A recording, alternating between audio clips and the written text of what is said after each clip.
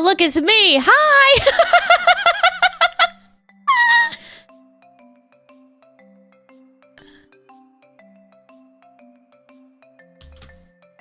Two of me! Oh... Let's not have two of me, maybe.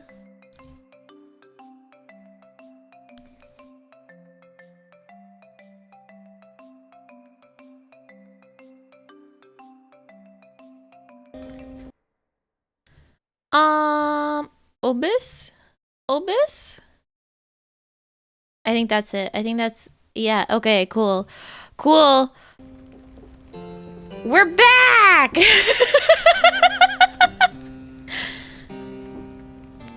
Okay. Liberation, am I right?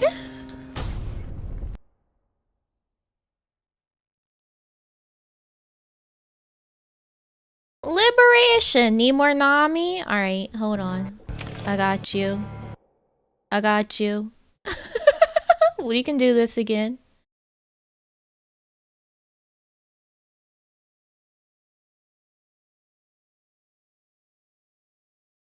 Actually, hold on. Hold on, I have an idea. I have an idea. Where is it? There it is. This.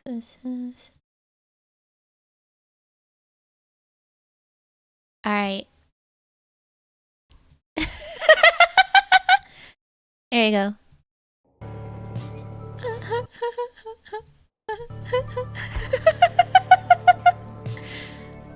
Okay.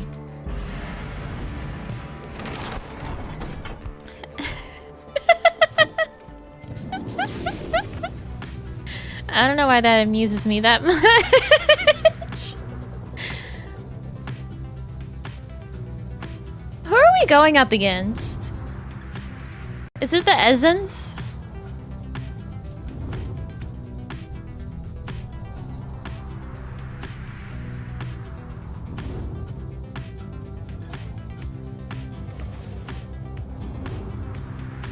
Oh. Okay. Blooming Pool. Bertrude suspects she may find something of value along this route. Or Hollow Root. Tizo has a hunch you may find something... Well, we gotta go with Tizo. Who gives a shit about Bertrude? Who cares about Bertrude? The Beyonder Crystal seeks Sir Gilman. Really?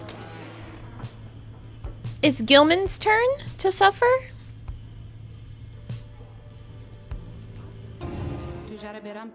What brings you to me this time, my dear reader? I don't know if I want to test myself immediately with a tribe scryl. I don't know if I want to push those buttons. That sounds like a bad time. Oh, is Bertrude even around? I hate Bertrude. I hate Bertrude. Suffering right off the bat. I don't know if I can do it. Good morning, Suffer. Well, Gilman might not be too bad. I lied to myself. You need but ask, my dear reader. And you need but indicate who is to be my student. Gilman! Because we're not doing Bertrude's again. That one sucked. That one sucked. You asked Sandra to administer one of her special trials for Sir Gilman. You think that dimwit of a worm has any chance? Perhaps you are correct, though I put little stock in him myself. Though, let us bring him forth. Soon Sir Gilman appears in the heat of summons. Master Reader, is this knight perchance in trouble for something? No, you're not in trouble, Gilman. Well, you might be, but not right now. You might be a little in trouble, Gilman. You guys would be so pleased to know I had breakfast. Crazy. Absolutely insane. The apparition Sandra appears and unfastens her mask. What was it? I'm not disclosing that.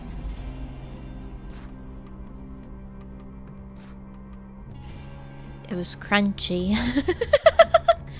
It was crunchy. That's your hint.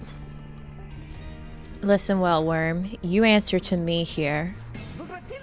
As you will, your highness. It was not Soylent.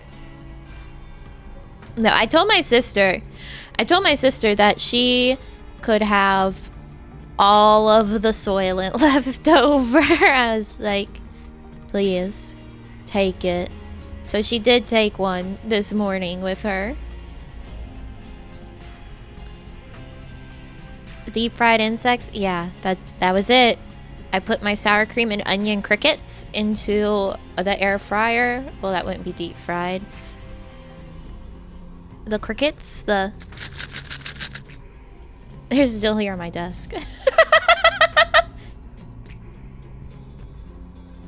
Your Highness, I like the sound of that, though flattery shall get you nowhere here. Which one did you give her? She probably picked the mint chocolate one because that's the one that she's had before and she liked it.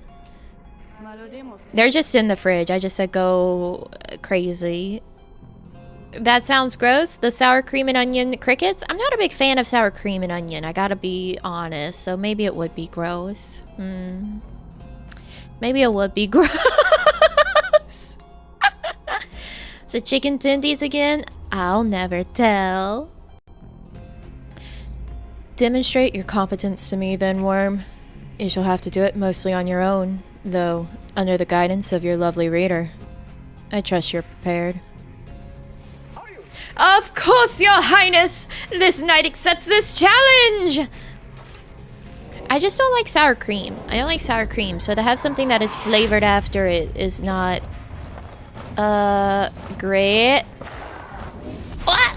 I didn't mean to do that. Gilman's a little weird. Gilman's a little weird in how he gets rid of people. Because you kind of have to bait them into it.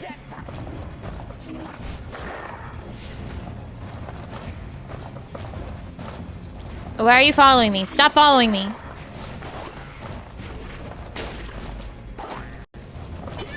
Oh, fuck.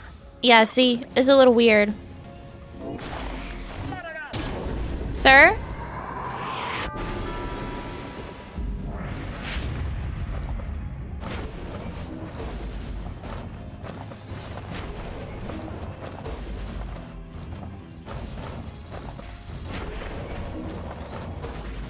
Please don't. Stop! Alright, Gilman. I don't know what to do with you. Especially when you're alone like this.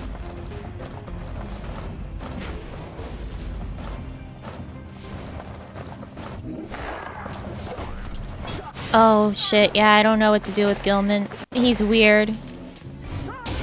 He's weird. We'll figure it out. Yeah, whatever, Sandra won. Curses, laughable, blah blah blah, blah blah blah blah blah, whatever.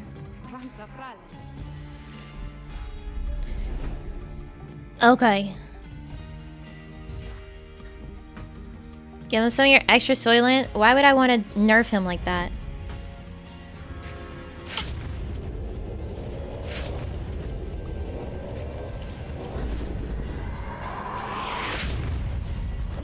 He's really quick though, so Gilman does have that. Oh shit, fuck.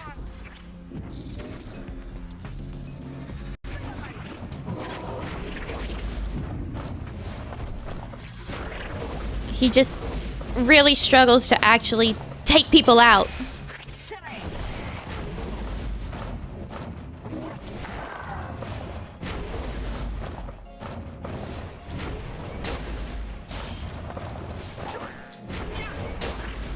Oh, fuck me. Okay.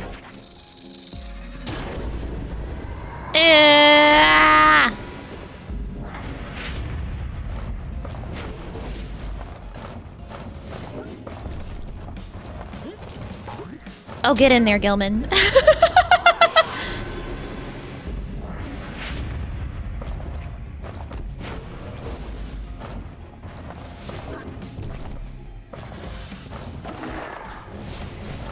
Okay. Gilman apparently is just better to just attack. Just attack with Gilman.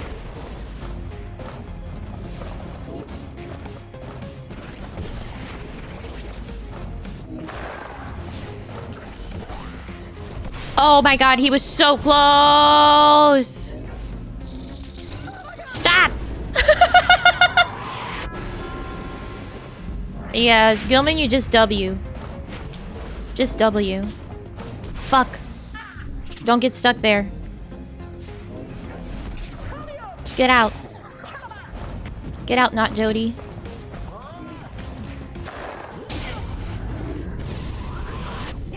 Okay, yeah, you just go with Gilman. Don't try to take them out first. Just go. You're fast and you can jump around them really easily.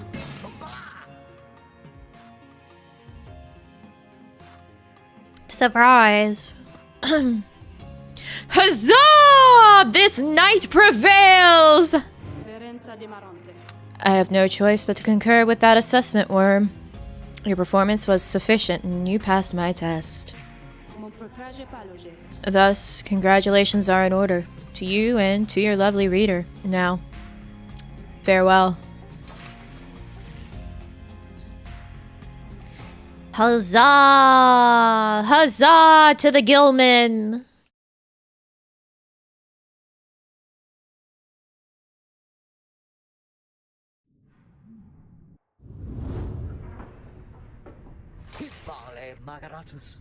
Master Reader! This knight is humbled after having passed that sorcerer's test. Oh, by the scales of the Under King Oz! What is that you have? An aura scale. Sir Gilman jumps farther than usual, plus 30%. Nice. Skills. What does he have right now? Sir Oh yeah. You're not banishing people, you're jumping. You're a little jumpy man. You're a little jumpy guy. You're a little jumpy guy. Alright, go explore. With Tizo! Something about the wind-swept fields of Hollowroot gives Tizo a strong intuition to explore the area. Together, you set out to take a look. Krari! Tizo wishes to accompany you on your patrol. Of course, Tizo. There seems to be nothing in particular in the vicinity, but then Tizo raises his voice. Shurikikiri! Tizo seems to have found something he wants you to see. What is it, Tizo? The object in question is lodged deep in the ground and bears the mark of the rites. You sense you may be able to secure its contents, but the mystic wards will not be easy to undo. Let's open it. Yeah, sure. You focus all your mental faculties on the mystic wards sealing the box's contents. Soon you are left exhausted, but the box's lid unfastens. Inside it is a talisman placed there perhaps by one of your predecessors in the rites from ages past. Star Splinter. When preparing to fling the orb, the bearer's charge-up speed increases plus 40%. Now that's handy. Went crazy and insulted that dude. You know, everyone has their breaking point, and that was apparently Tizo's. Oh no! We're going up against the dissidents again, and not the ascents. Okay. Why did past me do this? I guess I thought that I would have a better chance against the ascents in a liberation rite than the dissidents.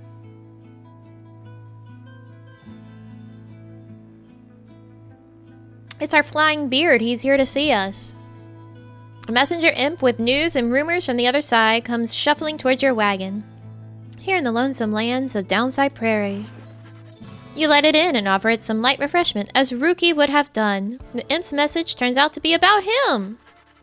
You learn Rookie's past transgressions have all been forgiven since his return to the Commonwealth. He was even offered a well-appointed home and place of business.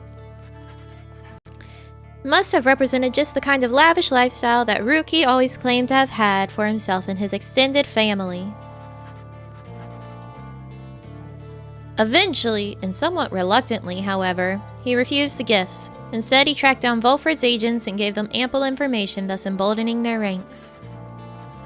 The last bit of the message sounds as though it was transcribed word for word from something Rookie said. It simply reads, "The rest of you better get back here soon, or else." Alright, Rookie. You thank the messenger imp for the report. Soon it has all your companions talking. Tizo is happy to learn that Rookie joined the revolution in the Commonwealth. Ah, the noble Rookie! He sets a shining example unto us all. Don't you think he must be sad to have turned down a house? I hope he isn't sad. Hard to believe he would have turned down living in that kind of luxury, though maybe he got used to it out here. I had every faith that our friend Rookie would stand tall and rise to the occasion.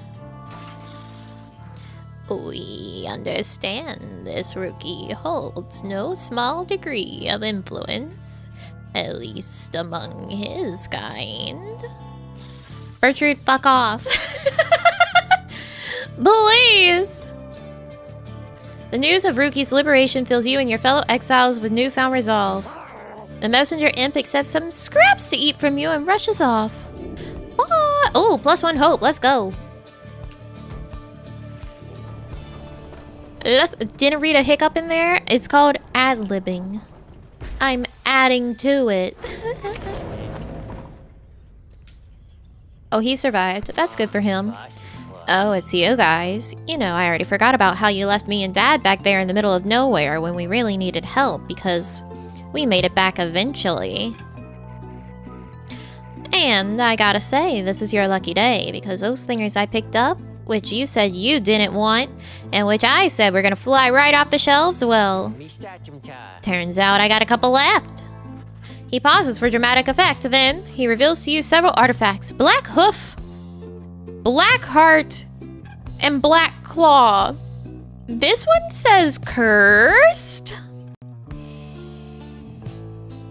The bear has 100% more stamina than usual but cannot grasp the orb. Why? Also cursed. After getting banished, bear either returns with infinite stamina or as a fast-moving howler. Also cursed. The bear's aura remains while grasping the orb but cannot be cast.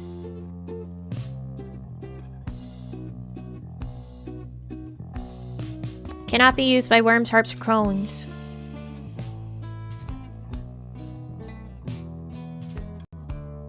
Okay, Ron. They emanate with energy that cannot possibly be completely healthy. Nice, huh? You guys, you got first dibs on these bad boys, and I can tell you what, they're going to go fast. I'm not sure about that, Ron. I'm not sure about that, Ron, actually. Oh, we can sell Rookie's talisman now. He's not here. This is the only one that maybe might be worth it.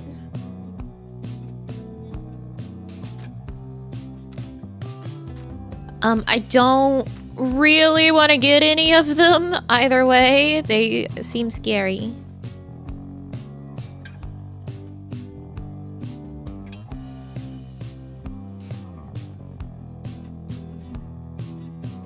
After getting banished, the bear returns in a burst that draws in nearby adversaries. That would be nice. Yeah, I'll buy it. Flame Leech. Oh, that could be helpful. Oh. What do we put this void on? Tizo, what do you have?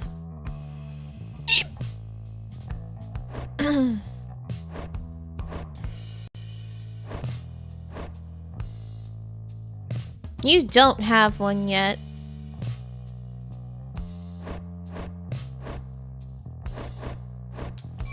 Fine, yeah, we'll give it to you.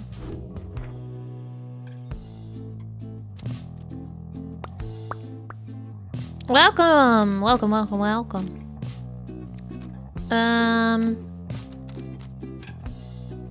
Let's get some more stardust. It doesn't hurt to have it.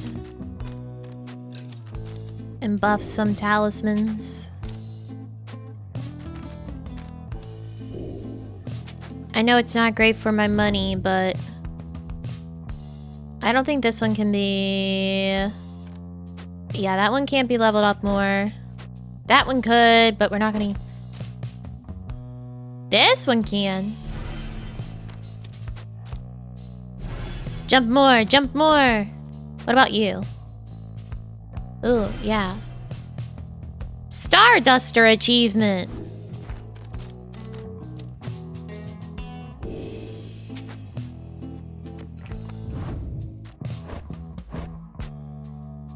Gilman can jump plus 45%. Go crazy, go stupid, Gilman. Alright, that's probably enough. Thanks, guys. Good luck in that thing you're going to tonight. Byron, there's a new page. There's a new page. Is it because I bought things? Downside travels. In the words of Jomur Minimane, the Alpha Chief, you cannot survive the downside if you cannot get around. Howlers shall descend on you, and tempests shall shear you to pieces. Why did I struggle? That is just the way of it. Traveling through the environs is no simple feat. Consider yourself blessed if you were born a cur. If not, however, you shall have to find a means to cross these lands without the benefit of 4 strong paws. Luce Glorian believes this untamed land can be traversed through means unnatural. I thought at first that he meant sorcery, but he suggests invention. He speculates that carriages could cross this land by harnessing its fury. A wild thought. In my case, my paws shall suffice. Oh, la-dee-da, not all of us can have paws. That rhymed. Once more you return to the Ridge of Gold, and your companions stand ready beneath a still night sky, awaiting the commencement of the rites. You overhear some of their words to one another as you await the signal in the stars. This night awaits our glorious confrontation against the dissidents. Any moment now. Lower thee thy voice, and raise thine eyes aloft. Oh shit, yeah.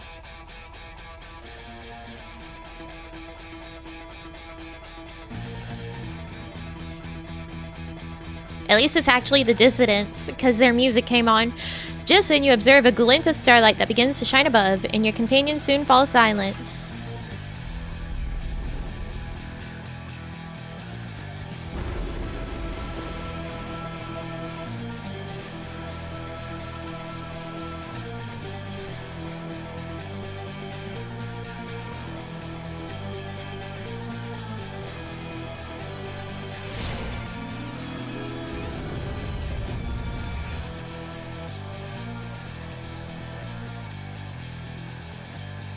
The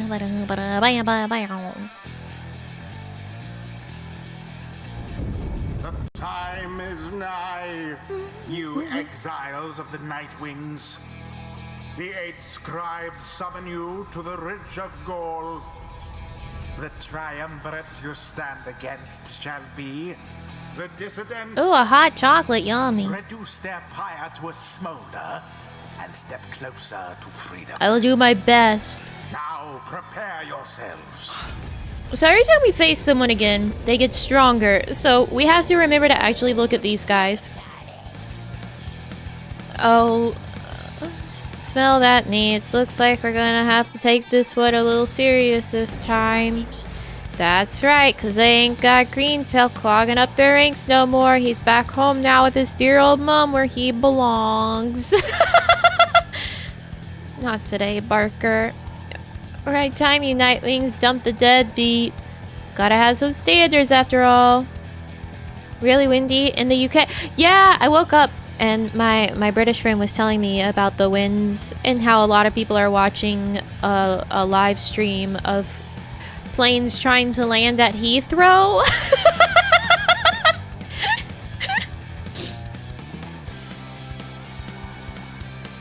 Gotta have some standards after all. Just the same, we're gonna stomp you to the ground. Get ready.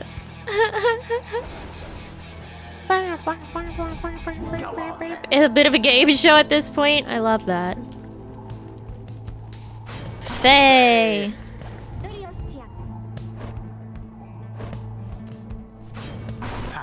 Pamitha. He's got the thing that makes it go boom, so maybe we'll pick Volfred for a moment. Volfred. Just a moment. Look at me. Prepare. Oh. Prepare yourself. Shit! Fuck!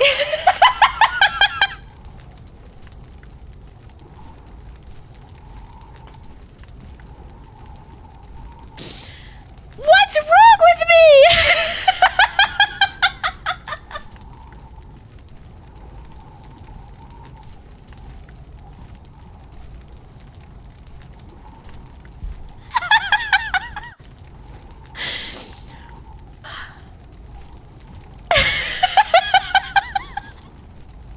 I don't have a brain.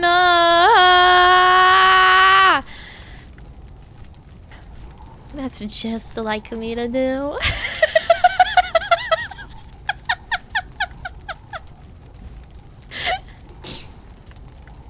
Prepare yourself, everyone.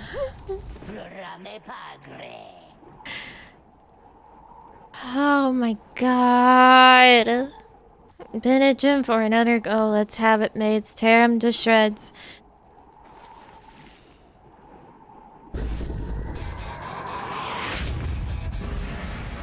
Begin.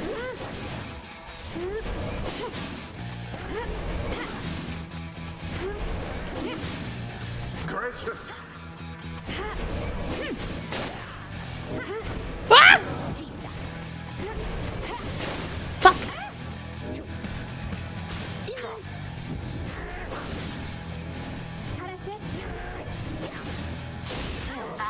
Oh, fuck me! Your adversaries are Did his void thing get rid of my people too? Absolutely fucked up.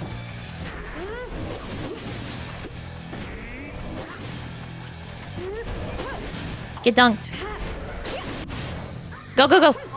Move out of the way, Faye. Okay. Oh, please.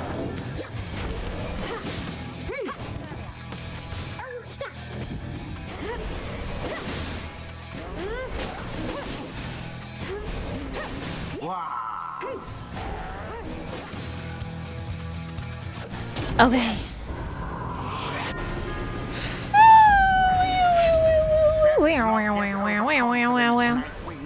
Stop! So much for Volfred.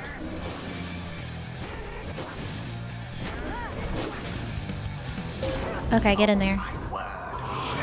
It's one of those days? Yeah, apparently is. Fuck! Alas for fame. Get out of here.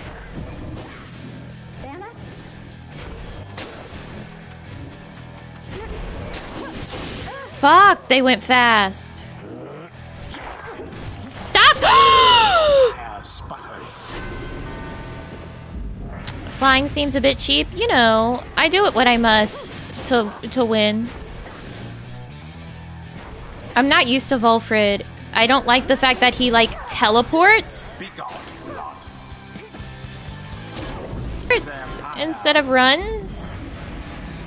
You're really gonna make us work for this? Is that right, mates? Well, then we got our work cut out for us. What is my bitrate doing now?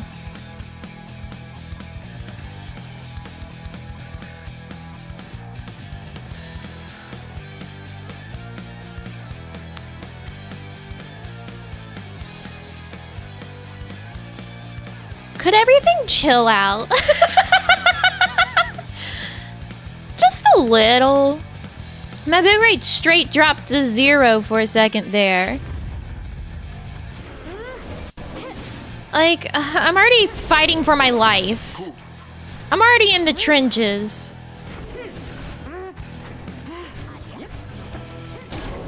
They plunged into the pyre.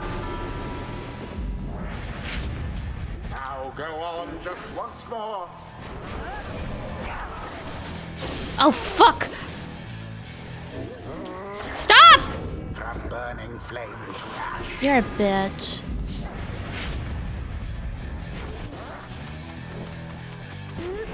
An absolute rapscallion. The orb. The orb. Fuck! Dude, die. Die. Quite the close call there, no? No. Get in there. And it is done. Oh my god. Winds prevail again. They brushed aside their adversaries without too much trouble. Yeah. That's what happened. The rite is ended. The rites ended. Black, what happened back there means I'll have your hides for this. Get dunked on, Always is Barker. there greater knowledge. Wow, Faye is very powerful now. Blessed are the scribes whose internal wisdom shines upon us through the stars and illuminates the path to our salvation. Wait, what did I just say? Why, that was strange, but I feel so invigorated now.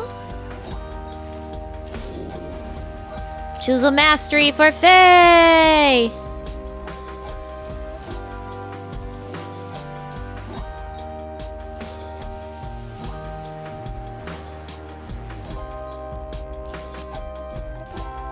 Yeah, okay. Forever cursed is Kelma Rope Collar.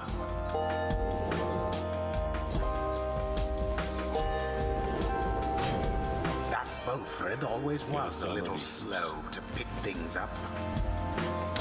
The voice? Hello, Sir Chill. It's been a while since my last outings in the rites. Begging for your continued patience as I recollect the way. Alright, what does he have? If Wilfred is banished, a sapling shall automatically spawn near his pyre until he returns. Ooh.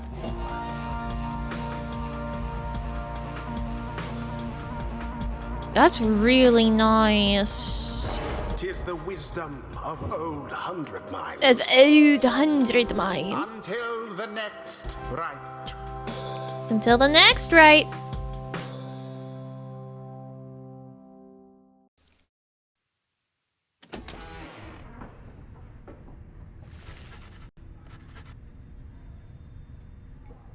After you prevailed against the dissidents rather soundly, there is a little time for you to rest, as yet. The night beckons and the next rite reveals itself to be a vital one. It is already time, reader. Come see it for yourself. The coldness of the season now presents to us another chance. It's another liberation rite already? I didn't read that. I didn't read that. Indeed, among the remaining stars, you see one with which you are familiar now burns ever brightly. Alright, who are we liberating?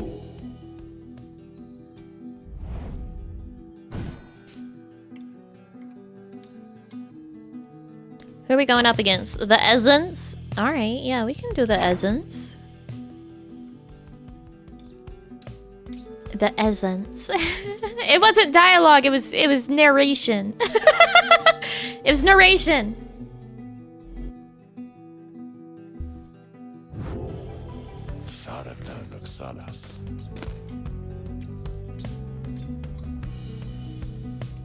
No, Faye is staying. We need Faye. We need to keep the people that we're best at.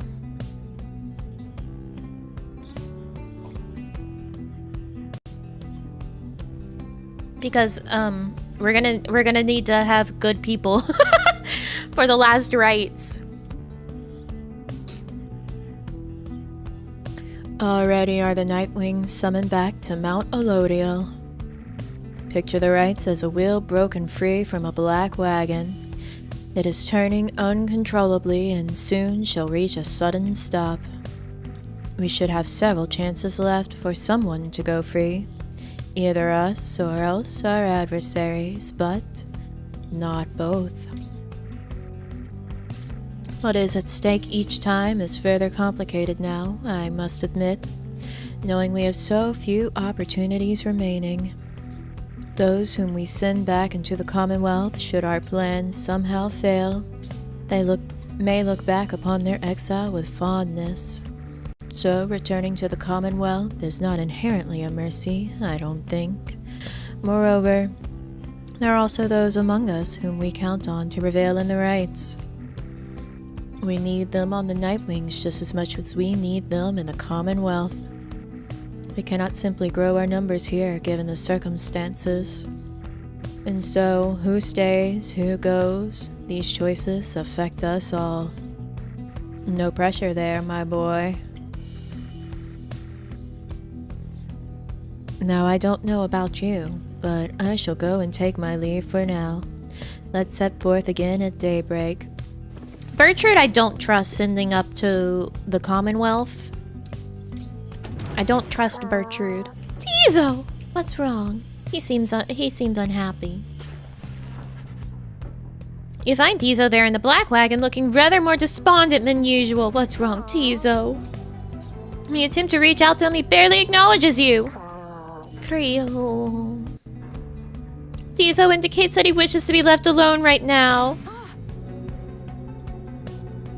You almost run into Faye as you turn to leave. Oh, I'm sorry, mister. I was just wanting to come check on little Tizo there. I think maybe he's taken ill or something. On further inspection, it occurs to you that Faye perhaps is not off the mark and that Tizo is unwell for some reason. Come on, Tizo. You're going to be all right. You might be the smallest one of us, but I think you're the toughest. Though Miss Jadariel, she was the toughest one of all, wasn't she? I so miss her sometimes. Creak. Tizo appreciates the kind words, but still wishes to be left alone at this time. Tizo! Oh, don't be silly, Tizo. You know I won't be doing that, don't you? Faye turns to you for a moment, lowering her voice. Mister, I think Tizo would like a little bit of privacy if you don't mind. Though, I don't mean to be rude. It's just Tizo, well, I told him not to eat something. There was this, well, I think it was a mushroom maybe, growing in the corner over there. So I see Tizo sniffing at it and he's always hungry. And usually I try to feed him, but this time I told him no. Because I know my mushrooms and whatever that was, I think it was a mushroom, but it wasn't one I know. Well, Tizo ate it anyway. Tizo corroborates Faye's recollection of what happened. So, anyway, I think that he is going to maybe, well, cough it up, I guess. I think maybe any moment now. Because when I ate things I thought were mushrooms around here, I coughed them up as well. They made me rather sick. Kind of like Tizo over there. I hope that I'm not being inappropriate because, well, it's not polite, maybe? Oh, come to think of it, Tizo, why don't we go outside? Because then I won't have to clean up after you like the last time when you ate something I said maybe you shouldn't, remember? Tizo indicates that he remembers full well and regrets not heeding Faye's food-related counsel. Oh, don't worry, silly. If you've taken ill, then I think you're going to be fine. Once you have a little walk outside with me, because you're very tough. Tizo's beginning to look better already. You're my best friend, Tizo. I won't let anything bad happen to you, or at least I'll try, okay? I don't think anyone could stop you from eating things, though. Then she snatches Tizo up in her arms and whisks him out of the wagon with her. You hear her call back to you over her shoulder. Bye, mister. I'll make sure that Tizo is alright, I promise, okay? Although the prospect of Faye administering medical assistance normally would give you pause, Tizo seemed to accompany her willingly enough. The two have shared a rather close bond since Faye first made contact with the group. For someone like her who has lived alone for so long, the friendship must be vital. And as for Tizo, he must be impressed that a non-native of the downside seems to know her way around food safety even better than he.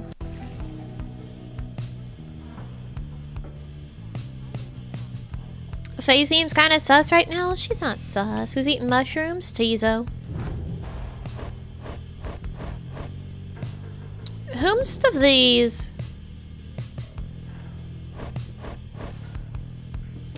We're gonna have to send Bertrude up to the Commonwealth because I don't want to play as Bertrude.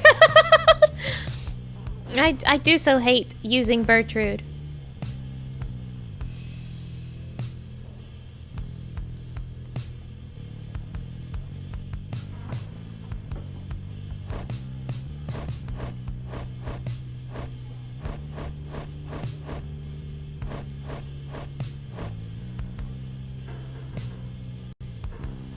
Commonwealth, aka the bin. Bertrude it is. Like, I don't trust her, but I don't want her. I don't want her. Is her level high enough? I think level 3 is what they need to be at to be liberated. And she is at level 3 because we have been putting her in rites and not using her. So I think she'll be fine.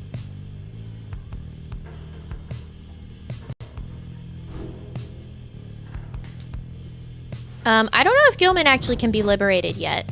Oh, he's at level 3. Okay, see, the thing with Gilman is that it's down to him or Tizo for who I want to be, like, one of the last ones to go.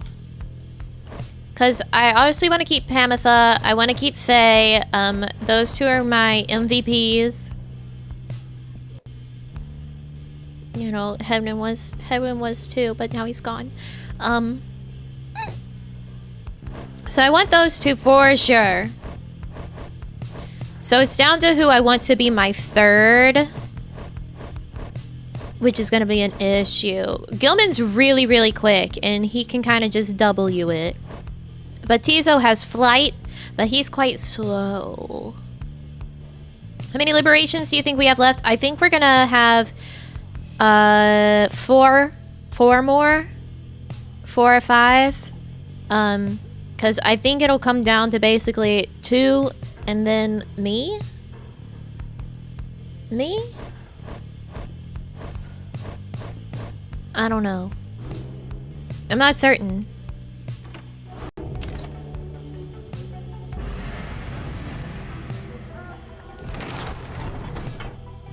Take off!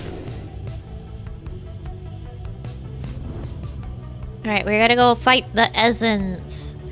The Essence.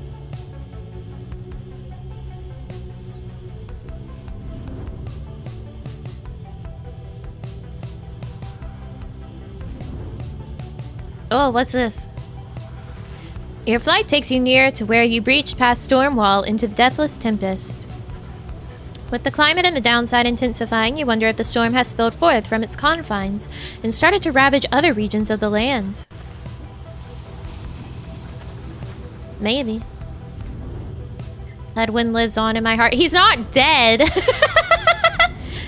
He's not dead. He's just free.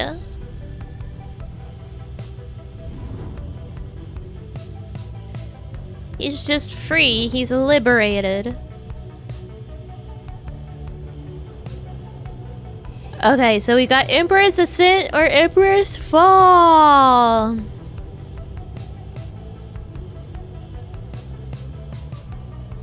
Since Tizo shall gain favor from the scribes if you land here. Bertrude, fuck Bertrude. Tizo it is! You make landing upon Mount Elodial, where Volfrid pulls you aside while the others complete the post-flight inspection. He huffs at his pipe before speaking up. Reader, as you know, I now wear the raiments once again.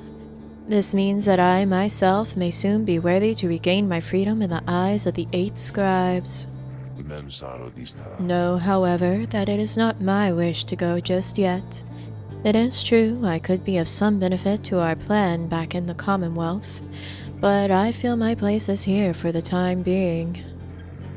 Perhaps once the Nightwings are on a surer footing in their path, my time shall come. Those are my feelings on the matter, and I wanted you to know. I shall, of course, defer to you. Our path is not to contradict the reader's will.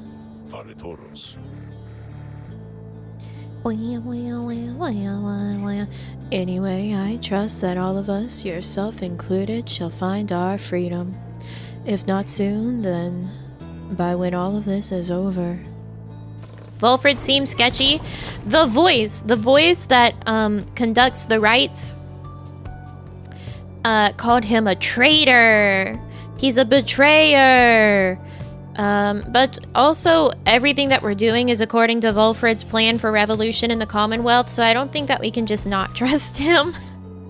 We're already doing his plan, so... Having completed the post-flight inspection, you and Tizo visit the monument of Trieste Tithys in Emperor's Ascent. Please tell great-grandfather I said hello, old friend. I hope you are all right among the stars. Tizo in actual English. What do I do with him? You must know why the stars are fading out, because none of us do, and some of us, I think, are beginning to feel afraid. Please grant us courage to press on. Soon he has finished paying his respects. Too eager to stick around, a bit of a cliche for the head of the revolution to be managed by the enemy. No. He just doesn't feel like he has a right to it because of what happened with the original Nightwings. In Orlak being betrayed and the other teammate dying. By betraying Orlak. So Volfred, lost his faith in the rites for a minute there. He didn't feel like he had the right to be in the rites. He had a bad time. His friends got fucked up. Soon he has finished paying his respects. You return to the wagon in silence, feeling as though Trieste Tithys has shown you favor. You soon shall ascend the mountain, though there is time now to pursue your vocations! +1 quickness for Tizo. Oh, who's in here? Did Tizo know that Scribe personally? He might have. I doubt it. I don't think he's old enough. You observe Tizo rummaging about the black wagon, as though in search of something. He notices you there and rushes up to greet you. Kree! Tizo is glad that you are here. He was just reminiscing about old times. But just as quickly, he resumes his search. Krahaha! Tizo is looking for something a former exile of the Nightwings once gave him. Rahoo! He is growing frustrated that the objects he seeks is nowhere to be found. You almost do not notice the lone minstrel's approach. I am afraid that it is gone, Tizo. I am very sorry. Reader, it is nothing that ought to be cause for much concern. Merely that Tizo has misplaced something of sentimental value to you. Skryak! It was just a spare bandage, he indicates, exactly like the one on his horn. Tizo here has had many adventures with the Nightwings. Is that not so, Tizo? He squawks in approval. Those memories shall always stay with you. Is that not what matters most of all? He confirms this as well. Then, please do not worry yourself about it anymore. It is a symbol of a distant past besides. Tizo skulks away. Up into the rafters, the lone minstrel watches him go. The object that he seeks does not exist, reader. Tizo searches for it from a fleeting memory of his days with the Nightwings of the past.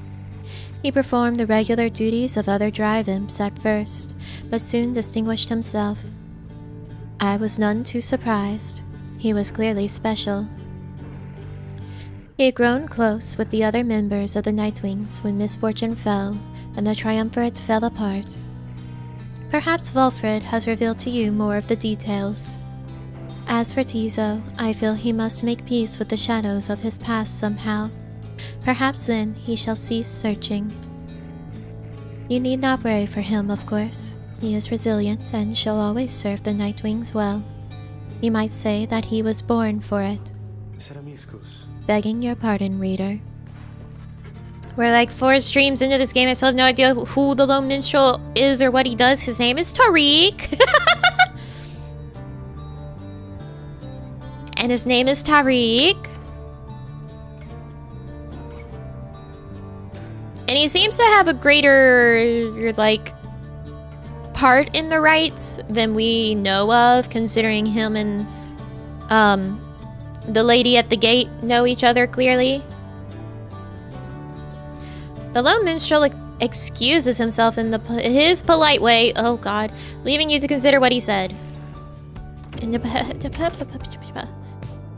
I struggle. Jody's not here anymore!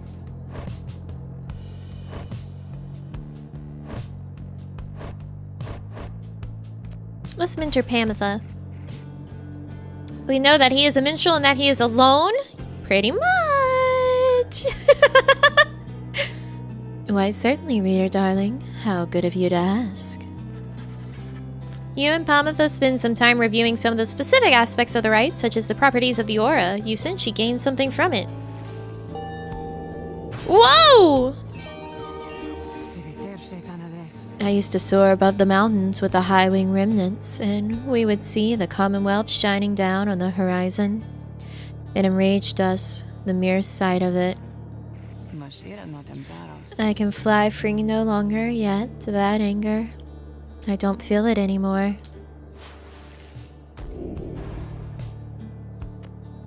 After saluting her adversaries, Pamitha instantly switches places with her. No.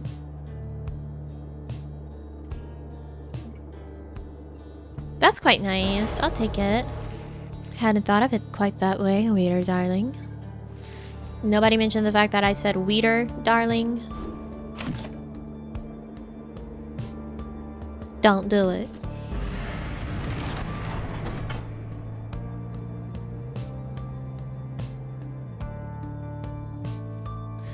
Do not do it. Temple Cistern. You sense Volfred shall gain favor from the scribes along this route. Faye. Well, I use Faye, so...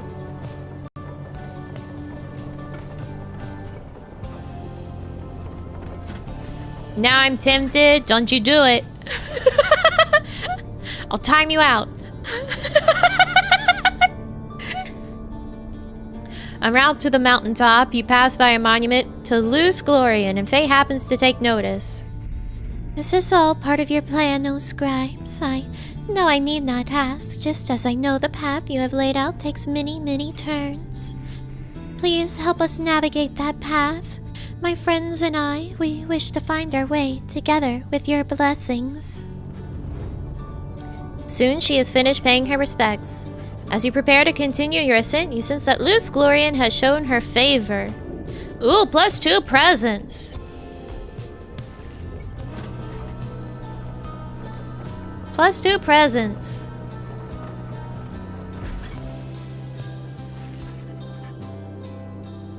You and your fellow exiles gather at the foot of Scribe's Gate before an archway carved of stone where stands the Gate Guardian. Greetings to you, Celeste. I see the Nightwings have returned, even as the cycle of the rites begins, drawing to a close. The Nightwings accept this as the will of the scribes. The Gate Guardian laughs at this, softly for some reason. And you, Tariq, do you accept their will as well? But the lone minstrel does not answer her. It is no matter. Now, Nightwings, each of you come forth and state what it is that you seek whilst crossing Scribe's Gate. One by one, the Nightwings declare themselves. You all pass through as before. I got distracted for a moment. When Volfred takes his turn, Celeste stops him. You. I see you wear the raiments once again. Explain. The cycle of the rites is ending. While I do not know exactly why, I have my fears. One of my contemporaries, he who fell from the summit long ago. He lives and seeks his liberty again. He stands against us now and believes his triumvirate to be the true Nightwings. I remember well the contemporary whom you mean. Then the Nightwings stand divided. Yes, and so I wear the raiments once again, in case that it may help to right this wrong. For I am Volfred Sandalwood, and I seek liberty for each of us, so that one day we all might stand shoulder to shoulder on the other side, and bring our freedom to the people there. I wasn't distracted by that. I was distracted looking at this apparent dip in her clothing at the booba. I was noticing that existed, and I was like, what's going on there? What is that? She considers Volfred's words for a moment.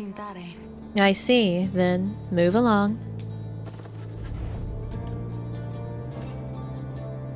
Isn't that just her shoulder? Well, obviously this part's her shoulder, but like this line that should be like an unbroken booba line, because that's where her booba is. Like there's this dip in the actual cloth. So that would be like a really weird design to have, where it would cut in and then go back out.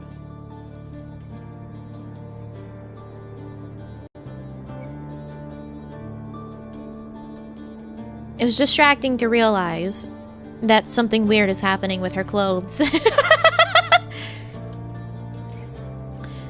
The guardian of the Scribe's gate regards you all, and then she beckons you onward. The 8 scribes bid the Nightwings welcome. Go forth with glory. Celeste. What is it, Tariq? The will of the scribes. Long have we both followed it. I think you would agree. In equal measure has it drawn us close as separated us. But if their aim now is to keep us apart for another age or longer, then... No, I do not accept their will. Whoa, his eyes are open!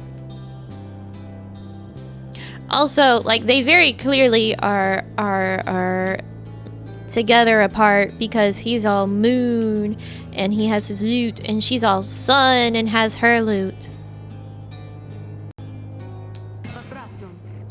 You blaspheme, Tariq, and at the gate no less. But the lone minstrel simply puts his back on. His hat back on. Then may the scribes themselves admonish me until tomorrow night, Celeste. Yeah, they're counterparts to each other.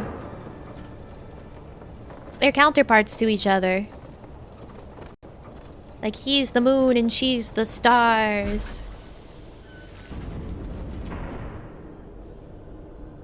Having reached the peak of Mount Elodiel again, you see the vastness of the downside all around you. It leaves you deep in thought regarding which of your companions ought to go free this night, as Rookie did last time. I can't fucking speak.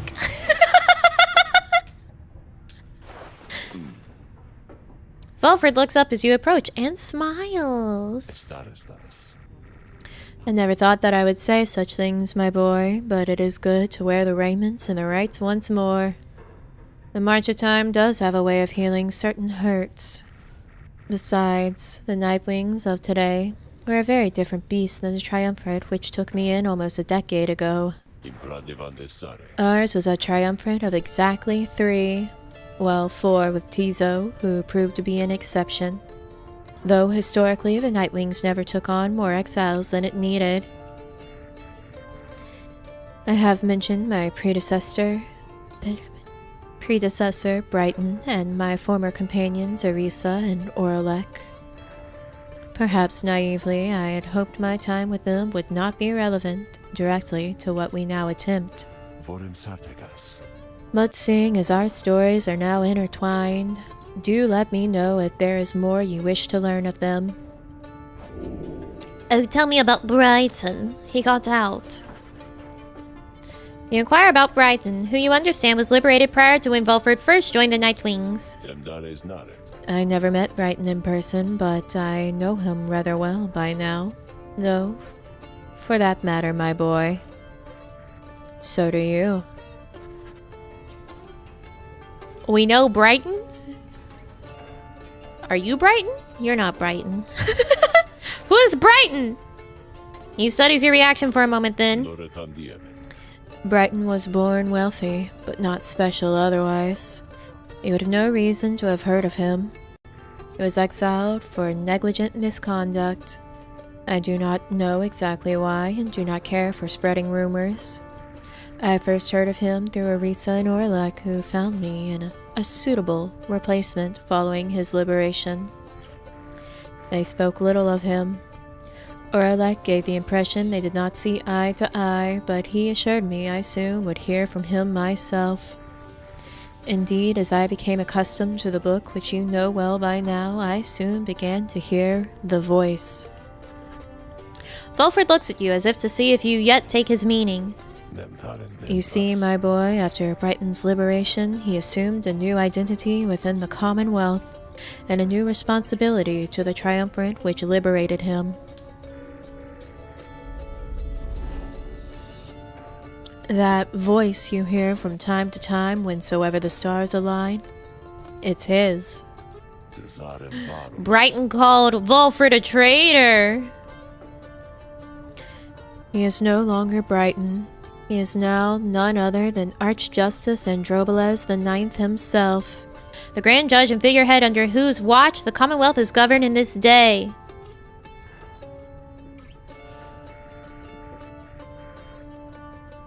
Shame Nami's stumbling over her words has ruined it. Put your fucking dukes up. We're fighting!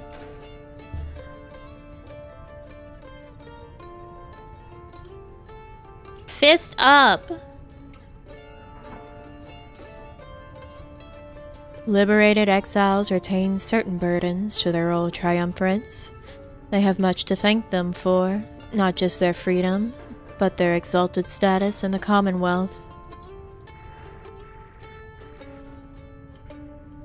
The theocratic rulers of the Commonwealth, they do not wear masks and raiment simply for the sake of ceremony.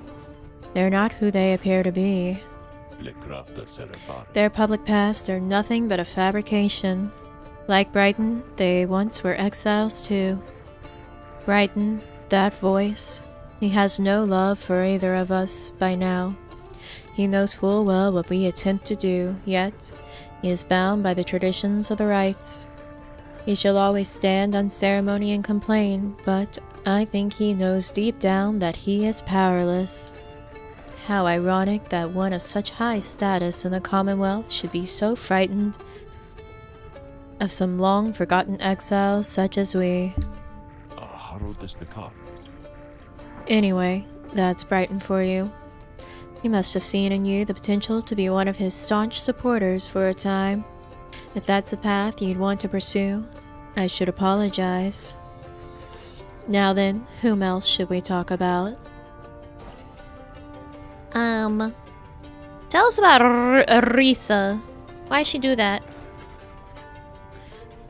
You ask about Arisa, who you understand betrayed Orlak at the moment of his liberation, but then perished in the Shimmer Pool. I'm afraid you know the brunt of it, my boy, but I suppose you ought to know something of Arisa's past, lest you be quick to judge her solely by her actions. Shouldn't we judge people by their actions?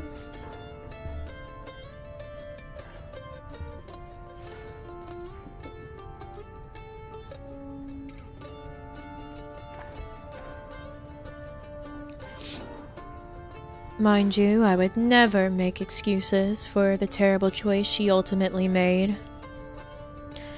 But her life, I understand, was very difficult. Arisa had been exiled for the foulest of acts. You could see it plainly branded on her face. Such was the heinousness of what she did in the eyes of the Commonwealth. She was an apprentice blacksmith in her youth, taking up the post left by her brother. He had fallen in battle on the blood border. despite wielding their father's own lance and armor. Our father never quite recovered after this, and had grown cruel and detached. It was Arisa who took the brunt of his fury. He expected the impossible of her. One day it was all too much for her, so when next he lashed out at her, she struck back. She struck back again and again and again.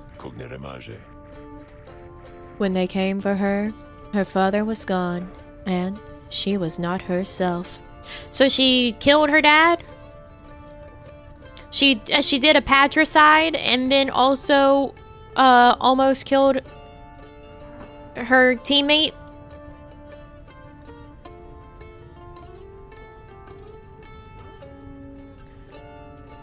She was promptly cast into the downside for the crime, where her hatred for the Commonwealth only grew. Arisa always was intense in her demeanor, haunted by her father's memory. More than that, her chief motive for wanting back her freedom was, in hindsight, not a healthy one. She longed to join our nation's enemies, to build for the High-Wing remnants a great siege engine that could shatter the defenses of the Commonwealth and forever end our feud.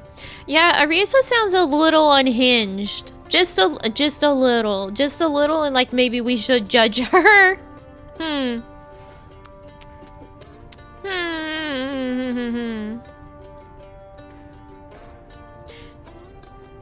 What she ultimately did to Orlak, it was an act of pure and thoughtless desperation. I do not think that it was simply evil, nor do I think that it was personal. I often wondered, though, if, in her final moments in the Shimmer Pool, she understood what she had done, and the depths to which she had fallen. For years, I must admit, I hated her, but now my only hope is that she found a peace untenable during her relatively short life in the downside in the Commonwealth. Furthermore, I hope the life of Arisa offers some perspective yet to those of us who have not made the same mistakes. Now then, was there something else? Yeah, tell us about Orlak. Cause Arisa was a whole basket case. A whole basket case.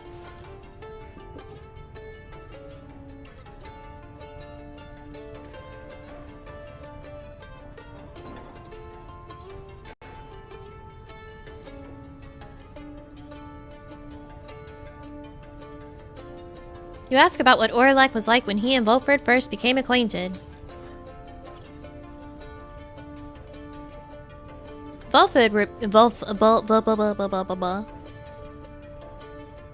Volfred remained silent for some time.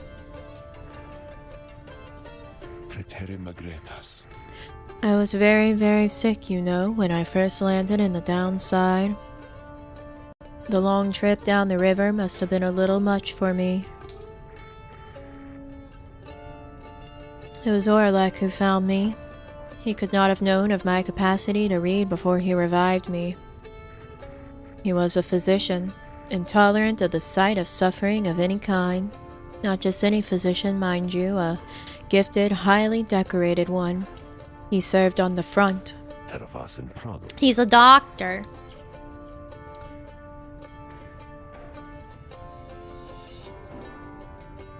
As anyone would tell you, marry the doctor, not the soldier. See, Orlak overhead. Duh.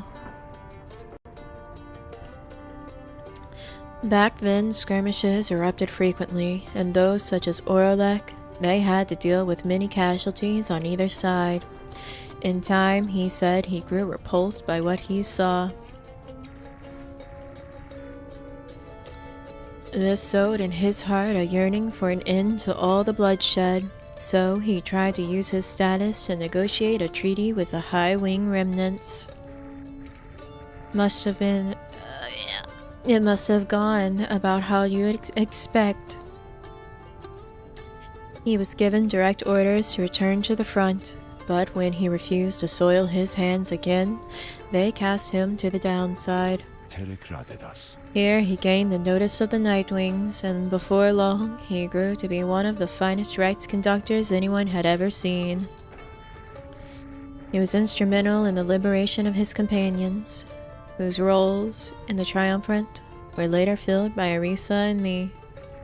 In time, Orlak's own opportunity for freedom had come up.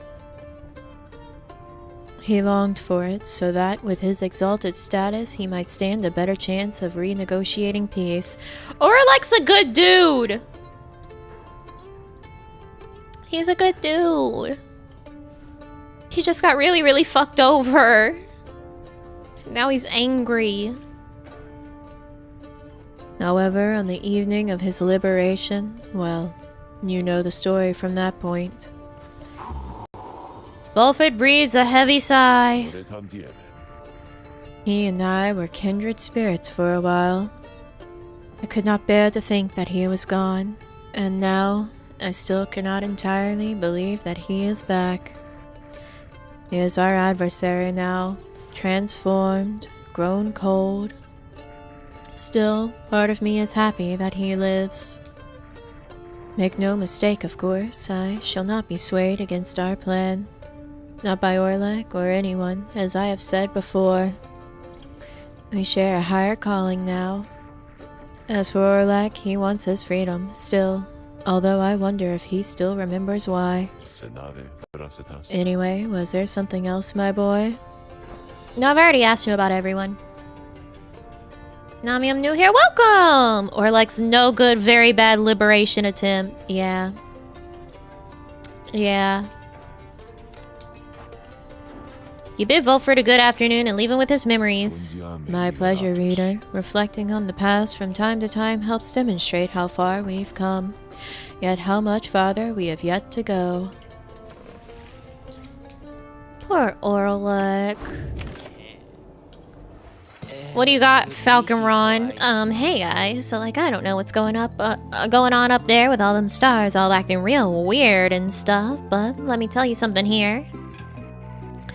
You ain't gonna find a better deal in all this stuff from anybody. I mean, anybody in the downside. You can trust me when I tell you that, okay? So go ahead, stock up. It's your birthday. Happy birthday. Hope you have a good one.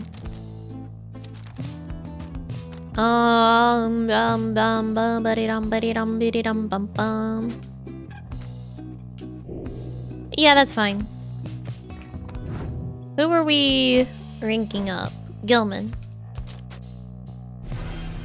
Gilman, powerful. Powerful Gilman. Powerful Gilman. You're leaving, Dad. Just look at how much we got this time. Yes, I paid you for goods. Once you have gained the fall of Solium... Oh, once more! Once more you have gained the fall of Solium, where one among you may go free. But first, you shall have to prevail against the ascents in the liberation rite. According to the stars, the next rite... Yes. Yes. Reader, your companions are gathered there under the fall. They shall be counting on you. Indeed, as the cycle of the rites turns even faster, so too is our plan set in motion. 61% success rate. Hey, that's pretty good. My agents in the Commonwealth are beginning to cause a bit of a stir out there, and word has reached high places that the rites are ending. This is our chance, though. Let us not despair should victory elude us here. We shall make the most of whatever the scribes may have in store for us. That is to say, good luck, my boy. It's time. Brighton! What you got to say?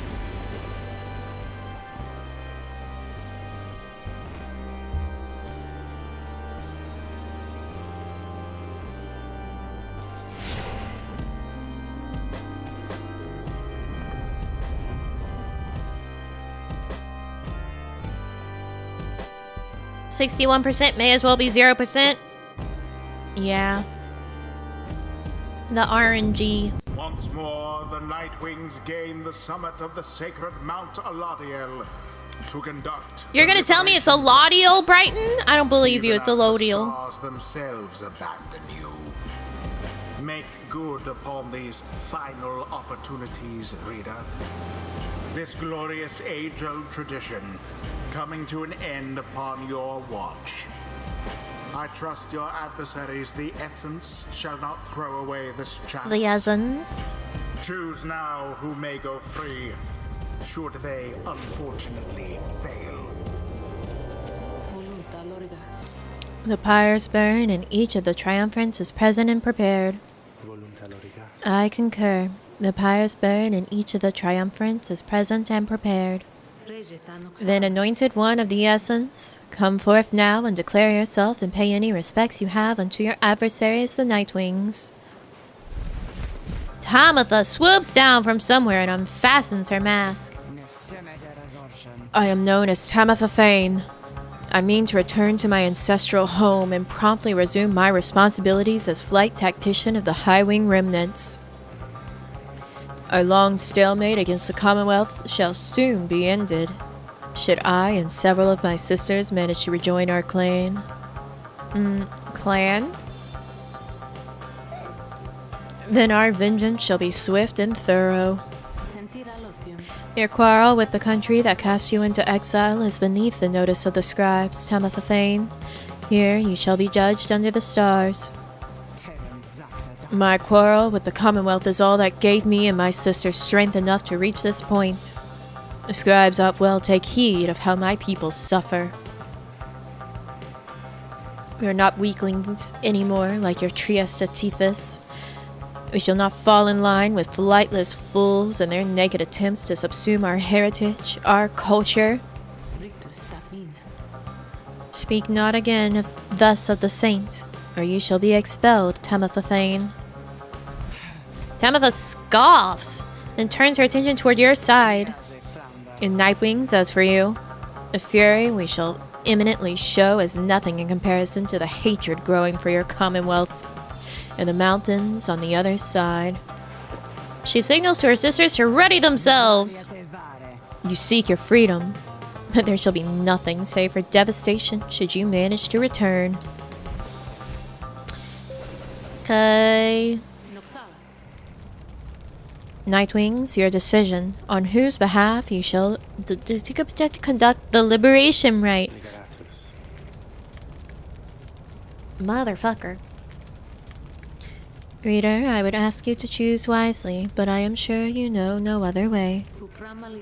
And you prepare your song, Tariq. Of course, Celeste. Whom do you intend to liberate?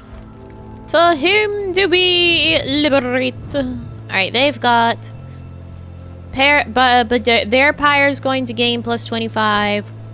Bear moves 10%, 10%, 10%. Okay, so they're a little faster when they have the orb.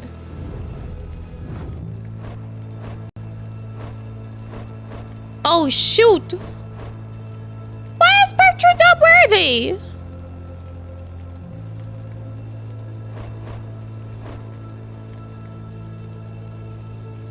Motherfucker!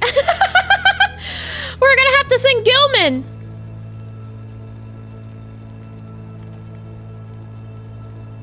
We gotta keep Bertrude longer because she's not worthy yet. We gotta sing Gilman home. I didn't want to sing Gilman home. I wanted him to be one of my last 3. No! Why is she not worthy? She's like the same amount as Gilman!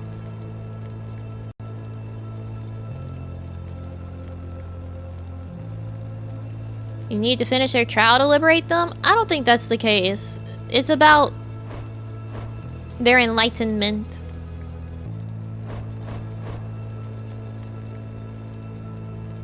I'm sorry, Gilman. Gilman. Has this knight at last regained his honor? Let us now find out. Who shall be at his side? Faye. Faye. The scribes are watching over us, especially you, Mr. Gilman. Tamatha. This one's more for you then, reader darling, and I suppose for him. The choice is cast. One final obstacle to overcome ere I can soar again above your commonwealth. Such destruction I shall rain upon it soon. But first, let us dance this final time. Okay, essence. The essence. Commence.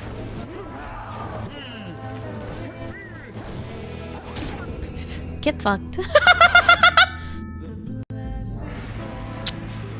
As the liberation rite continues, you sense Pamitha reaching out to you, or perhaps just reaching out to anyone at all. Reader, someone, please. Let her prevail. Let her prevail. Please let her prevail here, this once. If this thought makes me a traitor, so be it, but please let Pamitha prevail, for she is here wrapped up in all of this because of me. Pamitha, no. Sorry, I'm sending Gilman home. The plea trails off, and Pamitha remains steadfast, all her attention focused on the liberation rite. And as for Tamitha, Prepare yourselves, Nightwings. And as for you, Pamitha, I await the outcome of this night, for it shall soon ensure that I may never have to see her smirking countenance again. Okay.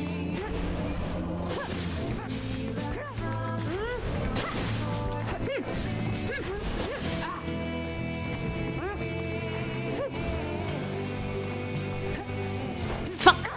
It's okay, it's okay, it's okay.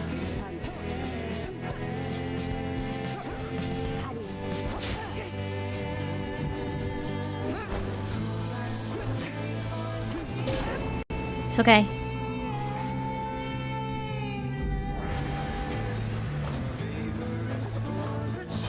Oh shit, I forgot about Gil's ability. Ah! That was a panic jump. But it worked out. Hark now, my sisters, damn what that book says. Advance to strike formation. Prevail here against these wretches, no matter the cost. In disregard for the ways of rites, Tamitha Thane has ordered her triumvirate to push further afield, adopting an even more aggressive stance for the remainder of this rite. Oh no. Hey, chill out! Chill! What the fuck?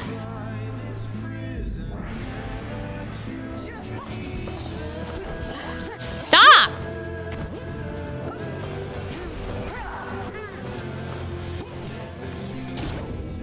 Jesus Christ.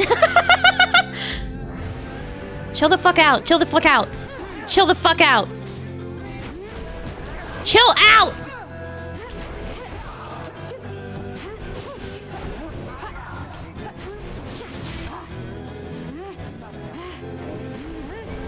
Fuck!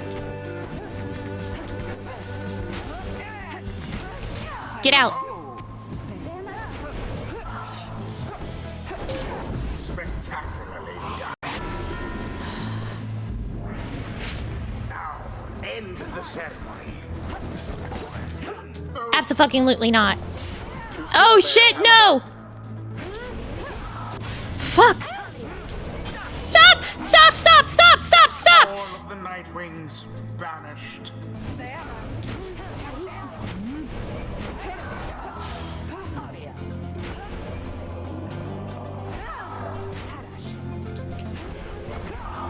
That's it.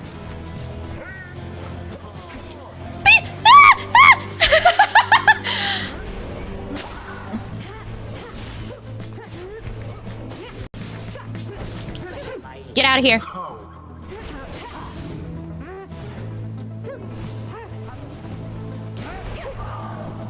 Get in there, Faye.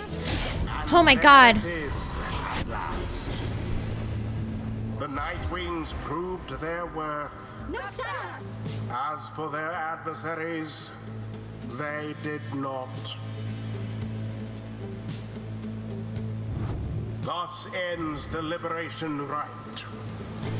And thus, the scribes have chosen the exile appointed by the Nightwings. I'm gonna be so sad to not have a Gilman as one of my final Absolved three. of all misdeeds, return to glory in the Commonwealth. His adversary and all others shall remain Bye, to Gilman. carry out their rightful One final huzzah to Gilman.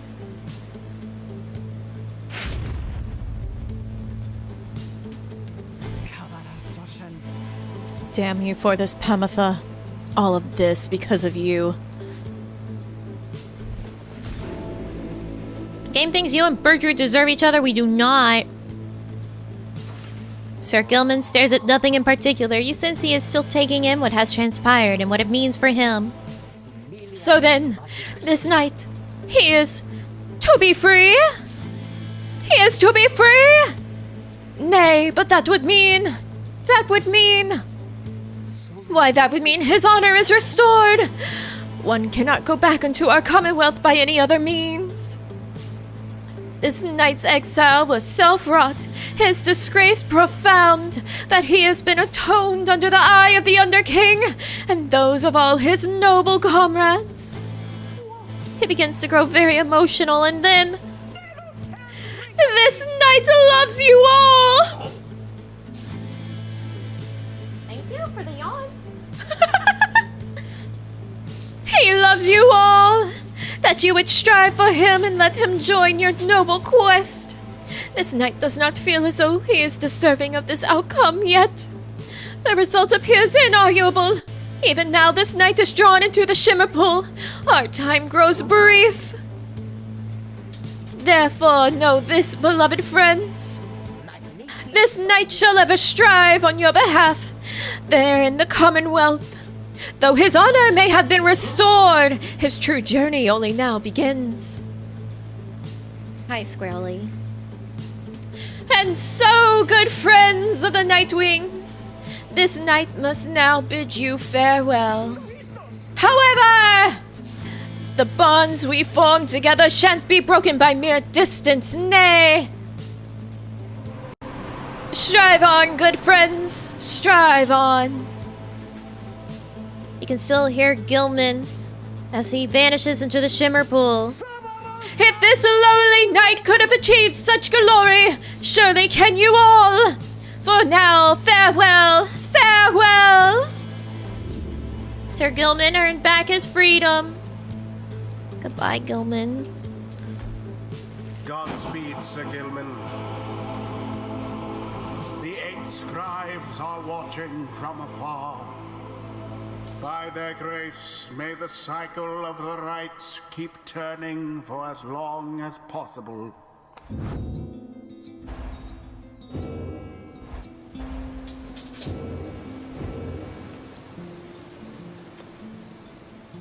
Until the rites begin anew.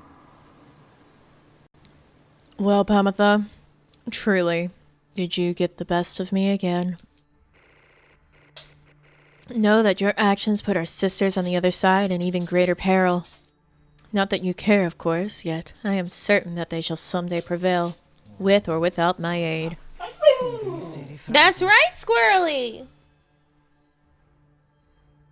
They'll prevail. What do you think about that? Do you have an opinion?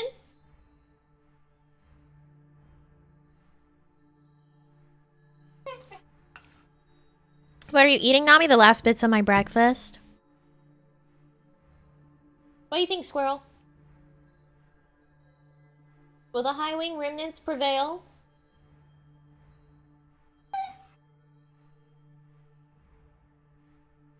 Okay.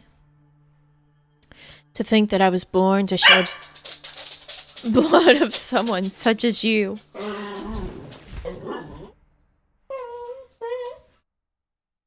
It's not time yet.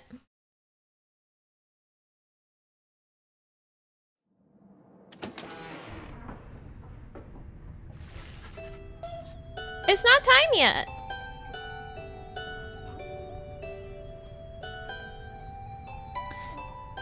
You return to the wagon after having prevailed against the Ezans in the liberation rite. I had a good feeling this would happen. At least someone got out of here. You succeeded in liberating Sir Gilman, who returned to the Commonwealth in glory. We have but a few such liberation rites remaining. Exactly how many I do not wish to speculate about as yet, until such time as we can better say for certain. Under no circumstances would I suggest this is ideal. However, it is opportunity enough that our plan may as yet succeed. Gilman only raised it by 7%. I think that's really underestimating Gilman's worth. Just gotta say, Volfred. I think Gilman's worth more than 7%. He was worth more than 7% to me.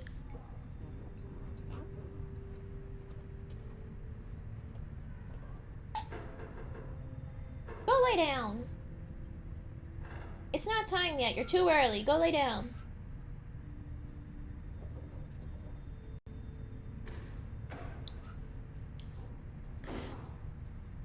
Although all of these setbacks, I fear... Volfred trails off and falls silent. Some of the others exchange looks. They're beginning to understand. With the rites soon ending, everything which Volfred has sought, both on his own for many years and now with all of you, all of it may have been in vain. The hush spreads to the others.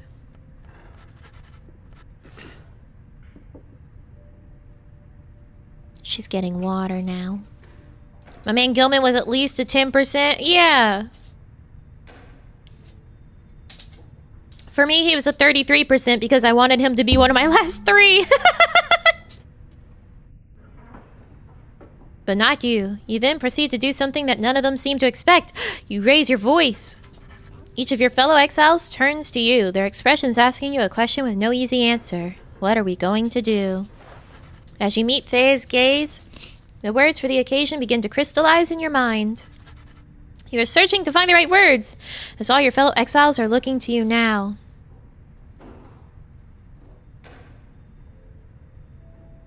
Interact to gather your thoughts.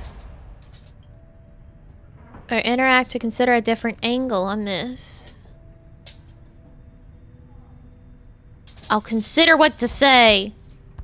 Tell them that you all have stood together time after time throughout this quest, and they're now poised to seize upon a glorious opportunity.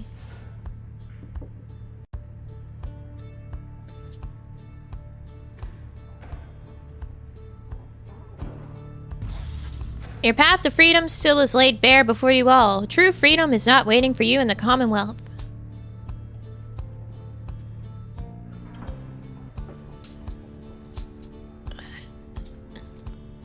The path is difficult enough without the added burden of despair. None of you pursue this quest with any guarantees. So this quest you all knew was no. Not all of you are... No. Yeah.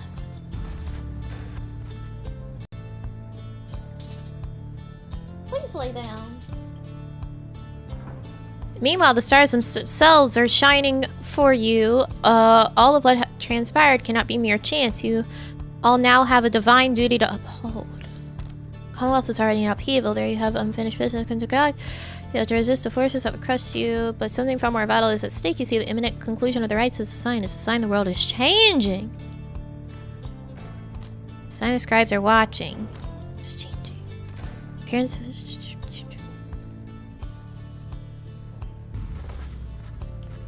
You now have this opportunity to live with purpose for your people, for all those who shall live on. For each other, for your own sake, for each other. Stand poised to ensure the world you leave behind for your loved ones, for each other, is a world worth living in. Yeah. Oh shit, we lost Faye. Ah! When you look at it that way, which side of the world you end up on is up to all of you, to each one of you in your own way.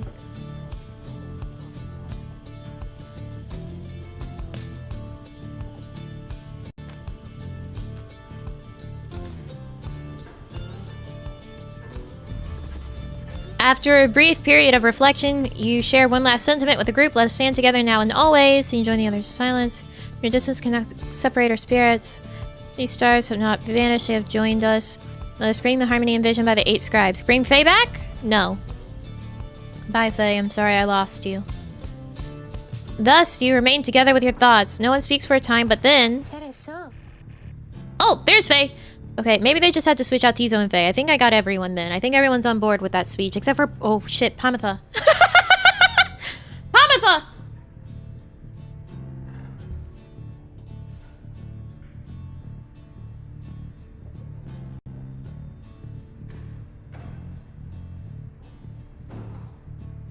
You see them too then, mister? The scribes among the stars? How they are watching over us?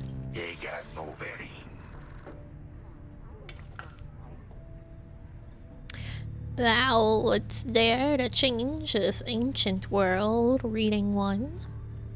And yet, thy words are tinged with certain truths. Skriha! Tizo vows to stand with you no matter where your quest shall lead. May long the stars remain alight for you, reader, sir. All the while, Volfred remains watching you intently.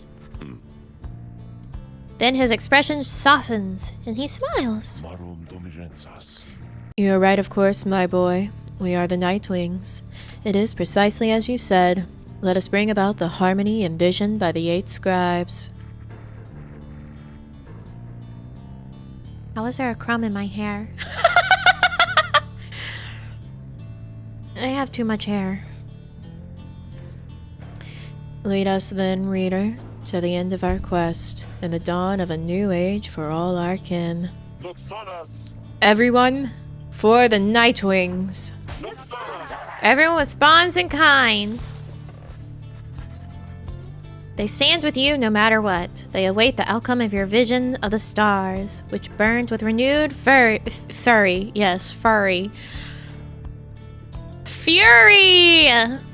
Because now the last rites beckon. Each of the Nightwings gain +1 hope permanently. Let's bring about some harmony. The stars above now burn with what appears as a desperate fury. Many more of them than usual. Path is yours to choose amid a myriad of stars. Look upon them all.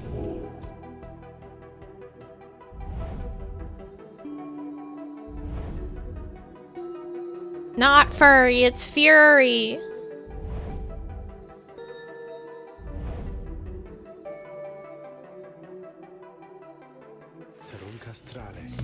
The stars are the 8 scribes. They shine together now as one. The lone minstrel draws breath as though surprised by what he sees. What you see? He backs away and averts his eyes. This is another sign the rites are soon to cease. For chances, few chances yet remain to confront the adversaries you have met during your journey. Yeah, Nick Furry. The fate, totally fine. I can handle the fates any day of the week. These damn dissidents need to stop rising.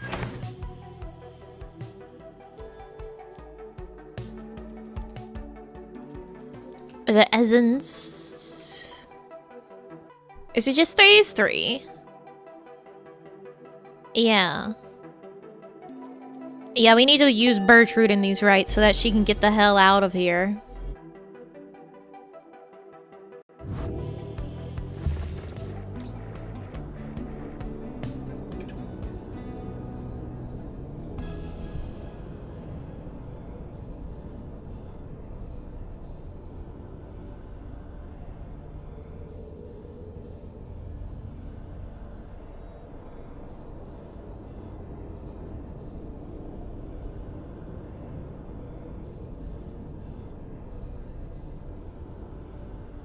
Okay. The damn dogs really want to fight you? They really do! I don't wanna. I don't wanna. Ah, yes, the Pyre Hearts. Now led by Sir Deluge, is it? They do their part within the rites, of that I can attest. But their new leader, he seems in over his head. You and Volfred go over what you know of Sir Deluge's past, some of it from tales loudly told by one Sir Gilman. Sir Deluge, a worm knight of the Sea Dominion and former ally of Sir Gilman. He lacks the sort of courage for which his kind is known. It somehow leads the Pyre hearts anyway. His eyeball sticks out of his head. Some worms born under the Sea Dominion's waters sought life's meaning on dry land. The Commonwealth recognized their chivalrous traditions and soon put them to use. Sir Deluge was just another bit of frontline fodder in the war against the High-Wing remnants.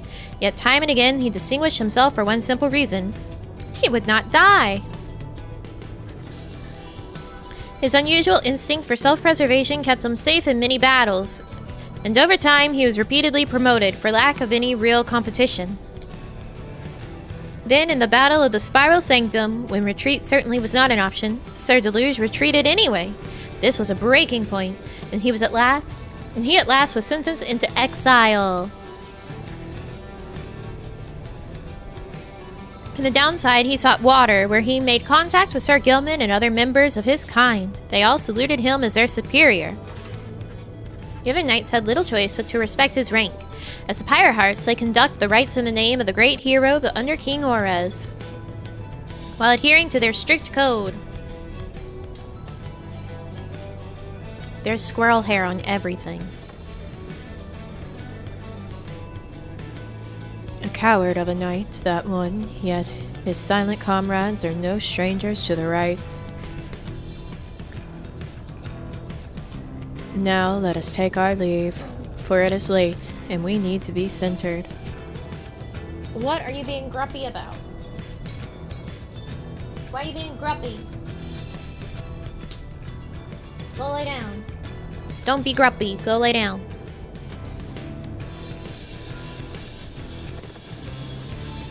You say goodnight to Volfred in turn. There is no time to make flight preparations now, though in the morning you will press on once again. Kind of dog is Squirrel? She is a corgi. A cardigan Welsh corgi, not a Pembroke. Oh, Bertrude. I'm gonna read the book. On Worth! In the words of Trieste Tethys, the Blessed Born. The fallen Empire of Sar was ruled according to an ancient bloodline, thought to be infallible. Our society shall instead be by those who earn the privilege. We, the Eight, we cannot bear the burden of determining your worth. It shall be determined by your peers and by yourself. We shall provide a framing through the rites to put you to the test against yourselves, against your kin, against your adversaries. The downside cannot let us all go free. Thus, freedom to the worthy. As the worthy, your true calling then begins as you return to a society which longs to learn the wisdom you have gained along your path. The worthy shall lead. What, Bertrude? Following the successful outcome of the liberation rite, you find Bertrude muttering something to herself. You hear some of the words as you approach. Shouldst thou seekest darkness, then may nightfall come to thee in time. Shouldst thou seekest courage, then may bravery soon bloom within thy heart. Shouldst thou seekest water, then may the oceans open wide for thee. Shouldst thou seekest fortune, then... You recognize it as the Bog Benediction, though you have never heard it said aloud. Then Bertrude sees you there and cuts short the chant. It makes it seem like the bomb... It scared a hiccup out of me. Care thee to explain thy presence, reading one? We were missed an indication, which must now begin anew. 'Tis for the Worm Knight, if thou needest know, to speed him on his homeward journey.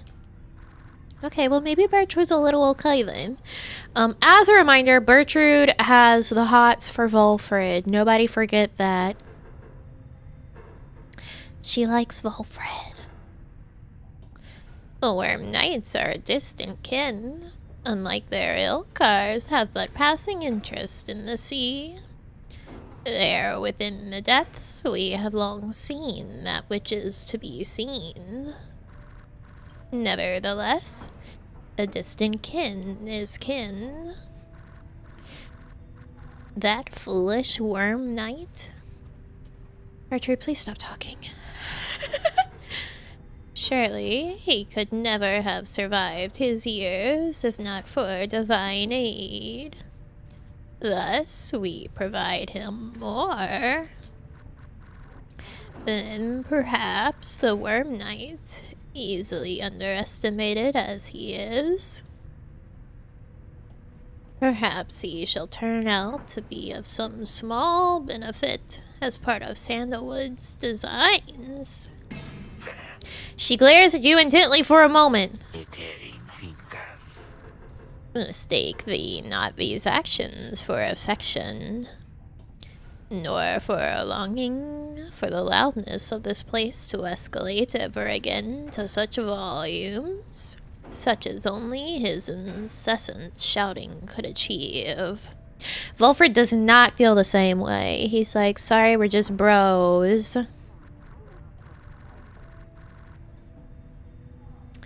Now leave us reading one. The invocation must be finished ere the worm knight finally arrives upon the shores beyond this land, before his homecoming. She turns away from you, then begins her chant again. Shouldst thou seekest shelter, then may the elements be merciful to thee. Shouldst thou seekest kinship, then may thy kin hold memory of thee. Shouldst thou seekest darkness. You leave her to the benediction, thank God. The worm knight's absence is already felt. You know, however, that he will strive with all his might on your behalf there on the other side. Yeah, we all miss Gilman. We all miss Gilman. He will be missed, especially as a very, very good character to play. It was very good. It was very good. There is no time now to return to Moonlight Alcove as before, as the star has already urged you on. Everyone is ready to make haste for the Glade of Lugh. Take off!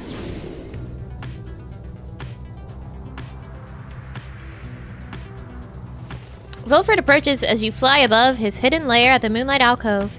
You cannot help but wonder if you shall ever return there.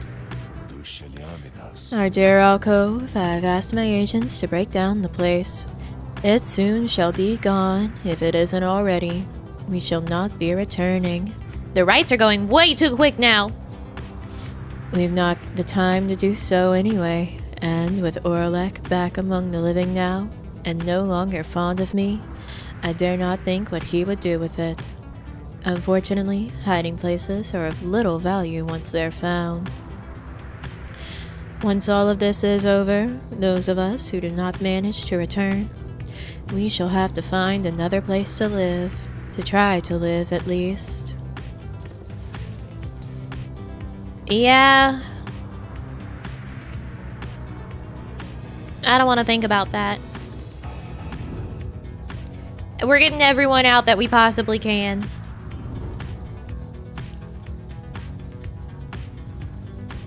Okay. Faye! Volfred! I don't care about Volfred. Faye!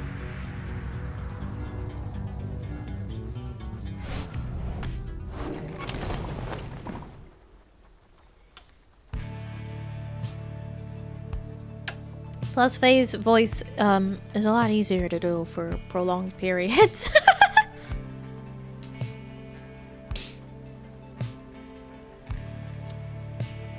Walk the Scribe's path. You and Faye wandered together for a while through the gnarled roots of Needlefield, sometimes in circles. What exactly she is looking for, she cannot explain. Eventually, however, she happens on something that never caught your notice. Look at this, mister. The scribes, they walked this very path. I think they did, and they left this here for us. The object she procures does seem to emanate with some sort of faint and ancient power. Wisdom trace! What is this? Grants an exile plus 1,000 enlightenment. Holy shit. Bertrude! Oh, Bertrude! Have I got something for you? Get enlightened, bitch. I want you gone.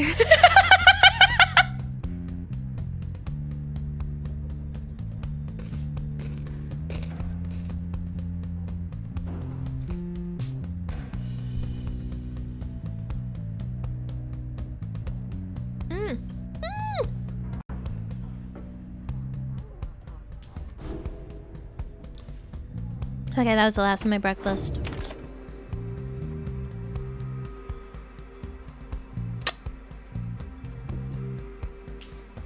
Continue on our journey.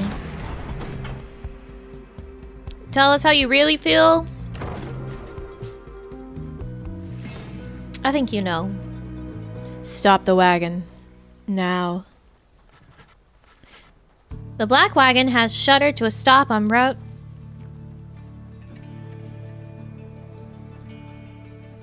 Welcome to me not being able to decide what pronunciation of route to go with. So I went rote, and that's not it.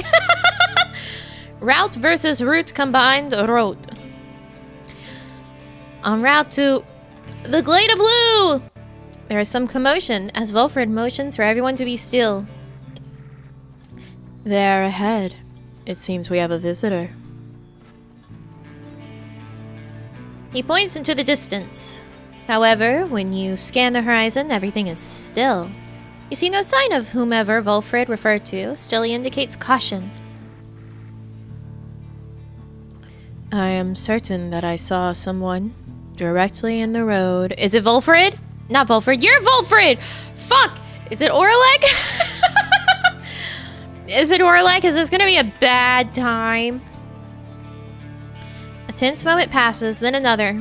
Then Volfred tenses up. There he is. Look there.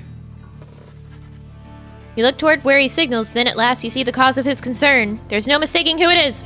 It's Orlak! Hi, Orlak. Hello. Orlak stands there near motionless atop some forgotten rock jutting from the thick underbrush a fair distance away. He stands directly on the path of your black wagon. Yet he shows no sign of acknowledging the wagon's presence.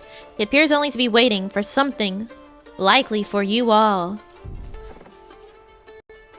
Volfred gets your attention, quietly. Well, my boy, I'm open to suggestions here. Orlak likely hasn't come to pay a social visit.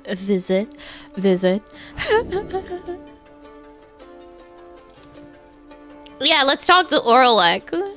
Hey, Orlak!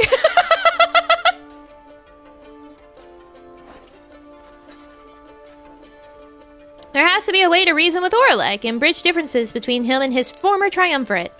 Perhaps he has come to negotiate. I don't think he has, but maybe. I am uncertain Orlak is willing to be reasonable at this point, after everything he has been through, though I am hopeful you are right. You give the signal for the drive imps to start the wagon and head toward him. But just as you reach the point where Orlak once stood, he has vanished. Surveying our strength, perhaps.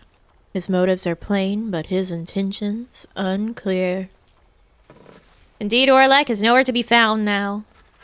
The unnerving encounter causes everyone to fall silent for the remainder of the trip. As long as it doesn't hit their stats, then we're good, baby. For I was really scared it was going to be like -1 hope for the next rite. I go up to the dude who kicked your butt like, yo, my man! Hey, bro! Shimmu him. Your wagon finally arrives at the Glade of Loo, where still there is no sign of Orlak, or your next adversaries for that matter. Your companions organize a quick search about the premises, leaving you to watch the wagon until the rite's commencement. I'm alone.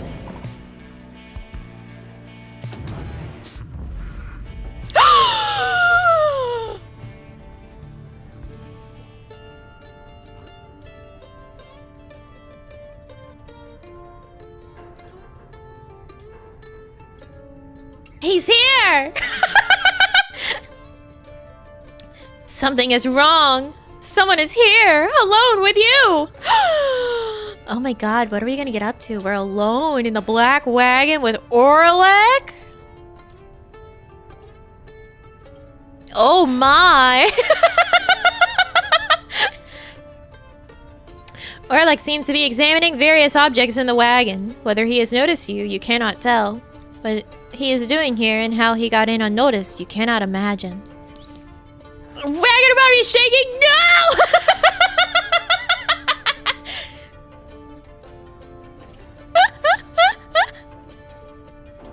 No! No. We watch him go about whatever, only if we're fighting. Whatever he is doing, examining all sorts of things that you and your fellow exiles gathered on your journey. He shakes his head. He doesn't approve. All of these trinkets. This wagon, it is most different now. Welcoming, and yet I am unwelcome here, it seems. In my own wagon. Hi. He directs his... Oh. That's not him speaking. He directs his gaze at you, acknowledging your presence for the first time. You. A mere shadow. Tell me something. Who are you to them? I'm a leader. I'm a reader. I am their friend, though. I'm their friend and their reader.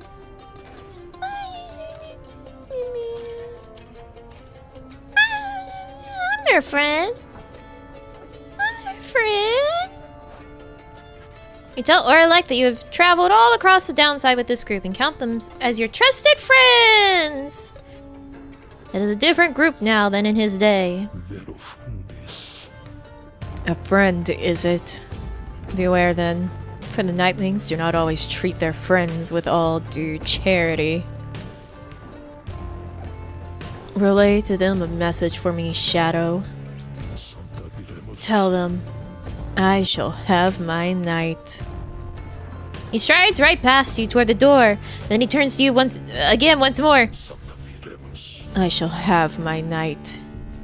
Okay, Orlak, bye. Alright. Then Orlak is gone.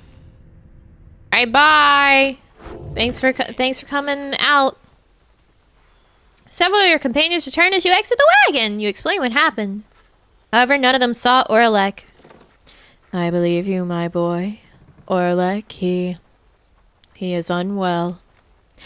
It is good you did not come to harm. Now, let's make sure the same can be said of the wagon.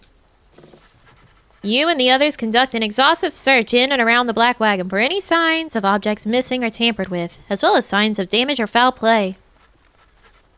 The search yields nothing. No one finds any sign that anything was moved or tampered with. Even the drive imps seem calm. The incident leaves you questioning your own recollection of what happened.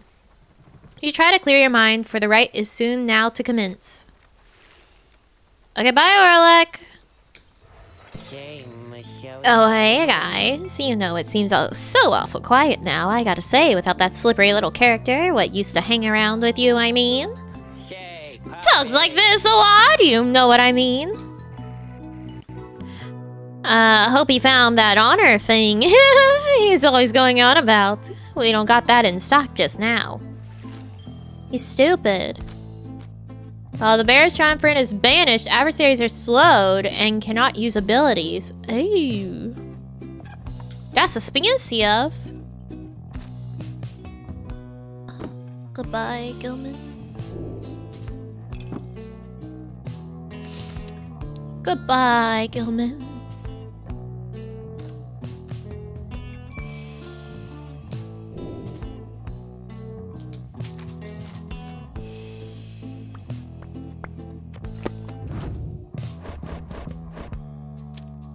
I'm giving this to Bertrude because she sucks. So we'll need it if everyone else is gone.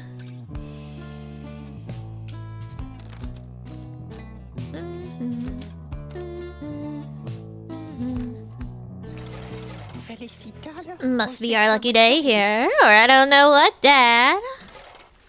Oh, we got new pages. Let's read our pages.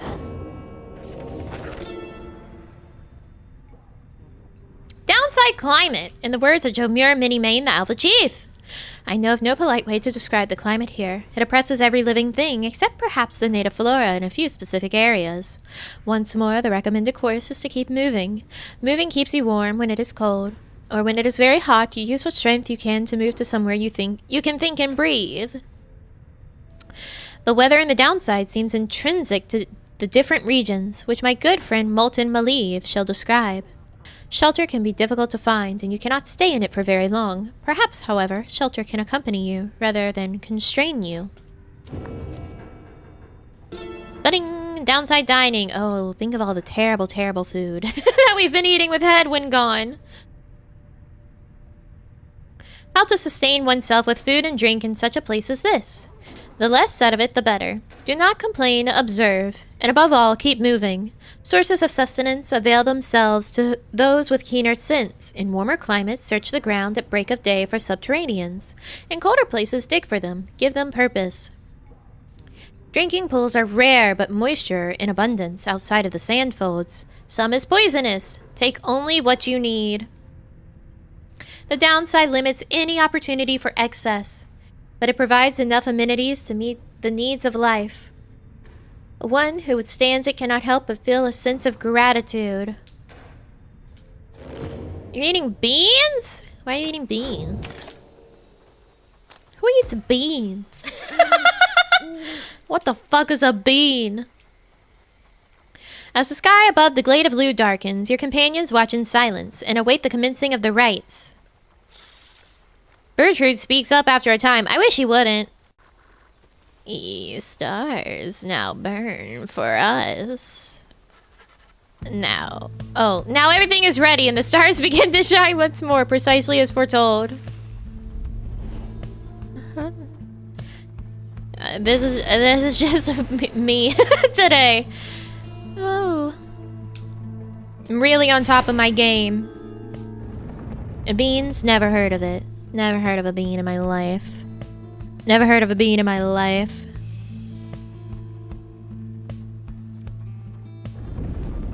The infamous reader returns. Along with Hi, his Brighton. remaining retinue of miscreants. You managed recently to rid yourself of yet another one. Don't say it like that. Your adversaries, the Pyre. We were very sad to lose him. As with you, they must be very desperate for their freedom. They shall not make it any easier from here.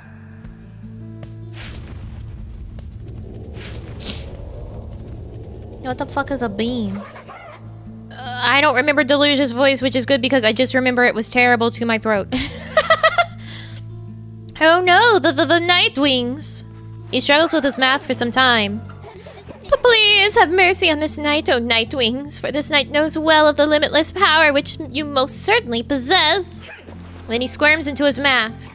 Limitless power can only be the explanation as to how you freed that no good Gilman. He is a once proud knight of the Sea Dominion on a self-made quest to regain his honor. He's liberated now. How? This knight must know. How can such a thing be even possible?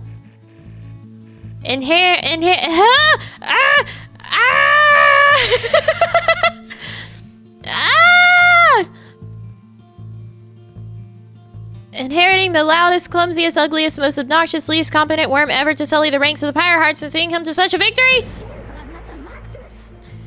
With that, this knight could kneel, for he would kneel before your stupefying power.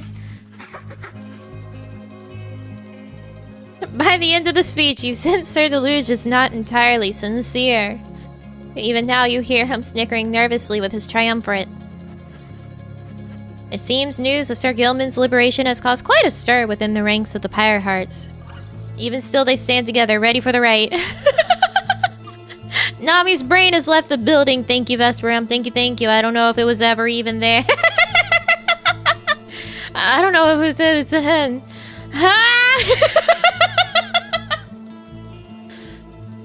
Fuck.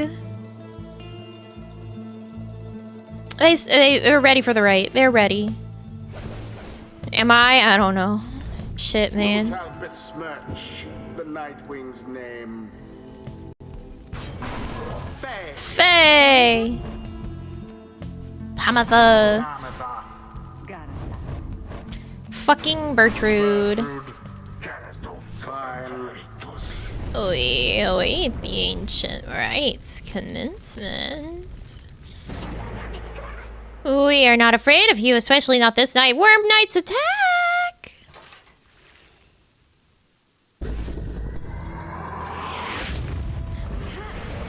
Commence. Glorious. You all jump like dummies.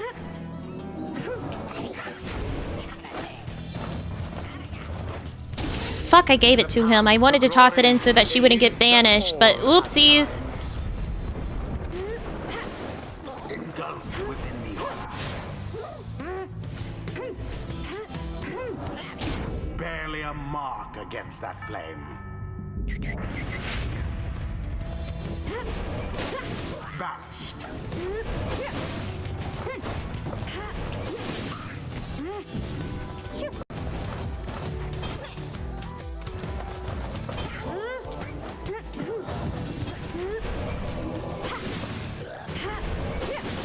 Indeed. Anyways. Their pyre sputters. Not Seems Bertrude. The Nightwings are a bit ahead. Oh shit! A stroke of luck. That's is okay. all.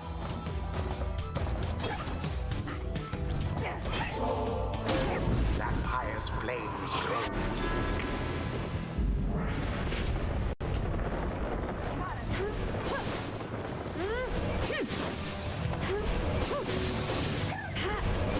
No mercy shown.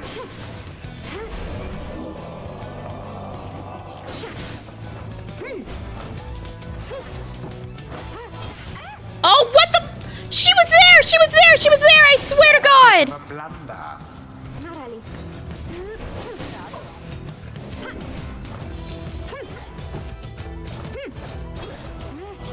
Okay. The flames of freedom.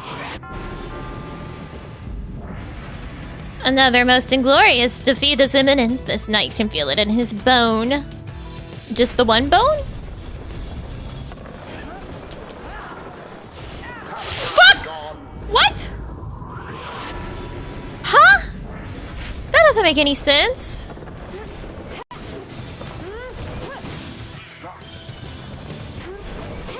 Someone there rose to the occasion. Huh?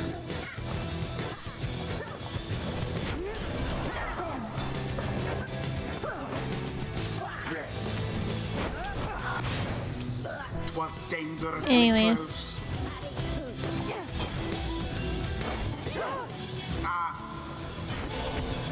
Where? How?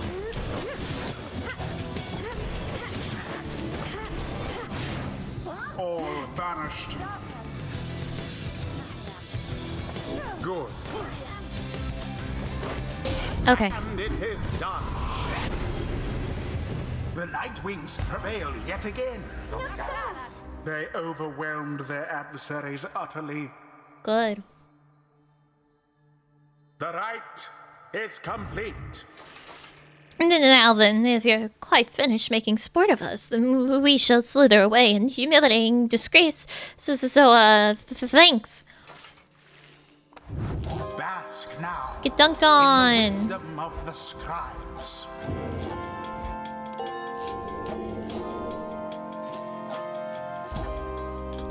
I eagerly await our next such outing.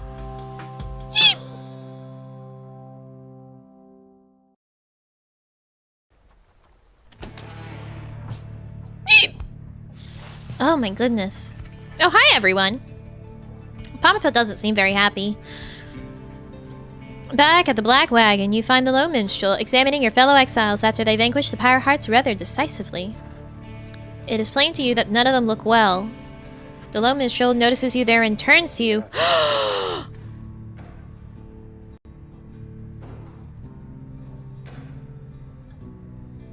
They have banishment sickness.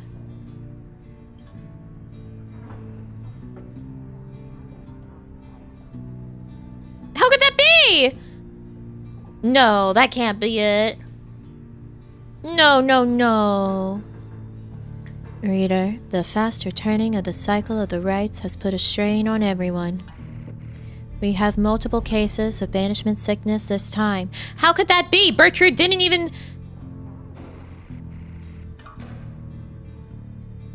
How? It is fortunate that your other companions are available to conduct the coming rite, because I fear that this group here requires rest. You bid Faye a swift recovery, and she nods weakly in response. You exchange a look with Bertrude, who seems exhausted after last rite. As for Pamatha, it is clear to you that she wishes to be left alone right now. You leave the lone minstrel to look after them, and turn your attention to the stars that remain shining in the dark outside. What the fuck?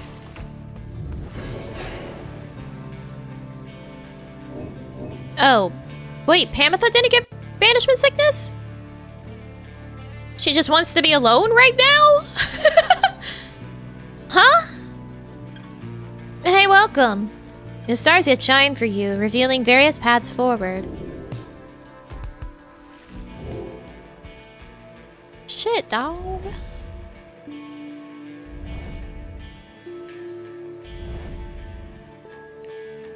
A mood, though. Hermst, the Fate, and the Dissidents remain at the top here. Who gives a shit? Not you.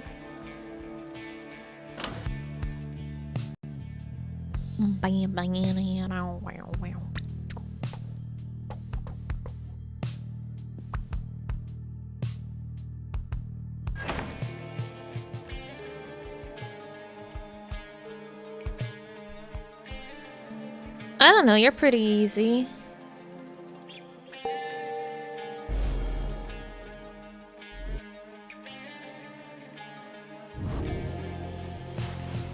Your next adversaries are to be the accusers, led by one called Lyndall, whom I believe you first met many moons ago. His is a tale I hope shall be forgotten. 71% on the plan now? Oh, so maybe Bertrude's benediction did actually help Gilman not be underestimated. As much. Yeah, that's a 10%! He's 10% now! Let's go! Gilman! And then tells you what he knows of your next adversary.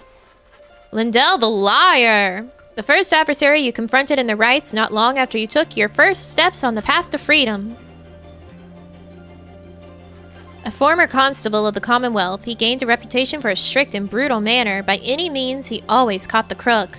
Oh, he's an 80s, loose cannon cop. Who doesn't play by the rules. But like the bad version. Once he arrested a civilian who hated him on suspicion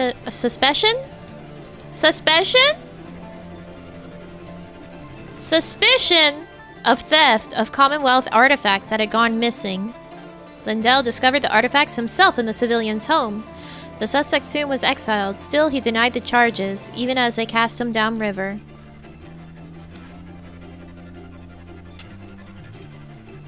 The case was investigated further, though too late. Suspicions turned to Lindell. It turned out he planted the damning evidence himself. So he was exiled in turn. They exiled an innocent man. In the downside, he soon became acquainted with the rites, having heard of them.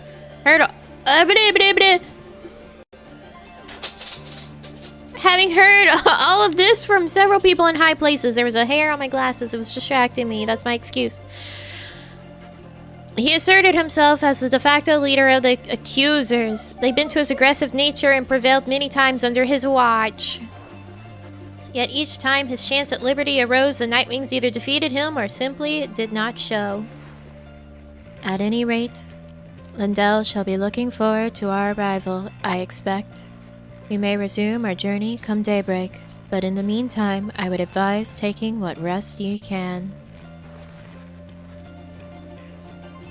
You bid the lone minstrel a good evening. At dawn, you shall take flight again. Are you eating me? Are you eating me? I'm not your lunch. But you're also 30 minutes too early. You have to wait. No, you have to wait.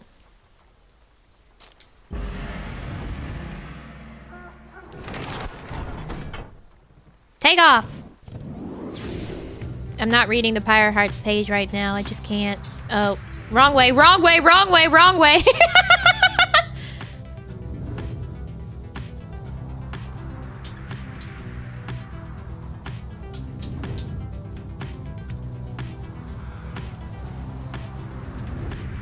I'm being growled at. The Hulk of Auras, excuse you? Has drifted here upon the sea for longer than one might expect. Perhaps you have already read of the doomed ship's demise in the embrace of unfathomed plurns.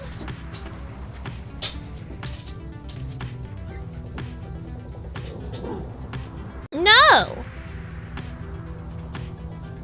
You're too early! You have to wait.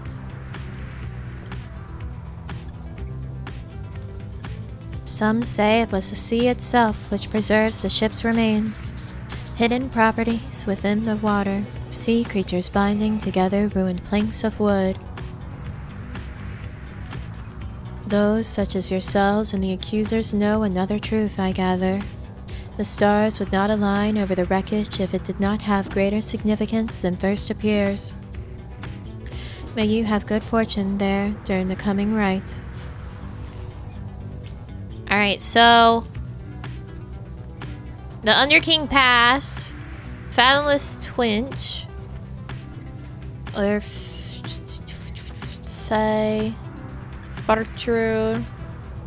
Oh, vocations? Yeah, we'll vocate. We'll vocate.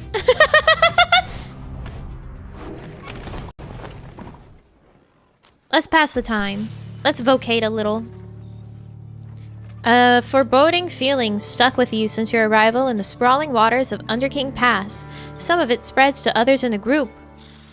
We mislike this wretched place. Tizo does not like being here right now.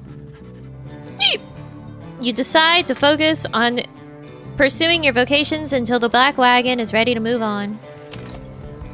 Let us vocate. Oh, who? Oh, Bertrude. You approach Bertrude just as she has finished polishing the various bottles, flasks, and vials that your fellow exiled have collected during your travels through the downside. The evidence of thy travails, how brazenly ye put them on display. Ye tempt these lands to swallow ye. She lets out a long breath. Nonetheless, these trinkets stir our memories, not merely of these lands, but of the country whence we came. No, reading one, that we are here because of Sandalwood. We met him long ago within the southern bogs.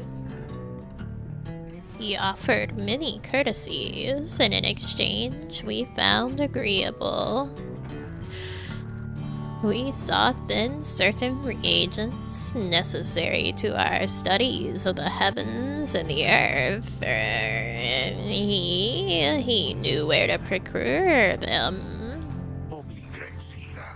In exchange, we were to boil for him our finest inks.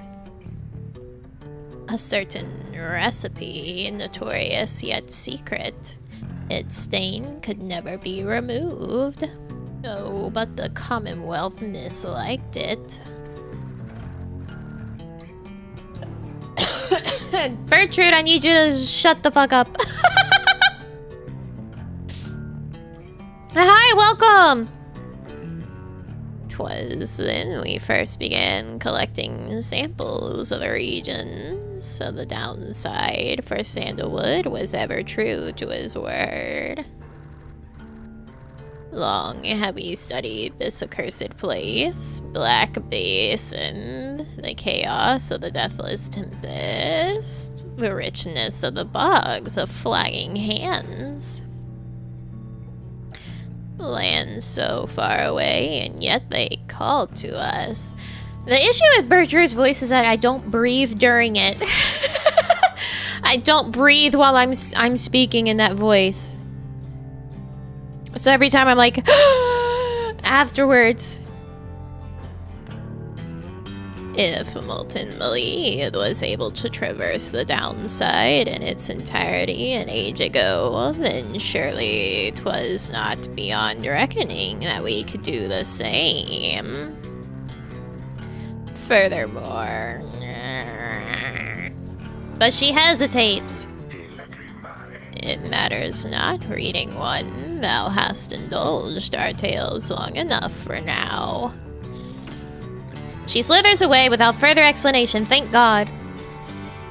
She seems reluctant to discuss the circumstances of her past with Volfred, yet you sense she is here by choice.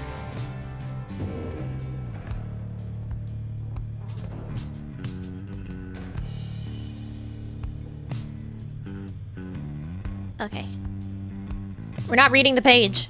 I don't care about the Pyre hearts. They're dumb and stinky. Dumb and stinky Pyre hearts. Oh my god, we have literally no options.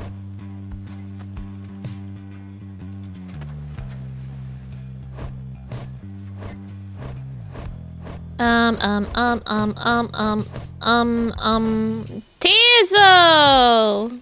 Scribe! Tizo would be pleased to go over the finer points of the rites with you. Tizo gains a somewhat stronger grasp of how to better pass the celestial orb through strength of will and trust in one's triumvirate than through dexterity alone. He nods in understanding. He's got a lot of green, and I don't really understand what the green is, but he's got a lot of green. Tizo expresses fascination with the stars and their relation to the rites. What is green? Exiles gain enlightenment twice as quickly as they have inspiration. Oh, is that the green? It's a joke that I'm skipping story. It's not skipping story. You are nothing, reader. Hi, Brighton. Nothing but a mindless child. Thanks. Your every action is a stain upon the legacy of the 8 scribes. The rites have been a long-held secret to keep out those such as you.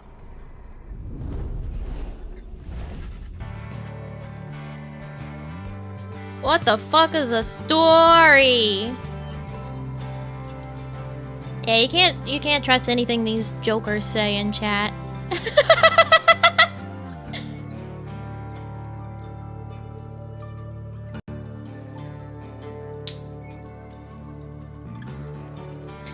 You wake from what little sleep you managed this past night. Once more the voice tormented you within your dreams. You attempt to rid your memory of it. If the voice truly is that of Archjustice Androbolus the Ninth himself, as Volfred indicated, then none of you are likely to receive too warm a welcome should you regain your freedom. Excuse you? No, excuse you! Excuse you! What do you mean we're very trustworthy? Yeah, the most trustworthy ever. Our flying beard is back home. Deep in the steady currents of Sea of Solace, you find the messenger imp looking to bring you the latest news and rumors from the other side. This time around, the imp brings tidings of Sir Gilman and what happened to him since his liberation at the fall of Solium, when at last his self-imposed exile came to an end. You learn that his return to the Commonwealth was met with much rejoicing, and that before long he was promoted to the rank of Veiled Captain on the Blood Border. And yet, with tears welling in his eye, he did refuse the post, stating he no longer had the heart to fight against the Highwing remnants as he once did. He then cast down his helmet. And when next anyone saw him, he was among Volfred's agents, having joined the revolution to reshape the commonwealth from within. He thanked the messenger imp for the report and saluted crisply as surely Gilman would have. Soon the news has everyone in the wagon talking. Gotta go now. Thanks for the stream. Thank you for coming by. Please have a good rest of your day or night. Noble Gilman made the gallant choice, it seems. Our plan comes closer to fruition through his good example and support. Their tears he shed ought have been bottled and thus set aside for use in various salves. Grahaha! Tizo feels inspired by the news of Gilman's selfless actions. One of the Sea Dominion's own, laying down his arms by his own choice. I'm honestly surprised, even having known him.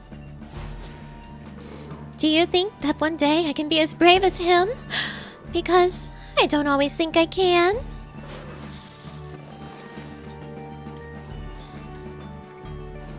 The news of Gilman's liberation fills you and your exiles with newfound resolve! Ooh, +1 hope! Thank you. Thank you. I'll need it because I'm in deep shit. With whom I'm allowed to use for this next rite. I'm scared. What you got for me, Ron? Oh, I've only got 16 gold left. When did that happen? Oh, hey guys, what brings you here again? Let me guess, the finest deals and all downside? That's what, am I right? Fortified Starsuit. Yeah, we literally can only use Tizo, Volfred, and Pamatha for this next rite. Uh-oh!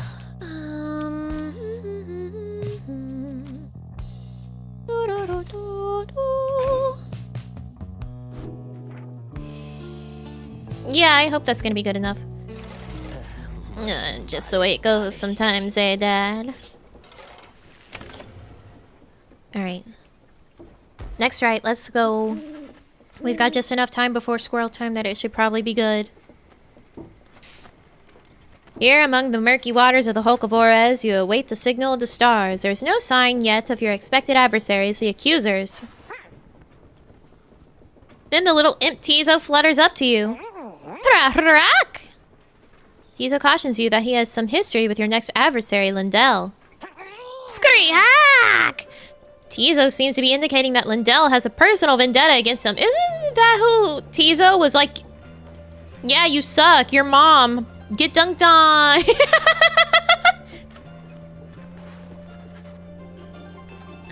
But before you can explain anything further, the stars begin to call to you.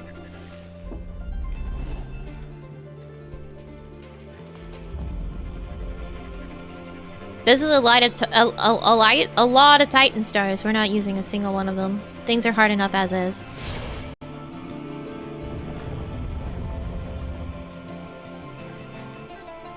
Yeah, I think this is the man that Tizo said your mom to.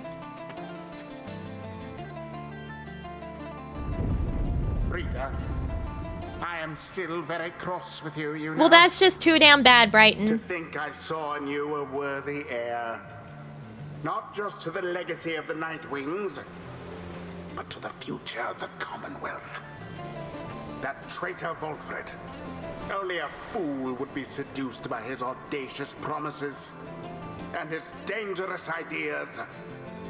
That, dear reader, would make you a fool. I have no choice but to explain it thus, so even you could understand. Now for this blasted rite. Some of us still have our duties to uphold. Whatever, Brighton. Your companions are assembled and ready for the rites to commence. However, there is still no sign of your adversaries, the accusers. Oh my god, please.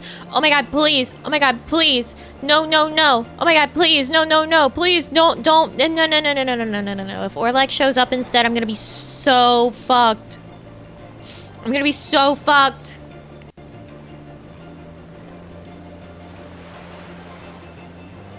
The little Tizo screeches something, cautioning you all to stay alert. But okay. But then someone leaps forward from the shadows. He grabs at his mask. It's okay, it's Lindell. It's okay, it's Lindell. Aha! caught out, you miserable beast. I knew it. After all this time, I knew that you were still among their ranks. Rack! Tizo is angry at to have stumbled into an apparent trap laid for him by Lindell. Silence, fiend. You robbed me of my freedom, my dignity. Your evil shall be ended here and now, and you Nightwing shall not deny me thus again. He's an imp. He's a fucking imp, Lindell. This man does not understand how how sad this kind of makes him look to be so upset with a literal imp. Come then, my accusers, for we face again none other than the spawn of the accursed imp, Hope the Swallow. Let us show him now that he is a disgrace. Is that your dad, Tizo? Is Hope your dad? The equivalent of getting angry at someone on Twitter? No, it's more like the equivalent of having beef with a toddler. Of having beef with a toddler. If you were like, this toddler ruined my life, that would be the same thing as what Lindell has with Tizo. Tizo whistles something angry back at him. Whatever transpired between him and Lindell in the past, Lindell evidently has not let it go. Oh, they got two Jodys. Who shall it be this time? Tamatha. Volfred. Tizo. Tizo. It is done. Here he go! Tizo hoped never to have to see Lindell again, but is prepared to face him. Nightwings. The wicked fiend you serve is an affront. He denied my rightful freedom in my moment of triumph. I shall never forgive him or any of you.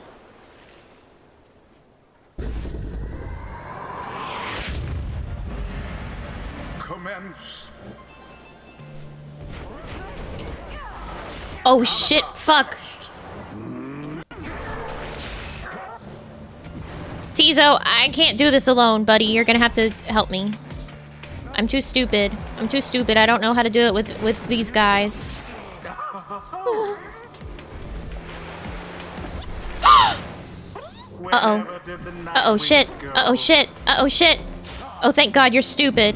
Oh, thank God you're stupid.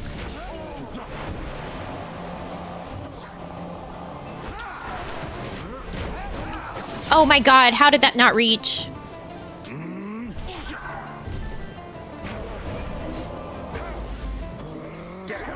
What the fuck? Your adversaries did not hesitate.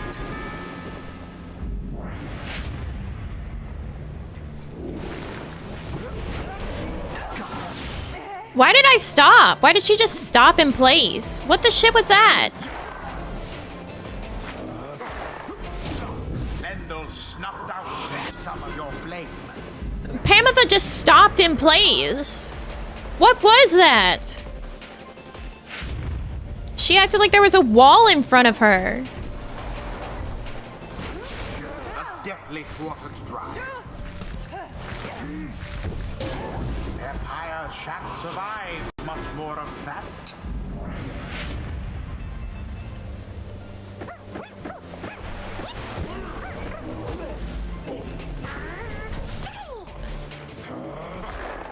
Get out of here. How very fortunate.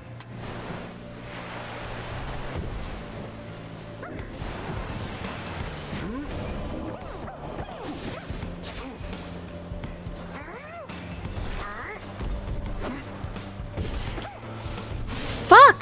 All three Nightwings. Poof. Volfred, come back. Thank you.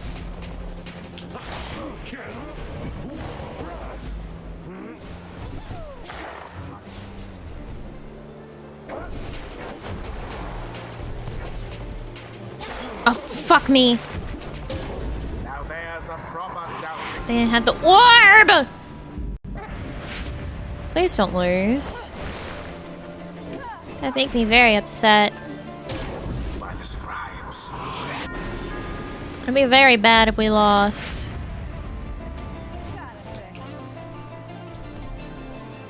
Pamatha? Thanks.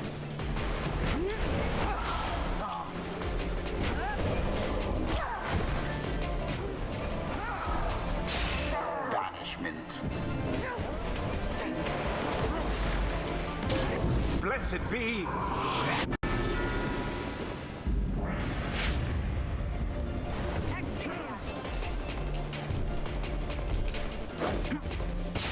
Be gone.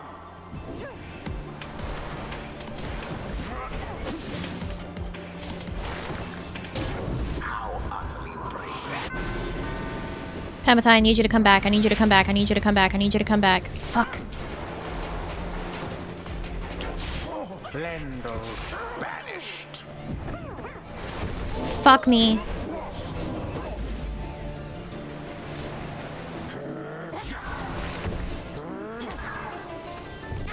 Such zeal, Why did that count? positively brutish. Patience, breeder. What was that? Why has he done that?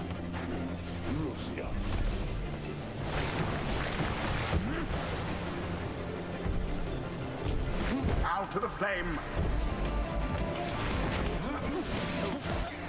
Oh, he can shield. Oh my god, I hate Volfred and I hate using Tizo too. It is done. This sucks. The accusers prevail. Yeah, they fucking win, whatever. Victory so narrowly achieved, and thus more glorious. Perhaps your fortune shall be better next time. You guys suck. Tizo's disappointed that Lindell prevailed in the right and wants to hurry away from him now. Yeah, me too. Take that, you abominable little beast. Now where did he go? Where did he go? That infernal imp, a monster in disguise, a fiend, come forth to torment me until the day of time. Lindell storms off in a fury. Tizo reappears once the coast is clear, looking rather dejected. Lindell said before, if Tizo truly is a descendant of hollow blow swallow, then he has quite the legacy to live up to. There is much to That learn sucked. from this experience. That was absolute shit. Tizo just had a flash of inspiration about his role in the rites of the part of the Nightwings. Is it be better, Tizo?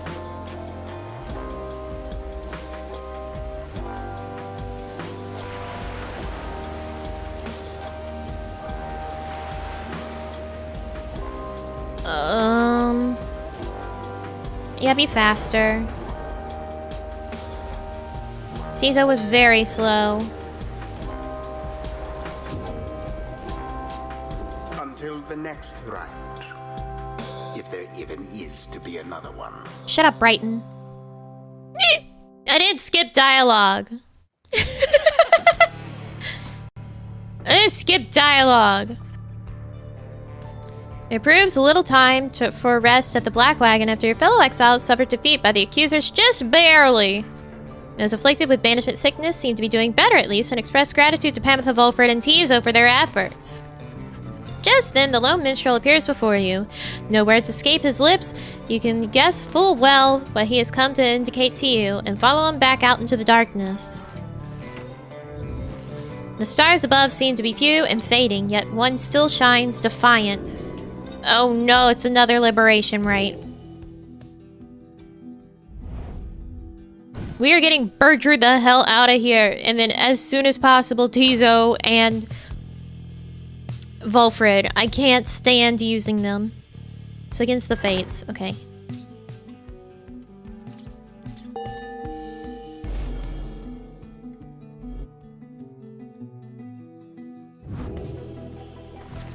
You notice that the lone minstrel is standing there with you, regarding the night sky. The Gate Guardian and I, we have paid witness to the liberation rites upon the fall of Solium for a long time. We have seen so much. And so, I am a bit taken aback is all, to see something which I have never seen. You look upon the stars together for a while, then... I wish for you good fortune, and the wisdom of the scribes on your ascent. The lone minstrel leaves you there alone under the night. It has grown very late, and you need rest. The black wagon shall have to take flight again come morning. Tizo! Tizo has seemed somewhat less cheerful since his run-in with Lindell and the accusers. He approaches you, wanting for you to hear him out. Rahum! Tizo seems unhappy about something Lindell said to him. Ryak! Tizo understands full well why Lindell is angry with him. Scribe! While Tizo does not like Lindell as a person, he recognizes nonetheless that he denied his freedom. It was a liberation rite. He did what he felt necessary. He wanted to help his friend go free. Scribe! Nonetheless, he still feels a certain guilt and regrets that the rites force exiles into such situations. He falls silent for a while. Whether the 8 scribes ever intended for imps such as he to participate in the rites firsthand is difficult to know for certain. Then... Rahik! Tizo is grateful to you for listening. He knows the scribes created the rites with good intentions. Excuse me. Skryak! He promises to keep doing his best to live up to the legacy of the scribes.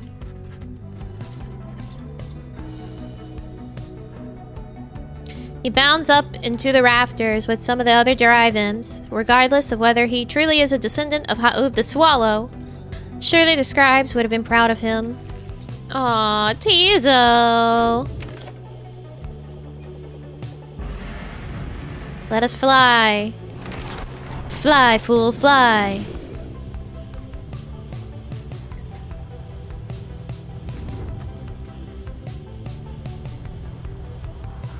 But once we land, I have to handle the squirrel. It'll be squirrel time.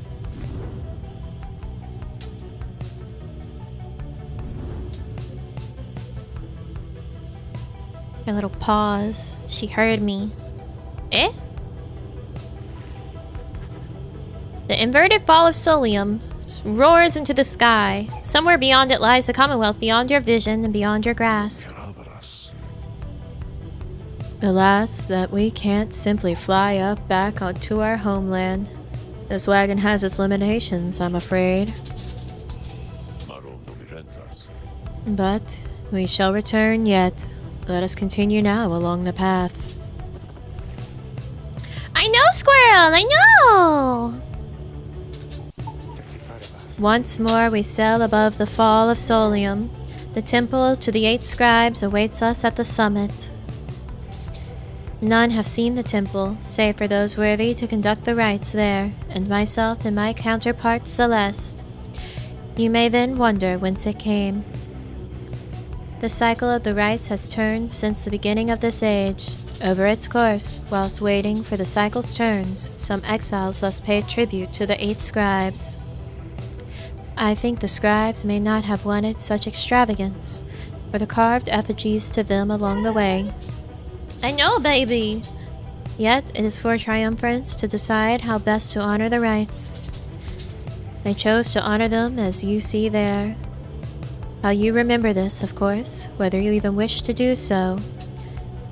That is yours to decide. The scribes would not want otherwise.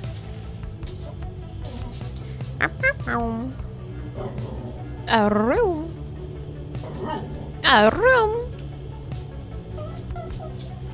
Something appears different about the sacred mountain west of here. The lands near Emperor's Ascent and Emperor's Fall appear ashen. On the other hand, the once precarious regions below, which you know as the Temple High Road and Temple Cistern, seem swept clean by the elements. Volfrid observes all this alongside you. It is as though the entire downside now is well aware that soon the cycle of the rite shall cease to turn.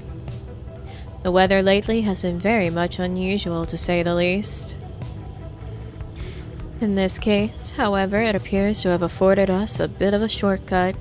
We should be able to make landing closer to Scribe's Gate now. Just as well, I think all of us are feeling rather more on edge these days. A swifter journey to the summit means that we can all conserve our strength for the coming trial. Pamatha. Right? Or Bertrude. We're trying to get rid of Bertrude. Maybe Bertrude. We arrive once more among the sublime grandeur of Mount Elodial. It appears that Dalbert and the Fade have already arrived along the other route. Okay, let me BRB so I can handle the squirrel.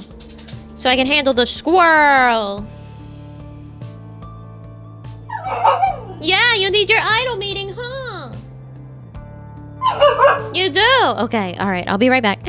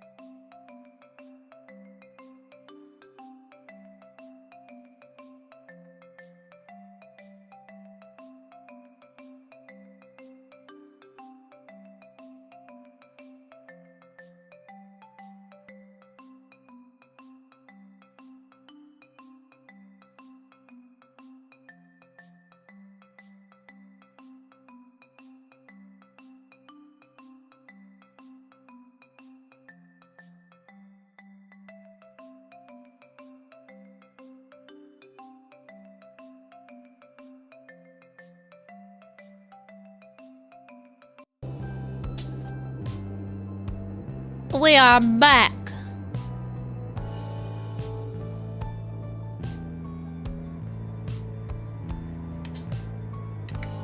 Okay, let's thank the waves. The waves. I think it starts here.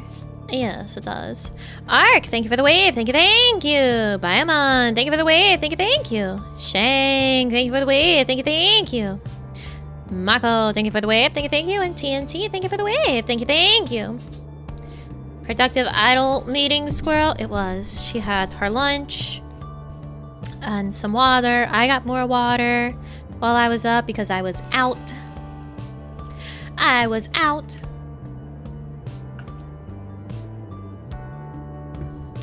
And needed to drink water. With some time to spare after having landed, you joined Bertrude on a brief expedition to the monument of Molten Believe. Ye ancient gods. We weren't asking about you, was asking about Squirrel. Well, I covered Squirrel too, okay? Alright. I told you about Squirrel. You gotta listen about me too, okay? Deal with it. This is my stream, not Squirrel's stream.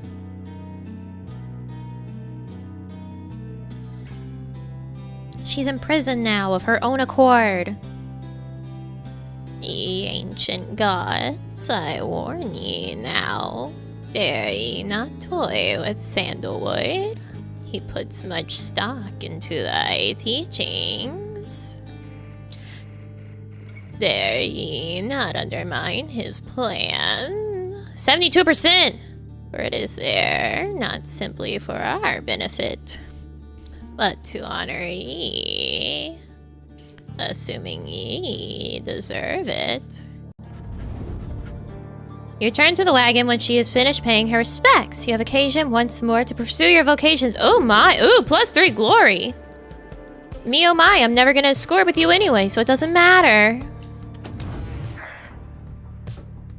One of those animal cam streams, she doesn't sit in one place long enough to do that.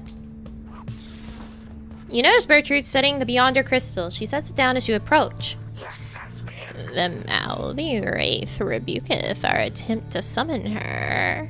She insisteth that we are too young to understand her. She must be referring to Sandra. It seems that Bertrude may be able to invoke her. Stubborn, that one. Possessing of an ancient understanding. Olden ways and olden times.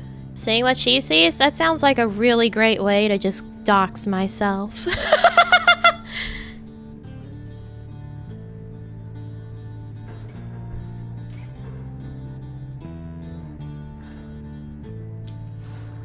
Many centuries of history, knowledge of the 8 scribes, themselves held captive there within that green-tinged stone, within that raid's own memories. Would that we could extract them in some way. Perhaps thou couldst induce the wraith's obedience, reading one. For we, she heedeth not. She claimeth obligations unto only thee. Although... She stops and thinks very carefully. The Beyonder crystal is not to be tampered with. Your fellow exiles know that its use is at your sole discretion. She backs away from you, still thinking to herself. Ignorest thee our inquiries about this reading one.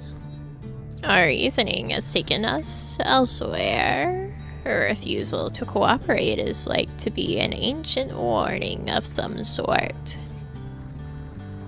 It is possible that what others of the southern bogs know something of her. But we shall not be tampering further with such sorceries ourselves. That the wraith refuseth to cooperate suggesteth her predicament is suitably deserved. Moisturizing her hands again? I don't moisturize my hands that often. They're actually quite naturally soft, so I don't worry about moisturizing them. She heads out in a huff, but just as the air grows still and quiet, you sense something from beyond her crystal. Mallyraith, she says. Can you believe it, reader? To be so young and foolish again. Sandra, the unseeing, laughs to herself. Your proximity to the Beyonder crystal must have been sufficient to have invoked her in this case.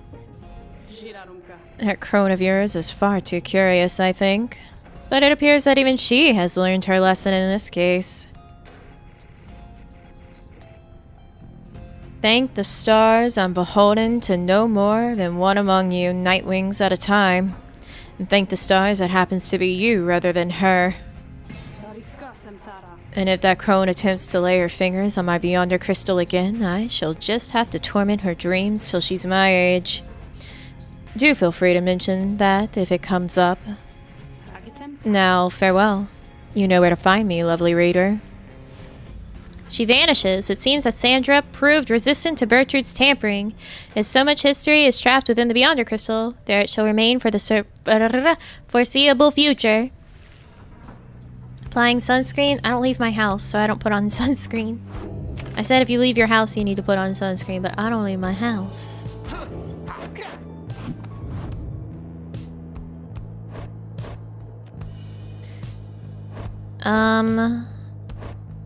I need to get Volfred up.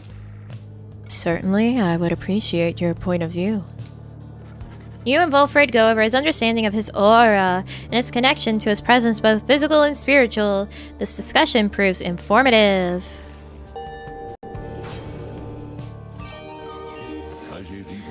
The rites demand we act as one mind, in perfect unison and harmony, and free of any doubt.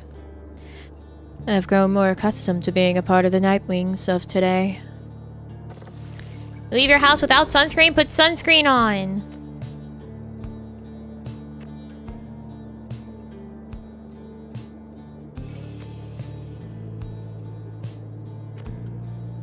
Aura burst. This is gonna be helpful. I always try to bear in mind that together our auras grow even stronger.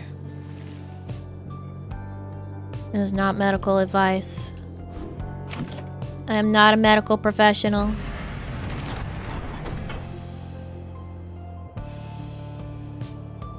I'm not a medical professional.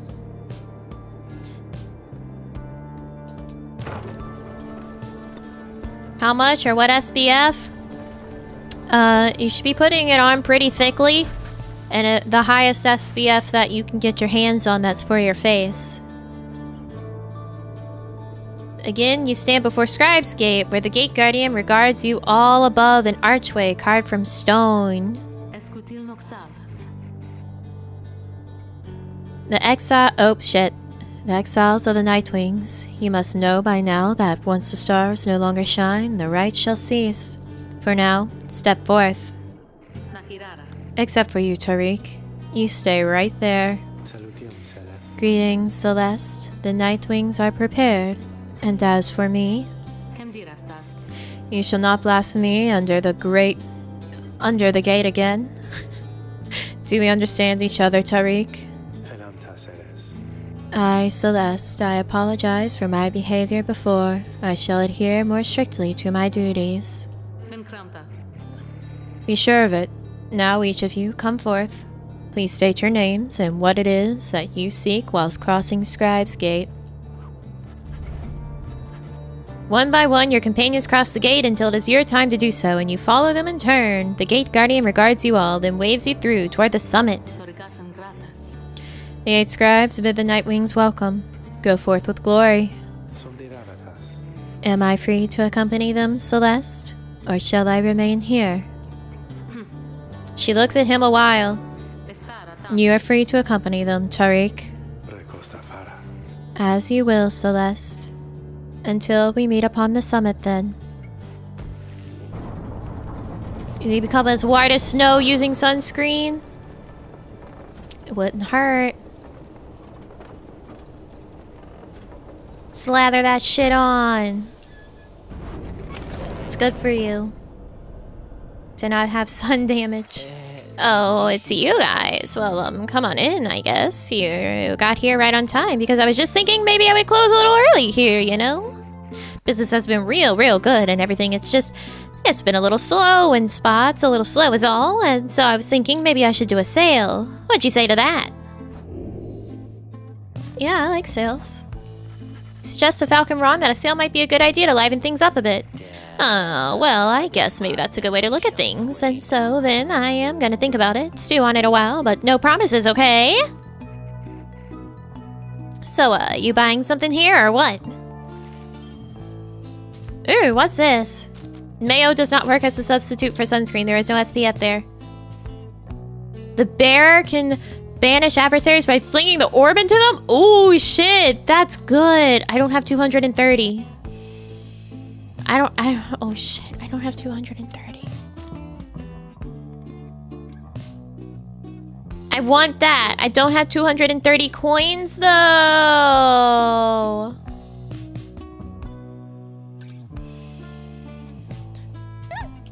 I want that! Ron! Ron, please!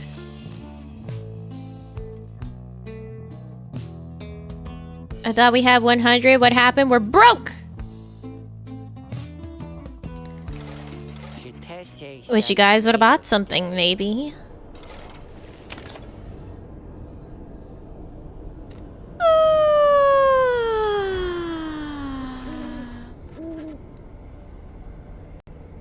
Once more, the time has come for the liberation rite, where one among you can go free if you prevail. Freedom is likewise at stake for your adversaries. As your companions gather under the fall, awaiting the commencement of this vital rite, the lone minstrel finds you and regards you in his calm fashion.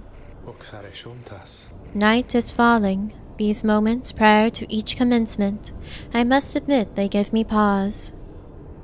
Knowing so much is at stake during the trial that is to come. Tell me something, would you, reader? To ease the waiting for us both. I have traveled far and wide, even beyond these lands. However, the commonwealth I know only through word and song. I sometimes think on what life would be like out there. If you were not ensnared within this place and free to roam your country, what would you have done with all your days and years rather than striving here under the stars? What would I have done in the Commonwealth? Didn't we say we were a farmer? I think we were a farmer.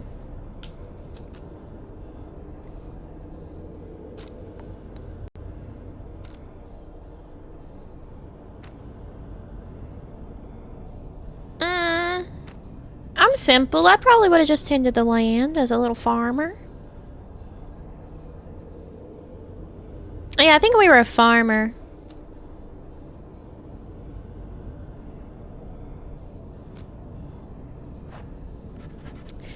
The lands there in the Commonwealth, they flourish with proper care. Unlike the wild and oft-times infertile grounds here in the downside, lands there on the other side can be nurtured and made to flourish. It is fulfilling to experience. I see. That seems a pleasurable change of pace. To having to traverse the harsh environs of the downside, I can see why that would be desirable. Would that you someday find such a place where the land may be your ally rather than your adversary.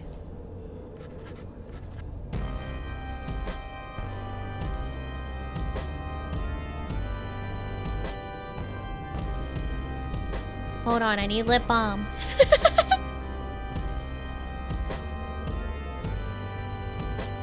There's so much damn talking. Have you ever planted something, Nami? Back home I have a fresh herbs little garden.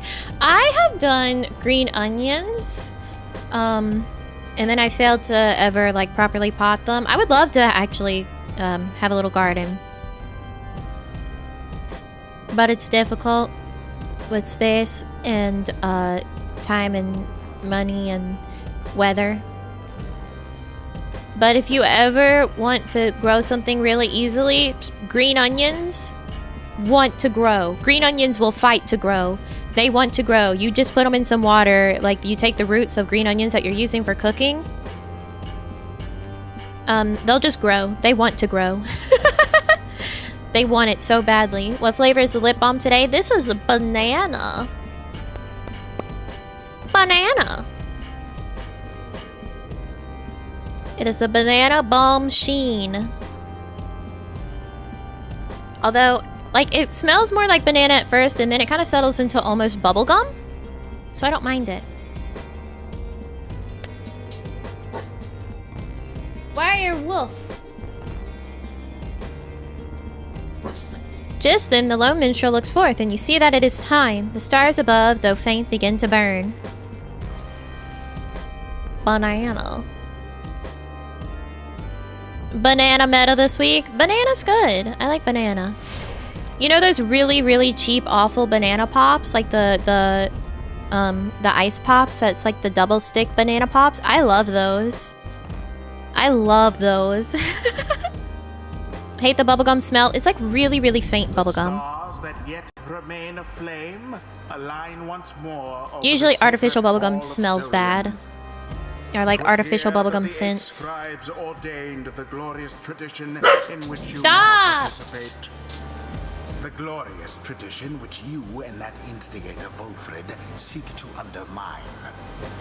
'Tis my sincerest hope your adversaries in this liberation rite achieve instead what they desire. May the fates soon quench those flames of yours. Let us get on with the proceedings then. Proper chocolate banana. I love chocolate covered banana, but I really only remember ever getting it like at Disney. At the Disney World. The pyres burn and each of the triumphants is present and prepared. I concur. The pyres burn and each of the triumphants is present and prepared. Then, anointed one of the fate, come forth now and declare yourself and pay any respects you have unto your adversaries, the Nightwings. The bent old cur Dalbert steps forward and struggles for a moment with his mask. Greetings, good heralds. I am called Dalbert Oldheart. It is the greatest honor of my years to stand upon the sacred site upon which the 8 scribes first anointed these glorious proceedings. Nightwings, we are honored to be in your presence once more. I still don't remember what his voice was. Father, they are our adversaries, not our host. We need not be so gentle with them. They shall do their utmost to keep you from your freedom. Dalbert, your son speaks out of turn. Control him. My sincerest apologies for his unnecessary outburst. Almer, please, we have worked toward this opportunity, and we must make the most of it. He puts his mask back on. My son and I stand ready to begin. Please let me get rid of Bertrude. Nightwings. On whose behalf shall you... Hey, cut it out! Come here. Come here, come here. Come here, come here, come here. The chihuahuas are stupid. Stop barking. Just because they're barking doesn't mean you need to bark.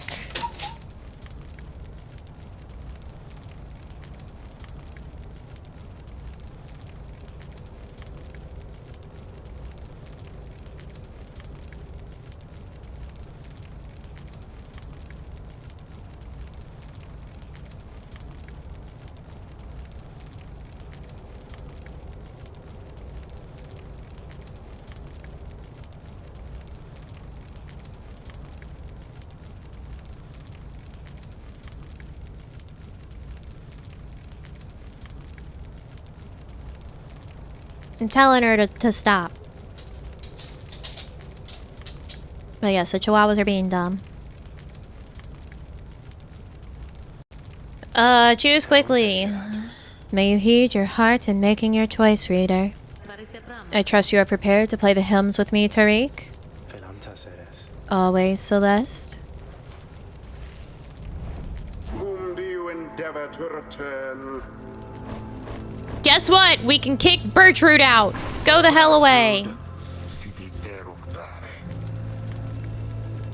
Then now, perhaps, at last, we shall return to whence we came, and there shall we resume our work if truly we are to return.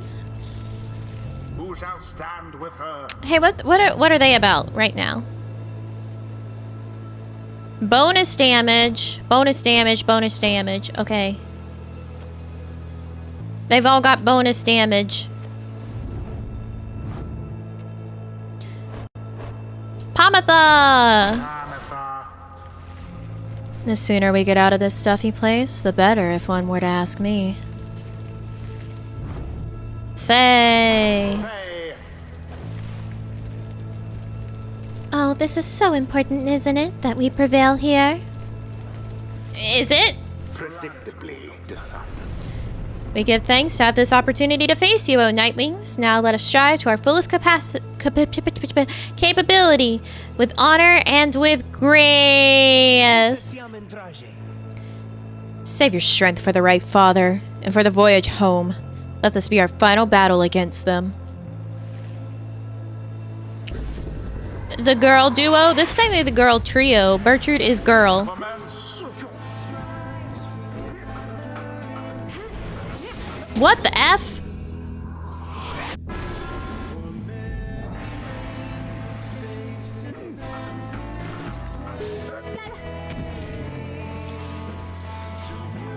I don't want... Thank you.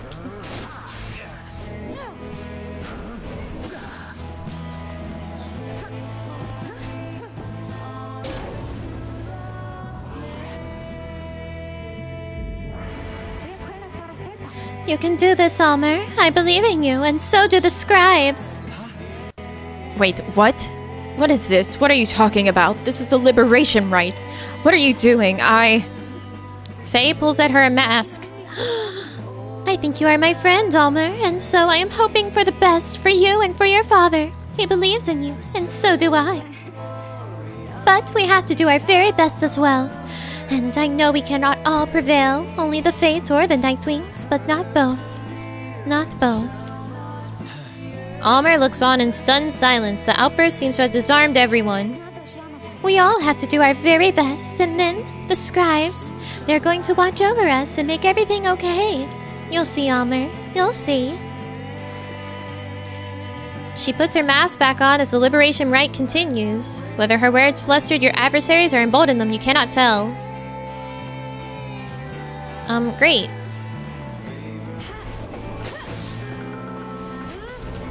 Get out.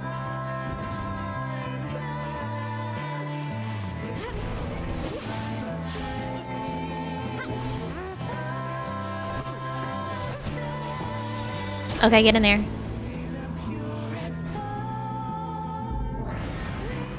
Hear us now, O noble Jomir. For we beseech you, surely we cannot prevail without your aid. If ever you have heard my prayers, I beg of you, please smile upon us now. Whether from his prayer to the scribes or simply from Daubert's resolve, something comes over your fellow exiles here. If they are banished now, they shall not soon return. What the F?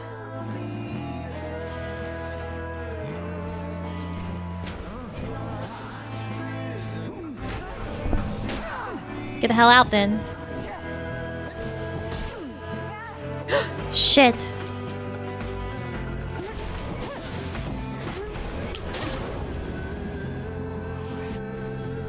This is a lot happening right now. Get the fuck out.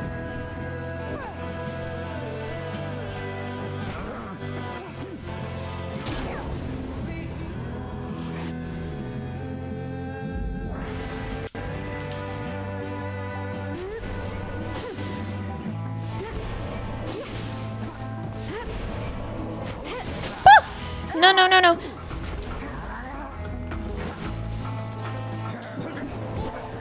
Fuck. Simply abhorrent.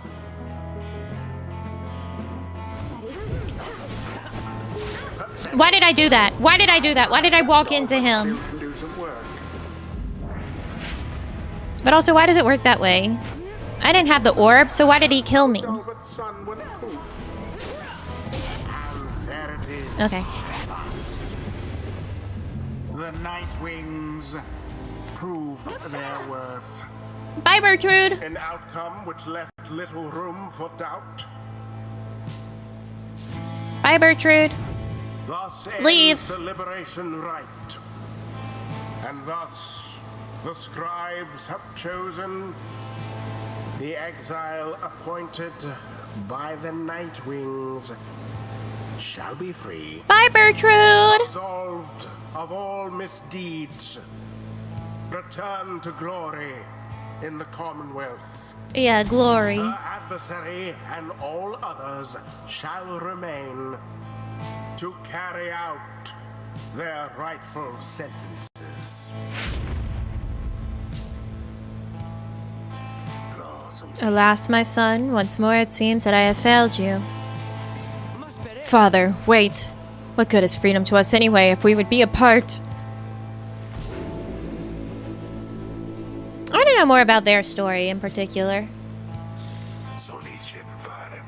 Thy efforts seal our return. She then looks over to you. Reading one, surely thou must have known that we have little interest in returning to this place to which we now return. Surely there are those among ye with a stronger preference to look upon its proud facades, which to our ancient eyes doth merely cause offense. It signifies one of two things, it seems. Either thou seeketh to be rid of us,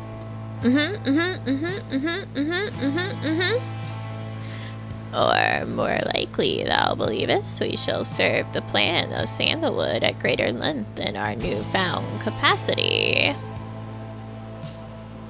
Yeah, sure, Bertrude. She looks at you again, intent. We think we know which one it is. Thy efforts seal our return. Then soon we shall resume our work in earnest. Perhaps we shall see ye again, or perhaps not. The shimmer pool whisks her within as you hear her call out to you one final time. Until whichever outcome, reading one. Bye, Bertrude! Godspeed, Bertrude. Perhaps the scribes are watching even now, Yeah, maybe. watching as their glorious tradition draws to a close.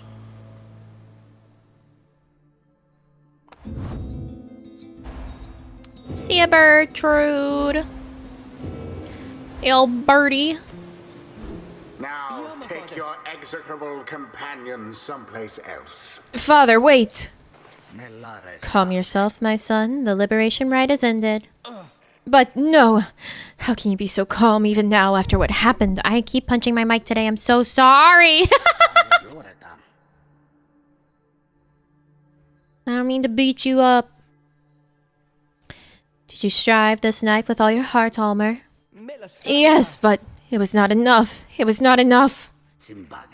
No, my son. It was enough. It was more than enough. Father. We really need to make sure that we've got Tizo or Volfred ready to be liberated, because otherwise we're going to be forced to give up Faye or Pamatha. So we have to start using, obviously we have no choice now that we're down to only a few people, to use them in the rites. But we really, if we have like vocations, we need to make sure Tizo or Volfred gets those vocation moments. You prevailed in the liberation against the fate. Already does the Black Wagon feel quieter than usual without Bertrude, who returned to the Commonwealth. You overhear some of your companions reflecting on this. She's gone, just as I was getting to like her. The scribes will see her safe return. You wonder who, if anyone, among you shall be the next to go. Our plan approaches a key turning point. Let us ensure it soon comes to fruition, not only for ourselves here, but for our companions and our loved ones in the Commonwealth. Is that 79%? That's not very high. Bertrude didn't do much. Maybe it'll go up after we get word from Bertrude. But we have little time now for reflection into this. Look yonder, reader. The stars demand we go already. Let us help them usher in the end in all of this. You turn your attention to the glimmer of the stars. Their current rate of disappearance suggests another liberation rite shall be coming very soon. Ooh, ramen, yummy.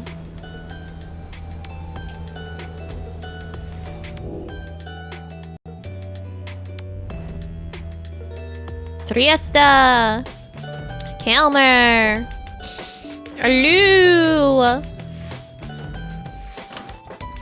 It's a fucking dissidents!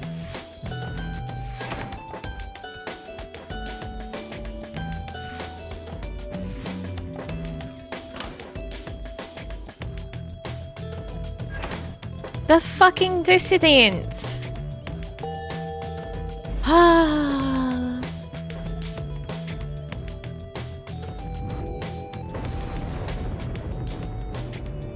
Now the stars bid you to return the glade of Lu, where you shall stand against the chastity once again.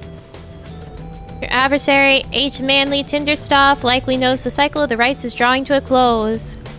His last remaining chance to earn the favor of the scribes and then regain his freedom likely hinges on the outcome of this next rite.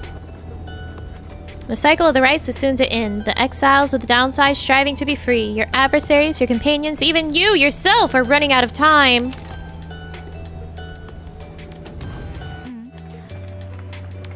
Pamatha, talk to me.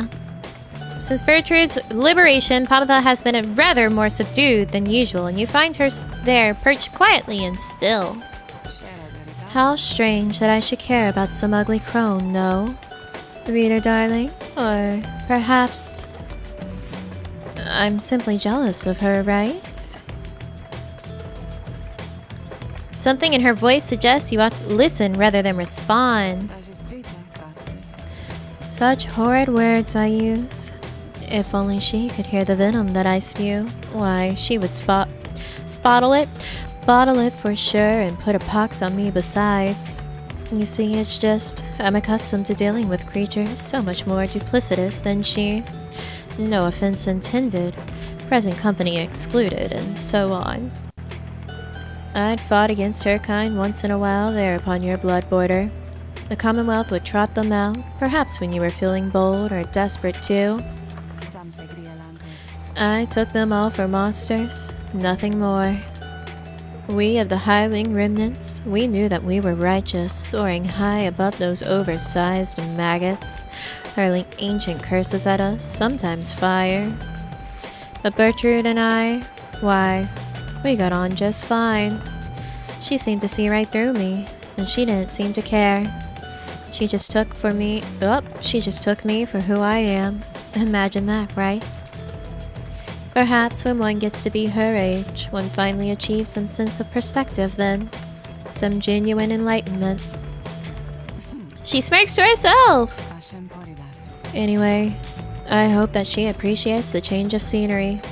Though, I don't think good Bertrude cared very much to leave this place, if I'm to be quite honest. And yet, the dear old girl seems smitten enough with that Volfred that she'll jump, or rather splendidly. Whatever he says jump.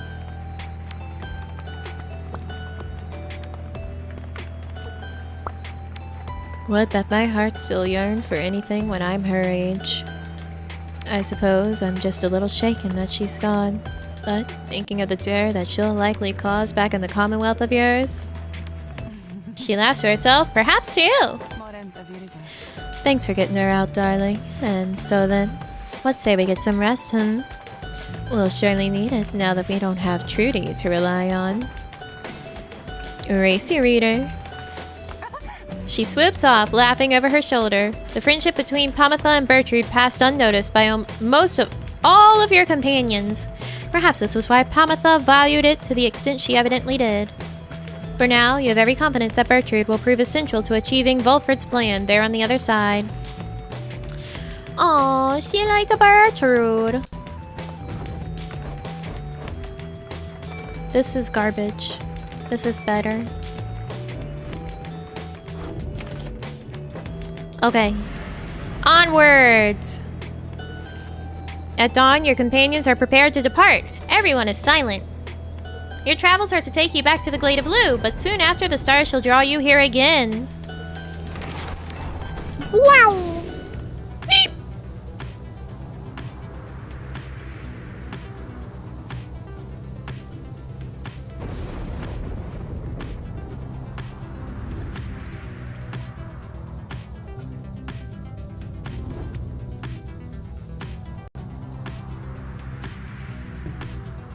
Yeah, we have to use Tizo and Volfred.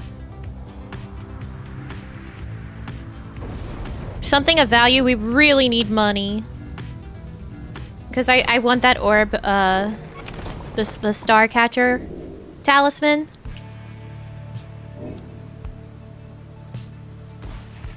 At Pamitha's behest, you explore the gnarled roots of Cinderroot. However, the search proves fruitless and you see little reason to keep at it. Seems I was wrong then, reader darling. There's nothing to see here. Exchange some words of consolation as you head back to the Black Wagon, where you should still have time to pursue your vocations. That's fine! They're gone. I should be interested to see which lessons you have taken from the book. You ask Volfred to explain to you in his own words the histories of the 8 scribes, and speak to how their varied backgrounds form the basis, not just the rites, but of the commonwealth. I can't see past your head. I sometimes fear the spirit of the teachings of the scribes is already long forgotten back where we come from. Alright, bye Volfred. I really wish I could see beyond your skull.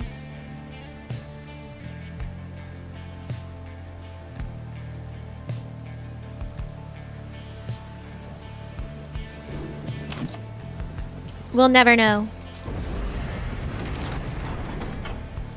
Volfred and his big ass head. Alright, manly.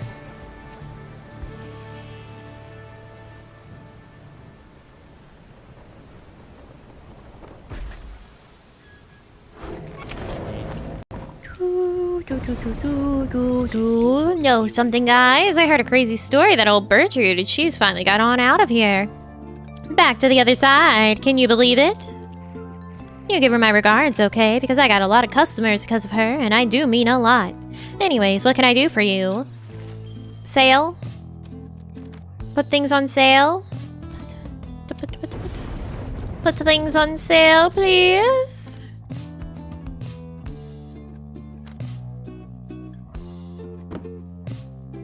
I think that'll be too useful. Oy vey.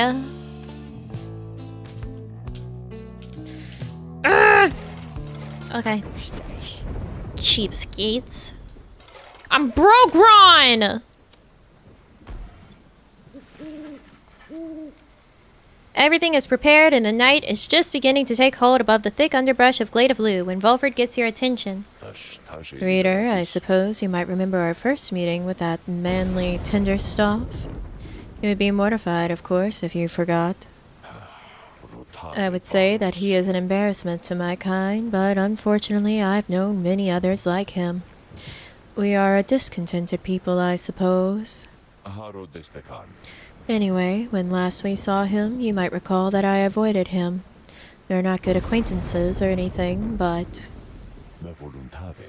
he knows enough people in high places that he could be harmful to our plan should he know of my involvement, and so... Volfred dons his ritual mask. I shall have to be discreet here, as I am with the Nightwings once again. I can no longer hide from him outright. Perhaps, though, he shall take me for a common sap. Anyhow, it seems to me we have a rite to conduct.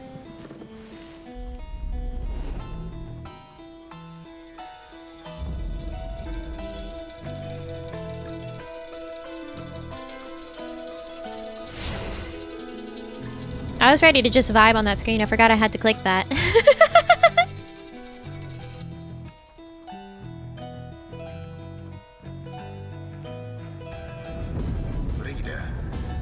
It seems the stars once more have mustered wherewithal to usher in the rites.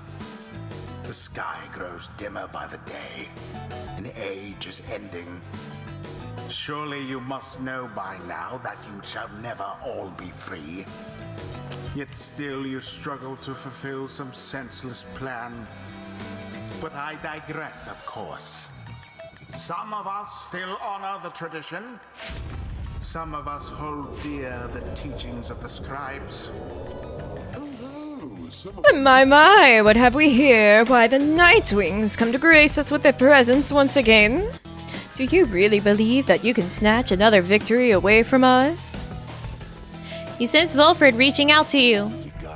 Reader, let's indulge him for the time. Perhaps he shall reveal something we can use to provide a disincentive for his meddling. Just let him keep on talking. I shall attempt to remain hidden.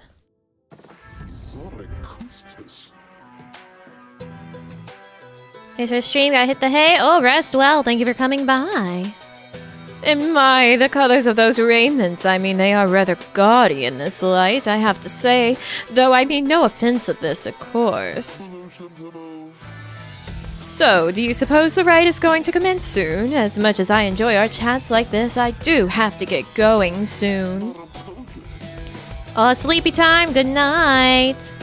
Everyone rest well, have sweet, sweet dreams of manly, tender stuff.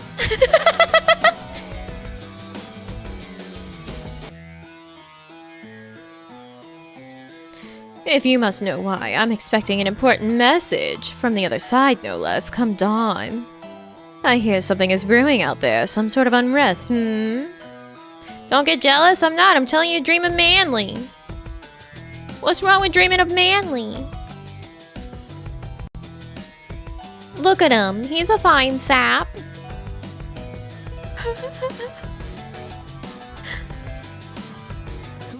So yes, it is a very important message, sent all this way by one of those imp couriers, and I must say, those little things, their services are certainly not cheap. Though I'm sure that I could get you a good deal on their services if you wish perhaps to contact a loved one back home.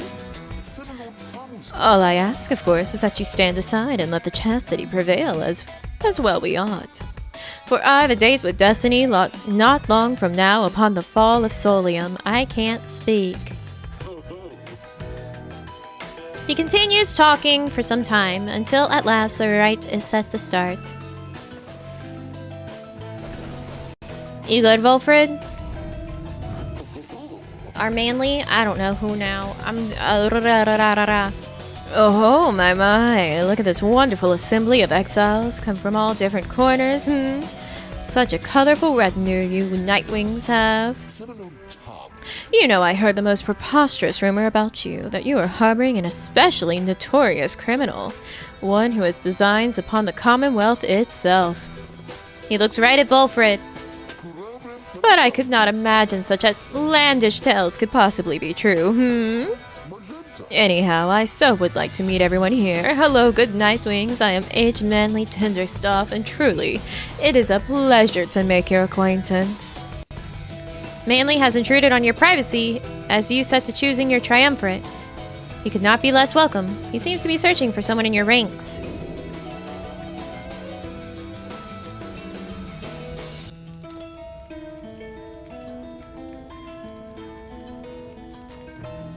I want to break his limbs, however, we'll just ask him to politely leave. Time to beat him, time to make him unknown. You guys are choosing violence, and I'm not for once. I think it would be more suspicious if we were rude to him. You suggest to Manly that perhaps he ought to check in on his own triumvirate in the key moments prior to the rite. Why, yes, of course. I was just taking the opportunity to bid all of you salutations, for I so enjoy getting to meet my fellow exiles face to face like this. Yes, there may be rules against this type of thing, but who's counting, am I right? I'm sure the scribes won't mind if they were here. Anyway, now that you mention it, I ought to go check on my wonderful colleagues. See you shortly, and good luck. You're a bad influence? Nuh-uh. Nuh-uh. That's not true. Snap him like a twig? You could. Make him firewood to keep us warm. But if he was in our pyre, then it would be better for him. Manly leaves at last, leaving you to focus on the rite again. Choose now your band of traitors. Okay, Brighton! Fuck. Band of thing, okay. Dousing. I up to 8, okay. So when he flings, he's faster, and then the other guys can restore their pyre up to 8 the glory. Pamatha! Fucking Volfred.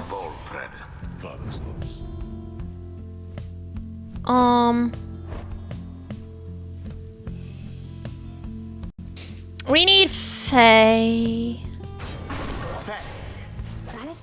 With that out of the way, Manly, he reminds me of the kinds of people who were unkind to me. Back home, I mean, not here. Are you quite ready, O Nightwings? I doubt you are. Because my colleagues at the Chastity and I, we have a trick or two we think shall take you by surprise. Just watch. What do you have? What do you have, Volfred? Not Volfred, fucking Manly? Manly, what do you have? A knife! No! 'twas bound to happen. Fuck.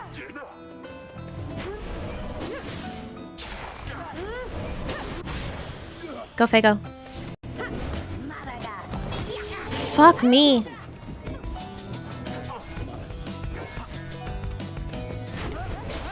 The orb. Get in there. A favorable start. Faye got a deep voice out? That was Faye? I can't read. What happened there? I don't know. Leave me alone, Brighton.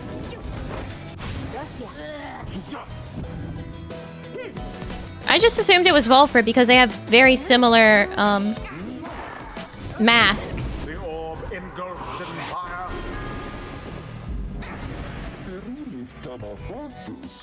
Volfred Sandalwood, why is it really you, my dear friend? You must be mistaking me for someone else, Manly. However do you mean? I'd recognize that upright posture of yours from anywhere. I knew it had to be you. Oh, what a glorious surprise indeed. Oh, it's me, all right. But you're no friend of mine, Manly. No more than I am yours, so cut your nonsense for a change and face me like a proper sap. Oh ho, to have such spark left in those old limbs of yours.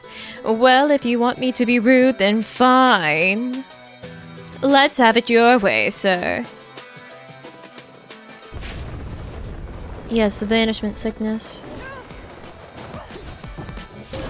Such wherewithal.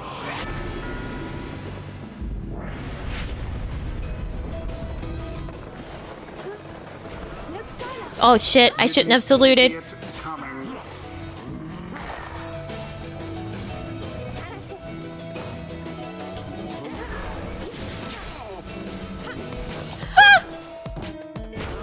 Fuck.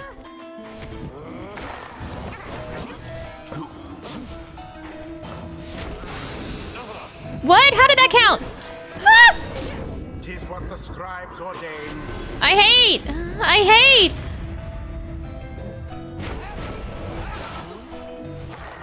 Yes. Get in there. Their pyre shan't survive much more of that. Okay. Once more like that, and we are finished here. Quite the turn of events.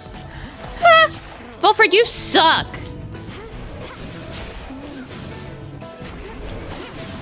Shit. Fuck. Stupid.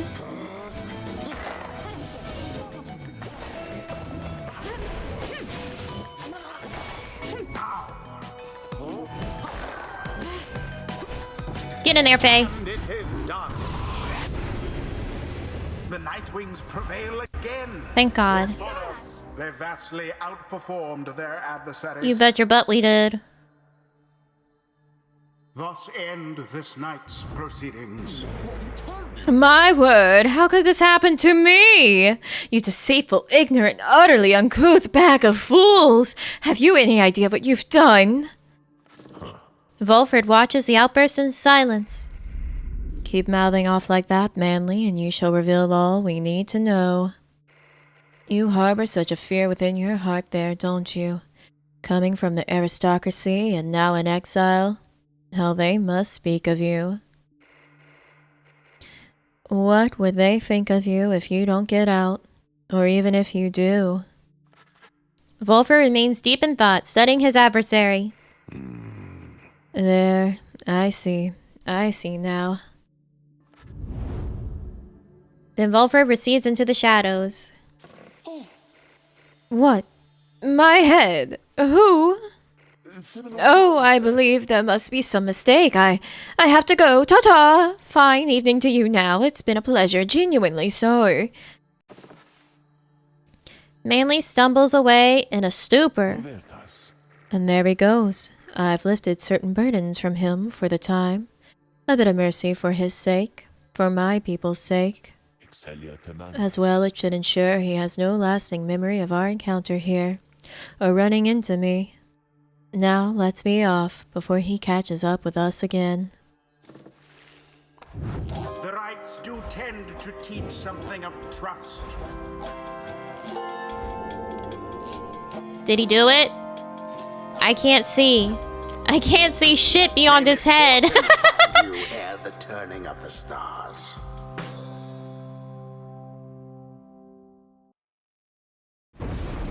I really need him to be ready for liberation.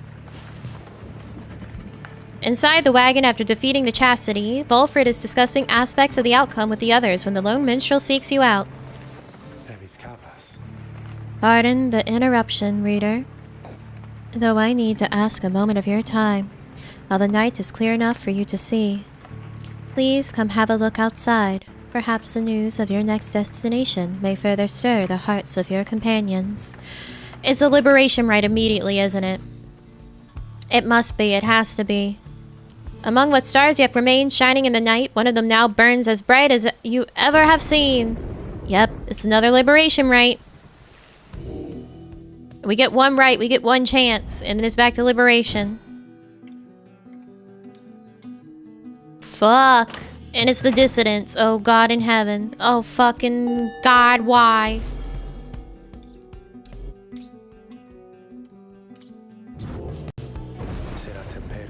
The cycle turns even more quickly now, until such time as it shall shudder to a halt. He makes a sound then, almost like a laugh. I forget myself, reader. I should not say such things. The scribes, they would say that one ought to focus on the path in front of him. When we set forth to walk along an labored path, it can be all too much if we stand back and look upon it as a whole. We may well decide to turn around.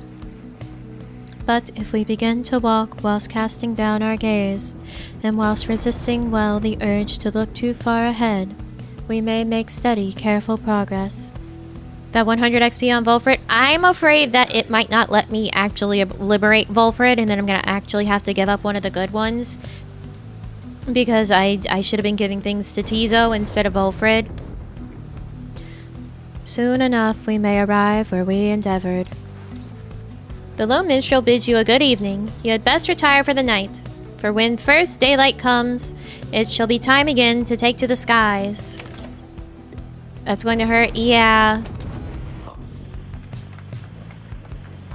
I really don't... I don't know. I'm starting to feel like the game is not going to let me liberate Volfred.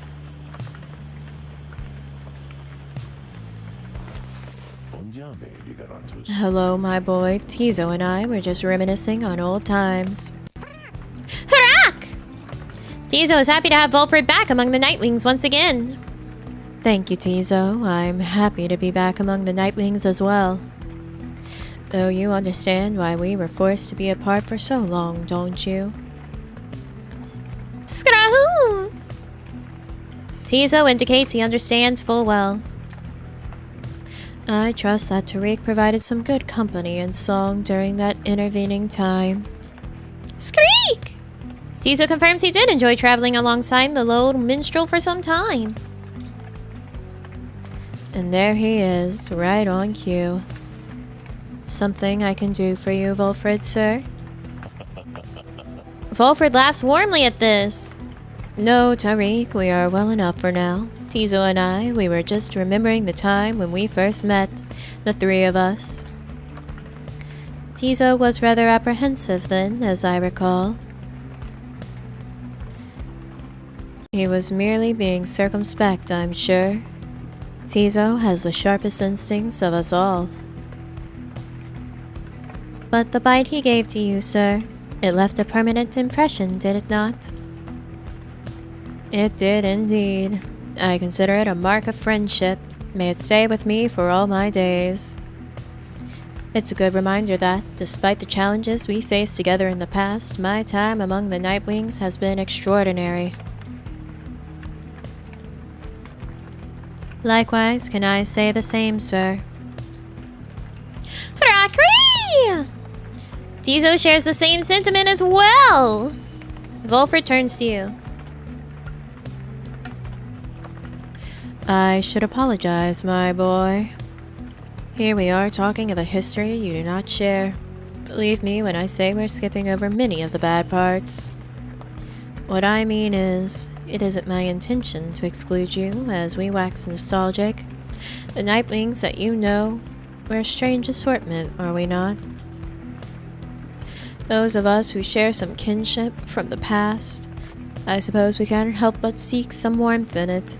But it should not be to the exclusion of the friendships that we forge right now.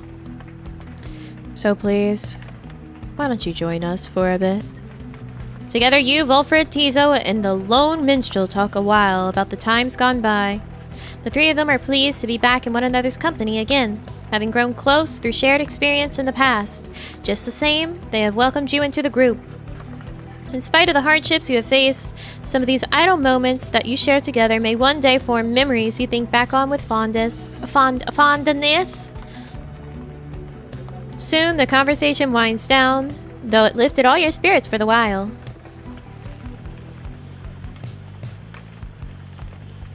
So no buff?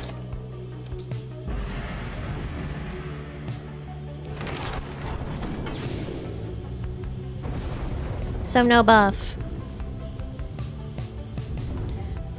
That's fine.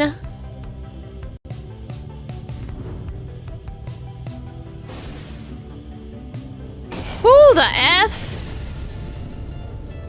Your wagon reels from the impact of some sort of massive object slamming into it mid-flight. Orlak! Hi! False Nightwings. Orlak calls down to all of you from the top of his wagon. Again you seek to climb that cursed mountain beneath us. Again you seek to take my rightful place. I should send you crashing down to it, that you might fall as I have. He stares down at all of you. But I shall not. Rather, we shall meet upon the summit, ere the last cycle of the rites is ended. Until then... Goodbye. Tizo needs favor.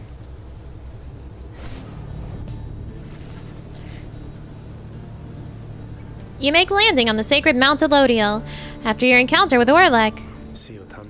Orlak spoke the truth. He has a right to gain the summit. When the time comes, Celeste shall deem him worthy and shall let him pass.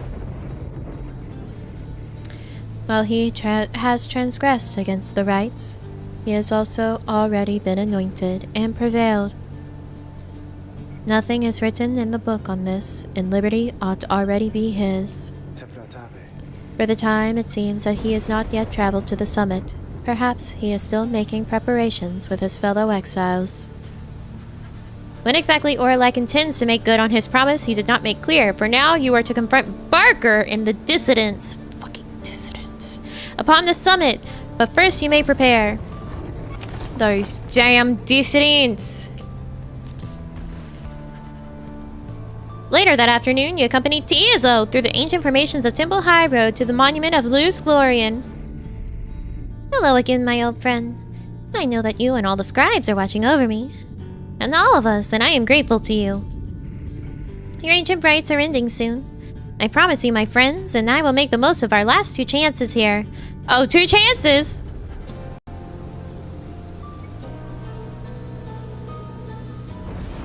Okay.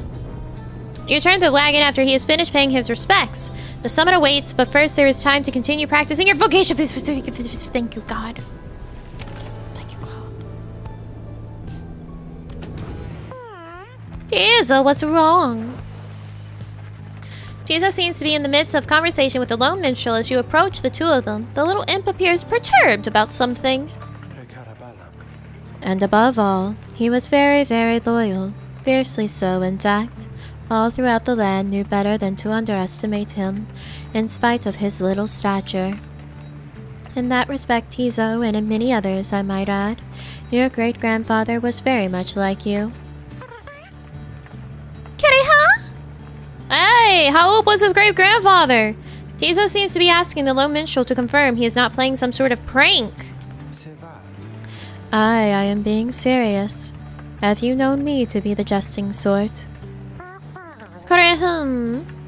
Tizo seems to be admitting the lone minstrel has always been sincere with him.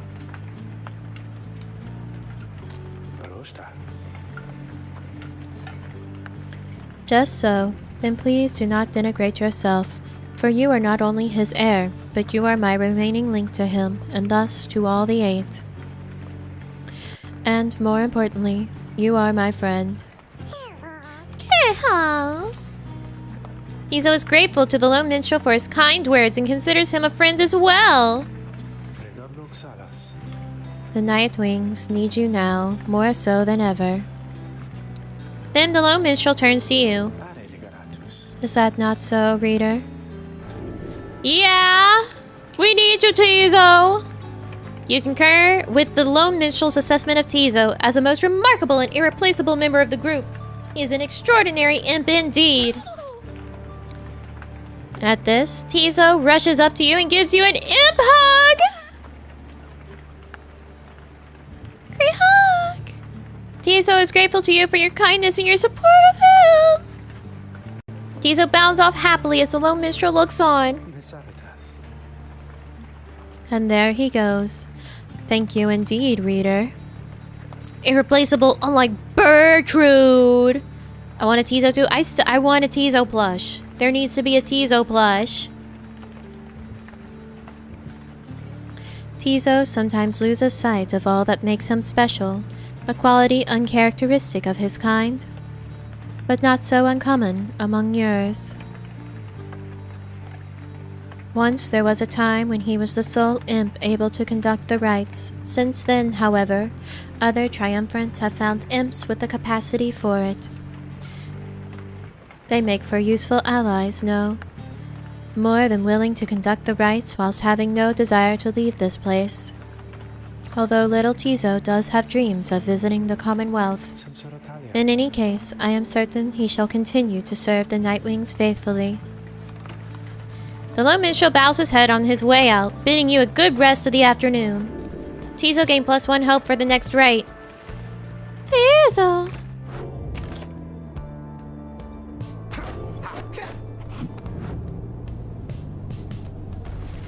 Skrahak! Tizo is more than pleased to hear you tell him of the rites. You and Tizo review what observations you have made thus far about the various triumphants you have confronted on your journey. He has keen insights about some of them. Skrahi! Tizo believes the Nightwings have no advantage on your adversary, seeing as you have an imp among you.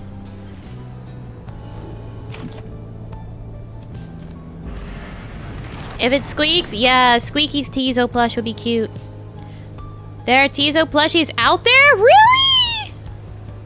$50? That's not surprising. If it's a good quality plush, it should be around that price.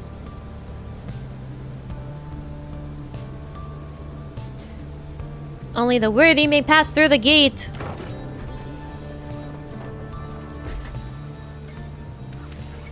It wouldn't be the first time I've paid $50 for a plush.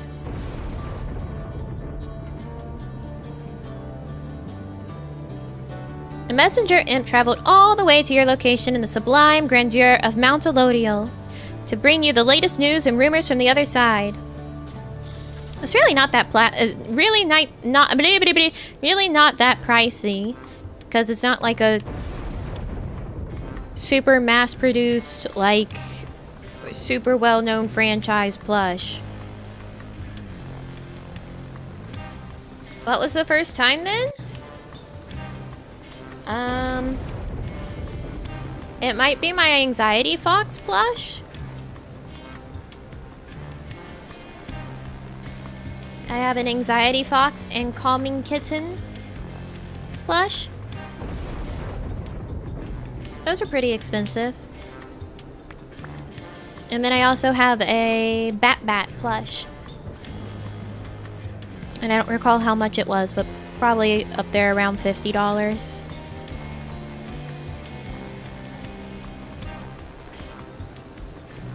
The imp brings tidings about Bertrude in particular, what became of her since she was liberated at the fall of Solium. You learn she shrugged off all the pomp surrounding her return and retreated to her native home in the southern bogs. Thereafter, she proved difficult for the Commonwealth to reach. Heart belongs to a forklift operator plush? I don't have that one, no. I don't have that one. Each time officials came to her with various opportunities, she would curse them, then send them on their way. Finally, however, she met with certain guests of a different sort.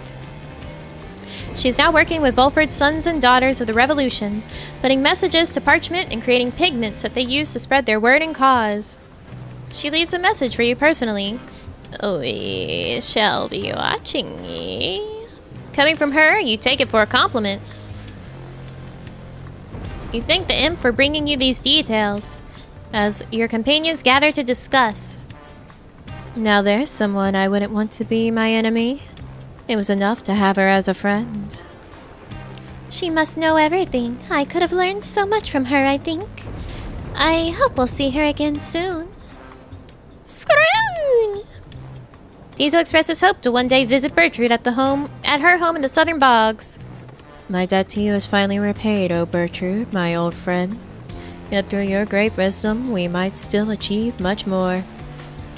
The news of Bertrude's liberation fills you and your fellow exiles with resolve. The messenger imp accepts a small bite to eat from you and heads off. +1 hope.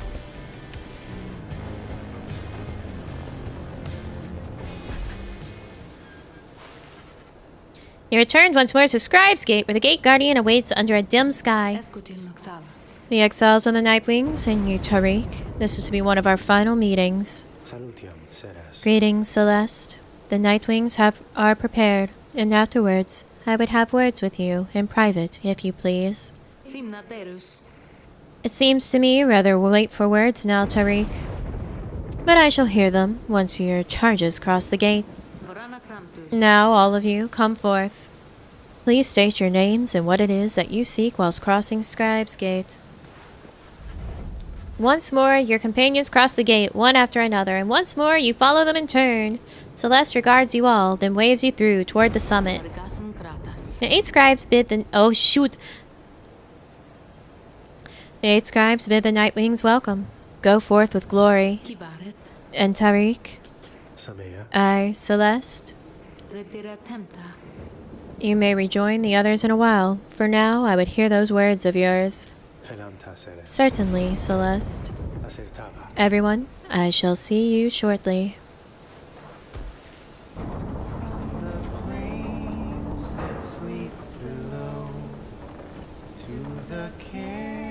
It's not rock and roll time. No one gets their actual theme during a liberation rite. It's the liberation rite song. You fools! You thought it would be different? Oh, hey guys, it's gotten real cold up here. But it's worth it. Let me tell you, we got a lot of customers stopping by. Okay, I may have been exaggerating just a little since I have been waiting here a little while, I guess. But are you buying anything? I don't know, are we? And the canyons open wide, Probably not. singing songs We're broke. of gentle mourning for his lost and lonesome bride. For his lost and lonesome bride. I am absolutely 100% just fucked if I have to give up Faye or Pamatha. They didn't buy nothing, Dad. I'm broke! The time has come again to deliver one of your fellow exiles to a homecoming in the Commonwealth, lest your adversaries, the dissidents, achieve the same instead. The lone minstrel has returned and approaches as you await the signal from the stars. There is something that I wish to ask you, reader. Something which ordinarily would not be my place to discuss in any detail.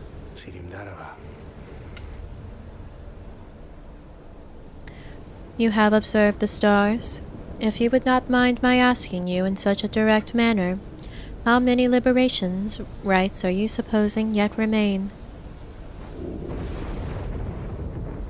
2, including this one. You tell him the only logical deduction which you have been able to make based on all of your readings of the stars of late, that there shall be one final liberation right after tonight. I concur with your evaluation, reader, sir. I wish to make certain that you were aware, so that you and the Nightwings may yet make the most of your remaining time together thus. As to what shall happen once the final liberation rite is ended, we soon shall both find out, but lo, it seems that we are called upon once more. Look forth. Send the ones you want to be free. The issue is, Orlak just definitely said in no uncertain words that he is coming for my ass as the last liberation rite, and we struggled against him, so I can't be giving up anyone good. I really can't. I would be absolutely 100% fucked if I gave up anyone good. In no uncertain terms. Just screwed.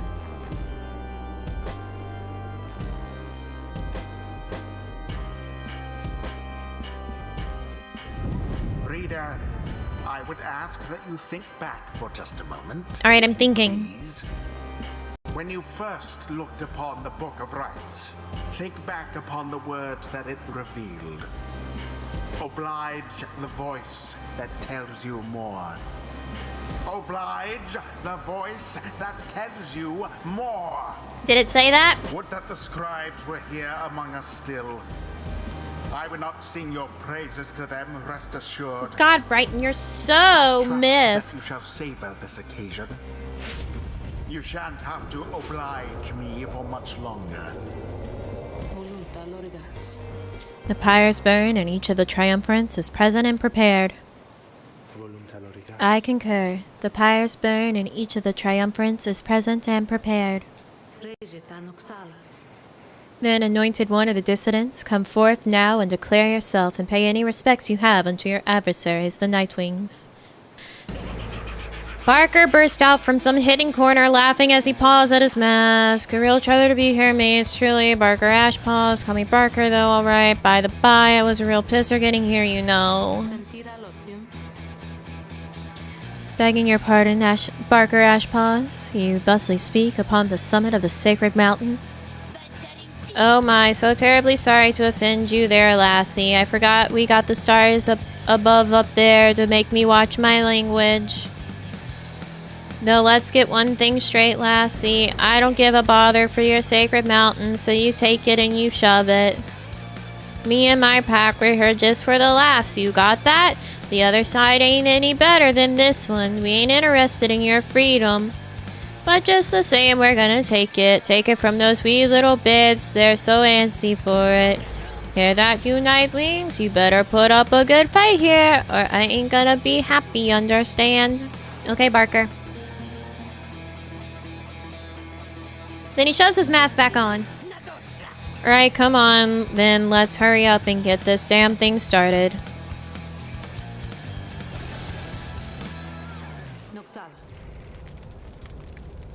Nightwings, your choice. In whose name shall you conduct this liberation rite? I wish you the wisdom of the scribes in making your choice, reader. And I wish you to come prepare a song with me, Tariq. I was gonna say that last time. The song that we're listening to is definitely Tariq and Celeste singing during the rites. There's so much to be done. Should I or any one of us return? But let's focus on the here and now. We face a worthy adversary there in the dissidents. Who shall lend him support? Thank God we can give Volfred up there. Never thought you asked there, reader darling. Sure. Barker's just doing it for the shits and giggles. Thank you for believing in me, mister. I want to help my friends. Alright then, mates, no more waiting, no more holding back, and let's rip them to shreds. Let's go, let's go, let's go.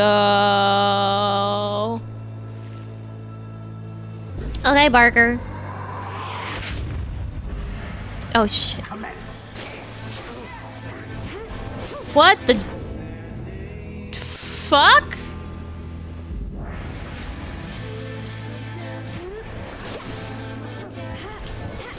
Get the fuck out of here.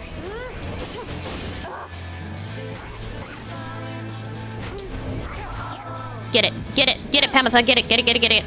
Go. I hate them, I hate the dissidents. These fuckers.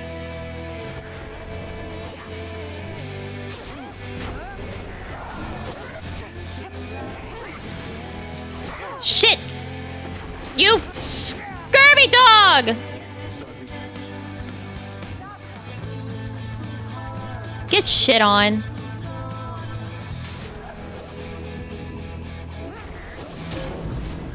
Get the fuck out of here. What in the... Alright, made something gone right funny with that orb, as I can tell. Better laugh it up while we still can, eh? Indeed, something strange seems to have happened to the celestial orbs. It shudders now as though possessed of the same chaotic power of your adverse... What? What? What does that mean? What does that mean?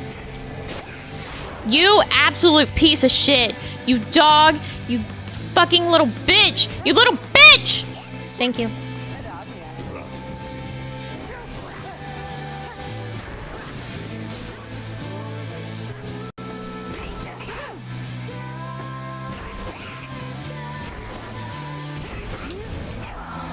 Fuck!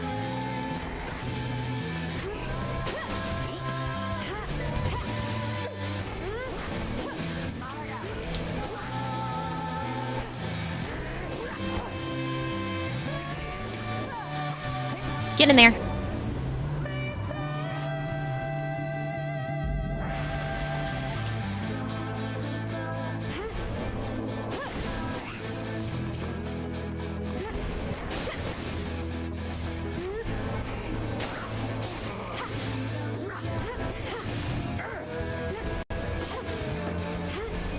Get the fuck out of here.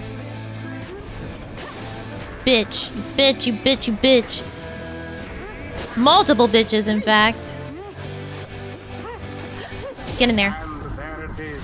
Get the hell out. Get the fuck out of here, dogs. Nightwings proved their worth. Their adversaries they defeated utterly. Thus ends the liberation rite. And thus the scribes have chosen. The exile appointed by the Nightwings shall be free. Bye, Volfred. Absolved I wish of we all still had Gilman. misdeeds. Return to glory in the commonwealth. His adversary and all others shall remain to carry out their rightful sentences. What a joke. Here I was thinking we were gonna make them cry after all this. Come on, mates. I've had it with this stuck-up place, so let's get out of here already, eh?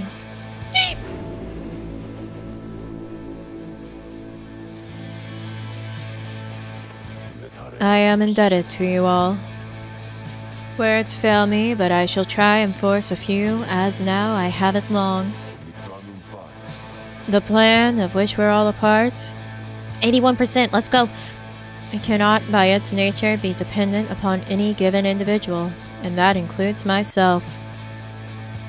We each face doubt from time to time, and I became quite certain I would never see the Commonwealth again, the stars fading and all.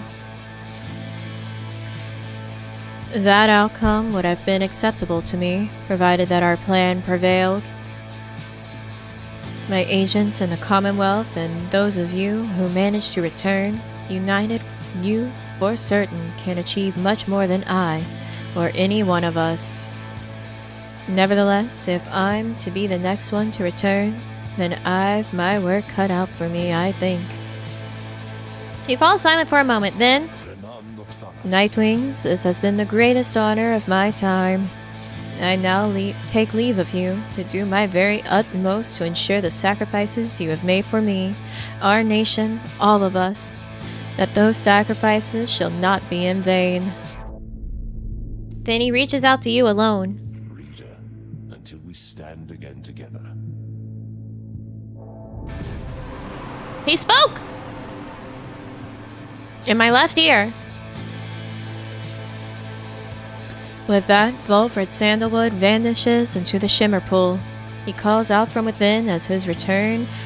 Oh, why am I saying that in his voice? As his return journey begins. Stand together, all of you. No matter what shall come, I shall see you on the other side. We may be separated soon by distance, but our purpose remains shared. Scribes guide you. Bye, Volfred. Godspeed, Volfred Sandal. I'm sending him back up to you, Brighton. Aren't you so happy about that? Cycle of the rites is nearly at an end. Brighton!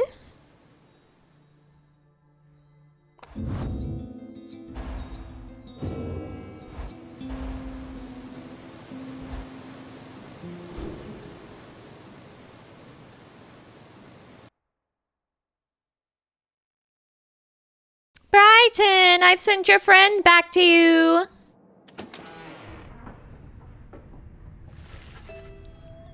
You turn to the wagon after having prevailed against the dissidents in the liberation rite. That's one less mouth to feed. Do you think Volfred is already home? You succeeded in liberating Volfred, who returned to the Commonwealth in glory. Soon you shall be summoned back to Mount Elodiel for one final liberation rite, and thus one final chance to influence the outcome of your plan. So many events already in motion, but even as you wait for them to happen, as they will, there still is something vital you can do.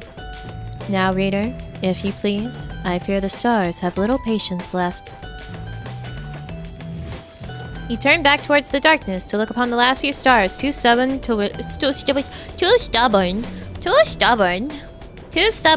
relinquish their light. Where are we going?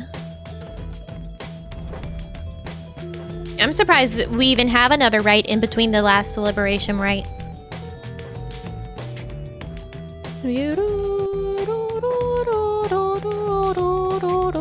Oh my god, it's so far. The Ezens?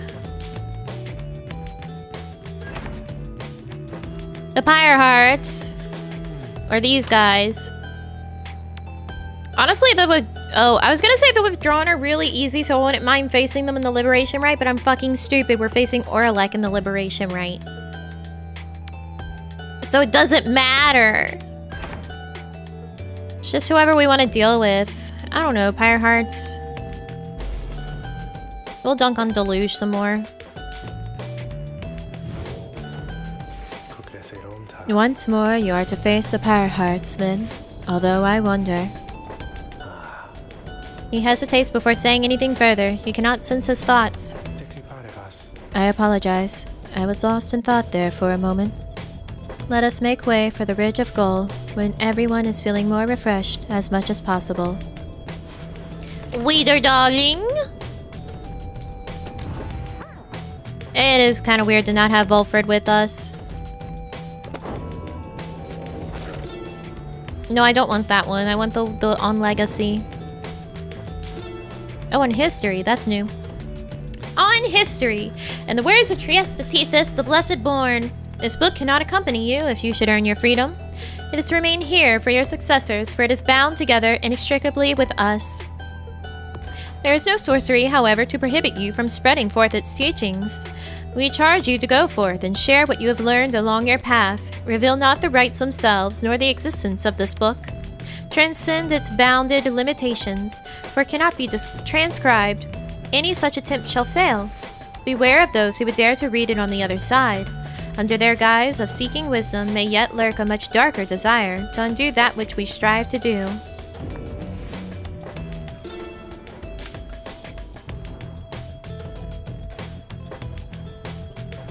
On legacy, in the words of Trieste Tethys, the Blessed Born. Reader, though you shall always bear a burden, it is much lighter than the burden of a lonesome exile. Go forth and become free, then join with the others such as you and lead with mercy, continuing to demonstrate your worth, and knowing that the empire's fall formed the foundation of our commonwealth.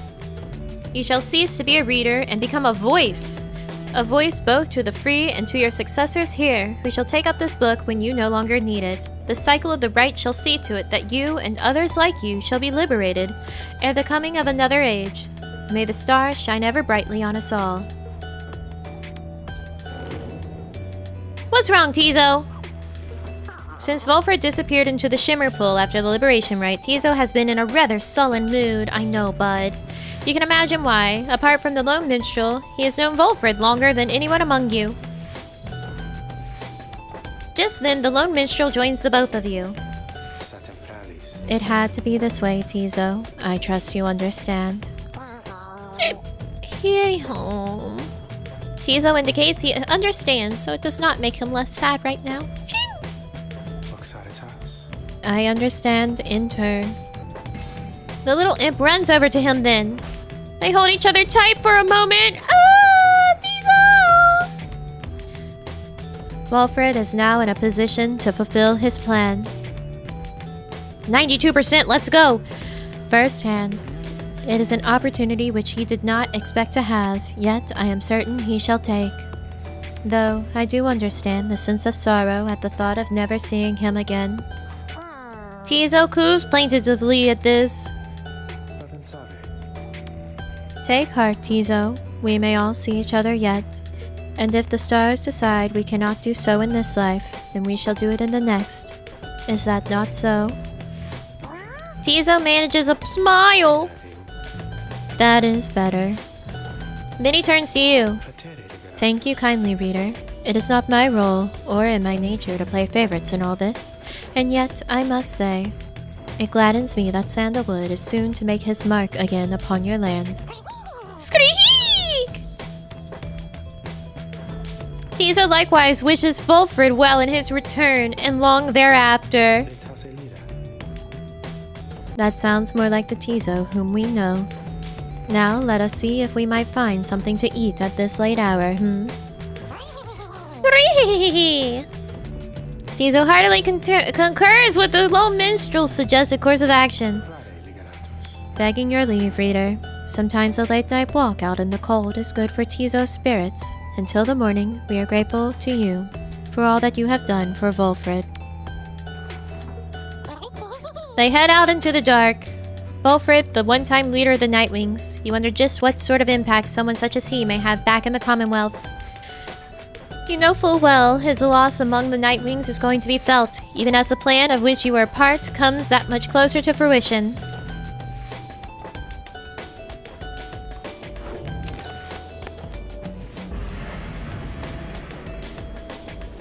It is daybreak. You are to set forth from the Ridge of Gold, or for the Ridge of Gold, for what appears to be the final time. Thereafter, you shall return here for one last exile's final chance at liberty. Alright, who are we sending home?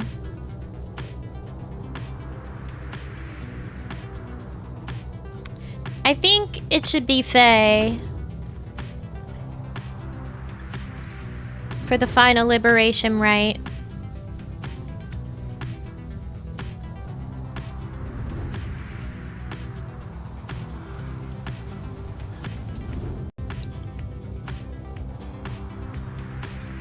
Man, this is a long flight.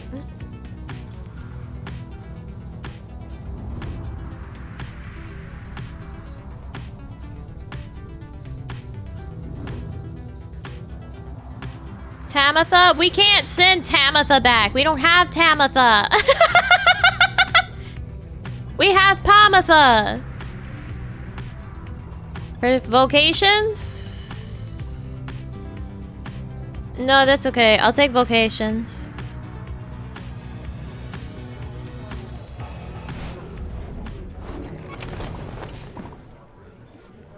Explore. You spend a quiet afternoon in the lush overgrowth of hollow roots, surveying the area with some of your companions. We're clear as far as I can see. Faye, see anything? Isn't it quiet and peaceful in a way, I think? Your investigation yields nothing of note. The three of you return to the wagon for the remainder of the day, where you have time to pursue your vocations. We're going to actually forge so that maybe we can get some money. Money.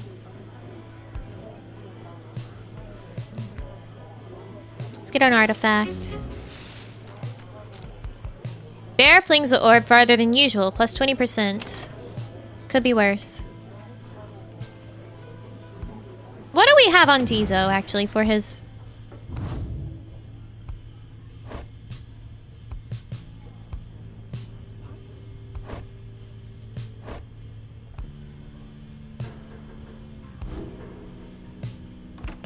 Okay.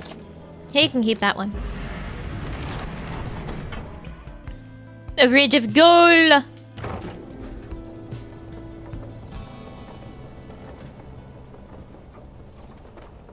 It's the Pyre hearts again.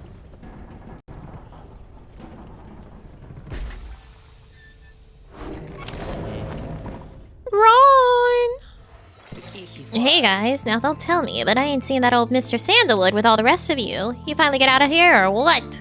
Well, good for him, I guess, as long as he don't take all the rest of you with him. Know what I mean? I value all my customers. Yeah, that's why you won't sell me anything for a decent price, Ron. Imagine. This shit sucked.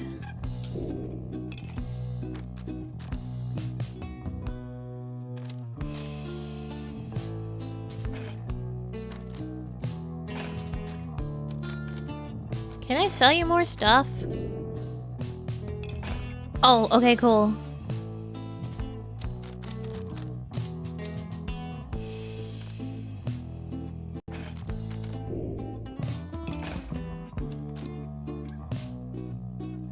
Oh, I still don't have enough for this!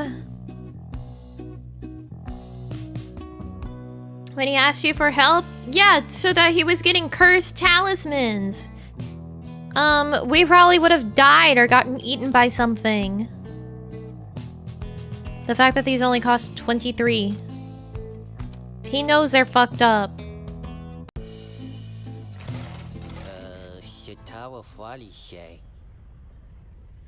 Thanks for stopping by, guys. I don't think he liked the fact that I just sold shit to him and didn't buy anything.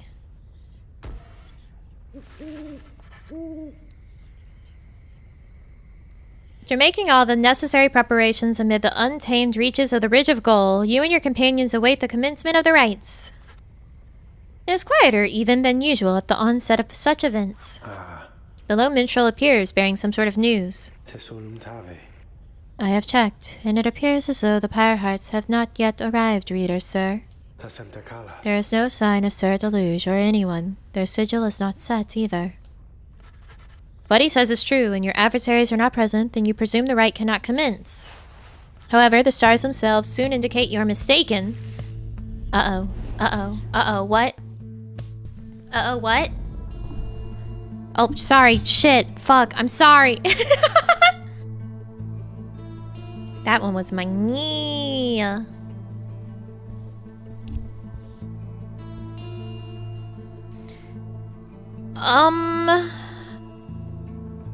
I'm scared.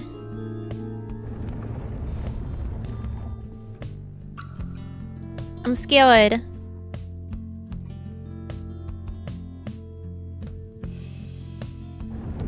Reader, the Commonwealth, your home. Uh-huh. Today it is aflame. Much like a stack of books. Aflame because of you. I hit my knee on the mic. Because of your outlandish plan. Not that you care. Not that you shall live to see this place again. Shut the fuck up, Brighton. Your attempts at revolution shan't succeed. Though by all means, keep trying. As for myself, I shall enjoy presiding over these remaining rites. How did you hit your knee on the mic? I sit with my legs crossed in my chair because it's there's space for it, and I do that. So I was readjusting and I hit the bottom of my mic.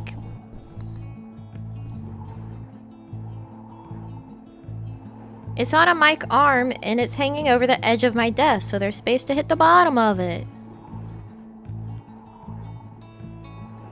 I don't kneel on my desk. There's not enough space on my desk for that.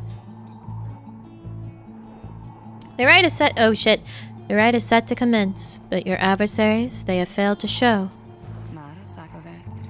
Smartest choice I've seen them make. They had no chance of getting in another liberation rite, did they? Indeed, as the rites are drawing to a close, some of the triumphants whom you have met, perhaps they are beginning to decide the stars are not worth heeding any longer. Sir Deluge, you wonder whether he would give up on the rites like that. He lacks in courage, that much is certain, though his desire to prove his competence, not incompetence, his competence did seem to spur him on. In any case, we have begun the ceremony here, and so I ask that we end it. Go on then. What does this mean? Faye. Are we just plunging into an empty pyre? Now. This is absurd. Well, whatever. Let's go on then.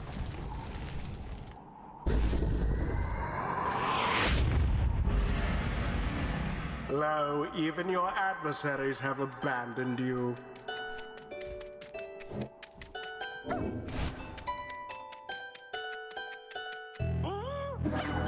And it is done. Wins prevail by default.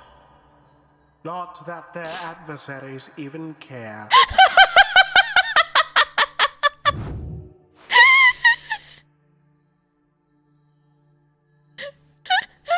That combined with it being Tizo that I used to do it, and his just little pitter patter all the way up to the pyre hole. So cracked. I'm so good at this. By the scribes, is this truly what they wanted? They were close. They almost had me. They almost had me. Now go and wallow in the downside for a while. Brighton, put your fucking hands up. I'm gonna fight. I'm gonna fight this man. This voice bitch. No one speaks further of the Pyre hearts back at the Black Wagon. Everyone is instead preoccupied with the rite that is to come. Last chance, then, is it? If any of us is going to get out of here still, it's this time or never. The stars always shine with truth. The ending of the cycle of the rites is now upon us. He looks over to you. Please look forth, reader, sir, and see this for yourself. You may well surmise where we are going next. The others turn to you as well. You turn towards the wagon's door. You know what you shall see out there. Now, however, the time has come to face it. The dim and fading light of the final star still pierces through the darkness, demanding your attention, guiding you toward the endpoint of your path. Oh, we gotta go back all the way up there. They made us come all the way down here so that we go all the way back there. Yep, it's Orlak. Boy.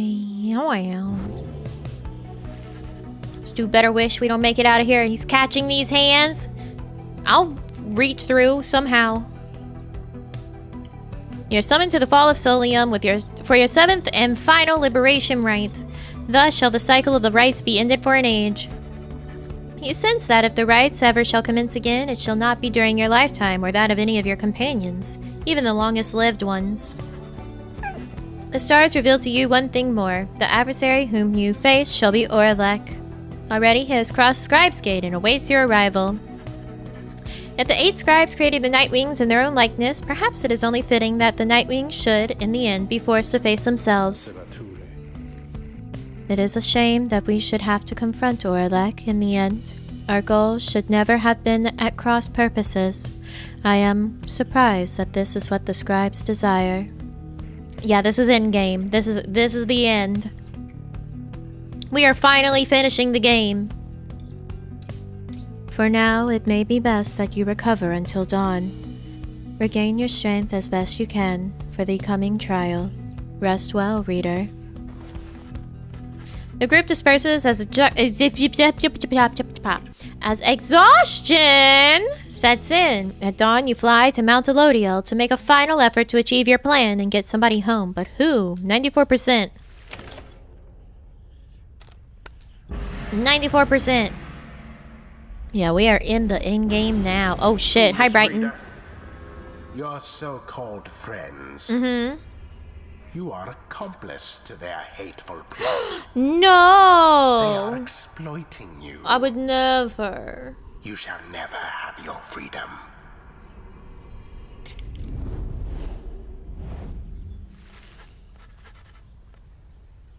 By dawn, you are already up and about after a troubled slumber. The black wagon is prepared for its final voyage to the Fall of Solium. No one speaks. Celebratory scotch, let's go! Mr. and Mrs. Smith all over again? Yeah, I hope I win. As you lift into the skies, the lone minstrel raises his voice, cutting through the somber mood. Reader, a certain olden ballad comes to mind just now. I think it may befit the circumstance. Perhaps it may help to pass the time along our flight. Would you mind it very much if I were to play this song for the Nightwings? By all means! You urge the lone minstrel to play his ballad so that all among you might hear it. He begins without another word.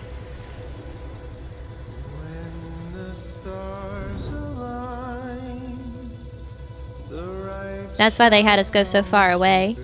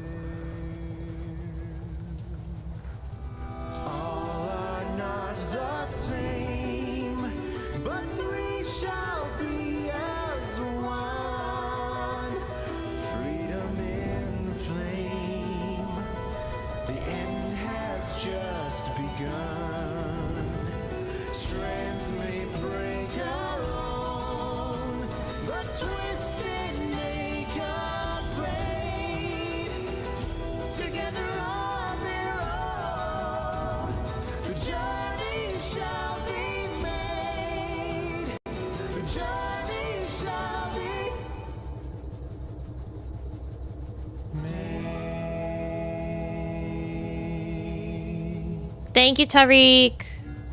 That is beautiful.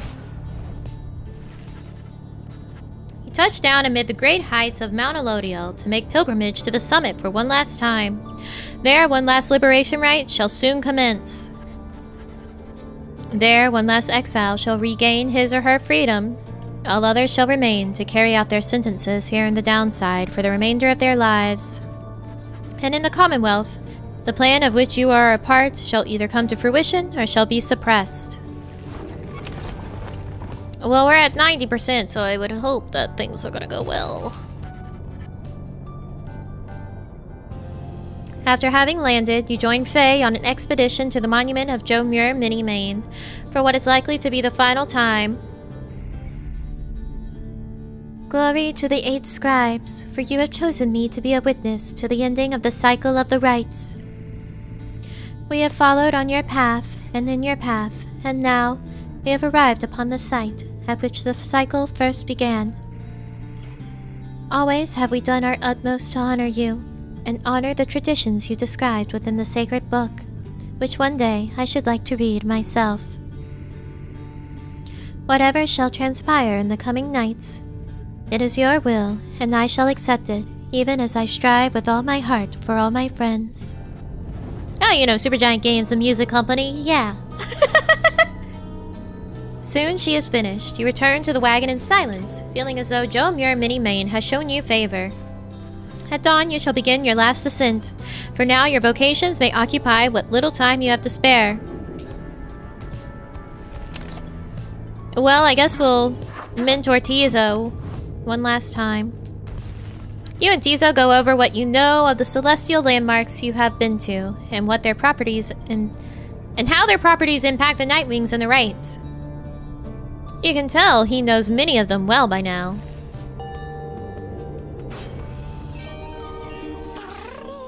Carril! Tizo gives thanks to Haub the Swallow for watching over and protecting him. Thanks, Great Gramps.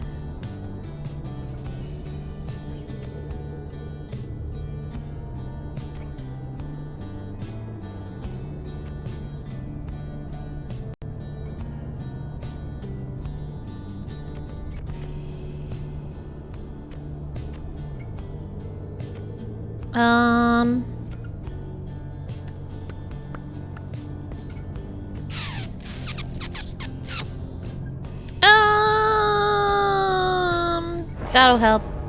I want to be fast. Hurry-hee-hee-hee!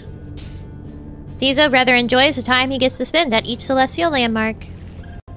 Can't help but feel something feels off. I think you're just expecting some twist that's not gonna come. The traitor thing that the voice said was clearly at Volfred because it was Brighton who knew Volfred. I don't think there's any greater subversion coming.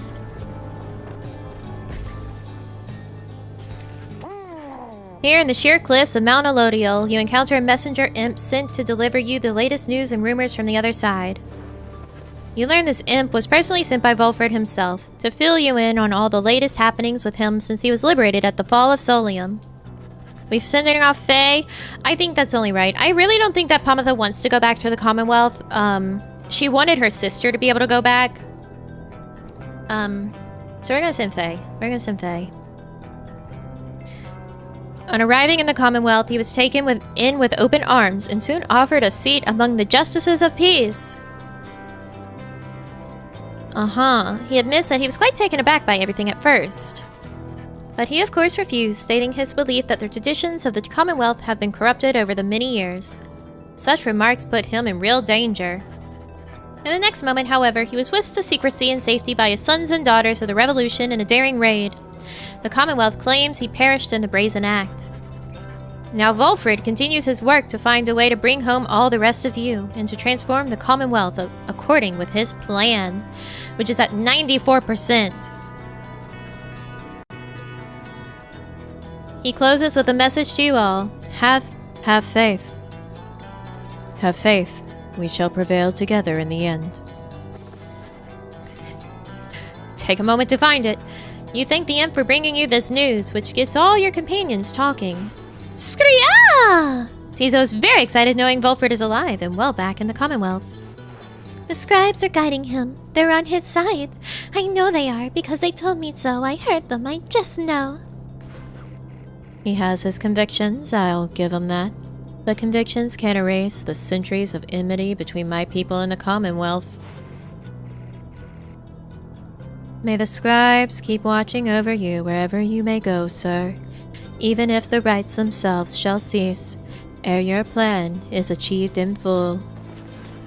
The news of Volfred's liberation fills you and your fellow exiles with resolve. The messenger imp accepts a small bite to eat from you and hurries away. +1 hope! Good. Good. You stand before the Scribe's gate with your companions. The gate guardian is there, as ever, but you sense something different in her. The exiles of the Nightwings. We shall not meet again after the common rite. Tariq and I. It shall be time we take our rest, I think. Greetings, Celeste. I would tell you that the Nightwings are prepared, though this time I am uncertain anyone amongst us feels thus. We have a duty to uphold, Tariq. And then what, Celeste? And then nothing. Not for the rites or us. Not till the dawn of a new age. Now, Nightwing, step forward.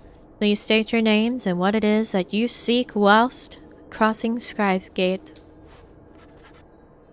One by one, your fellow exiles approach her, now with sureness in their step. Krahaha! Tizo believes that his ancestors are watching over the Nightwings and seeks to live up to their legacy. Oh, my name is Faye, and I am here because the scribes... This is the path that they have shown me, and all of us. I like it when they call to me.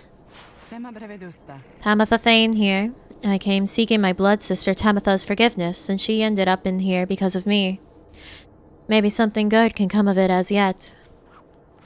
See, she doesn't really want liberation for herself. She wants it for Tamitha. So sending Tamitha back wouldn't really, like, make her happy. Finally, you step forth once more. You, a war orphan. Oh, I went with war orphan and not the farmer? Oops. Alright, well, I started as a war orphan and went to be a farmer. That's what I would have done with my life.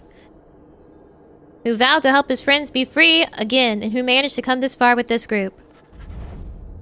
The Great Guardian observes you for a moment, then motions past the archway toward the summit. The 8 scribes bid the Nightwings welcome. Go forth with glory. Except for you, Tariq. You stay right there.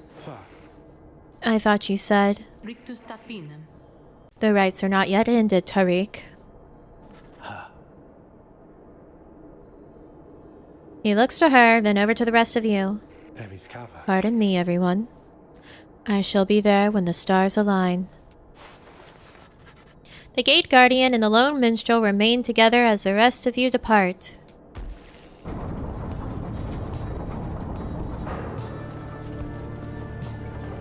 Alright, who wants to bet we're gonna lose to Orlak? Because I don't have faith. I don't believe.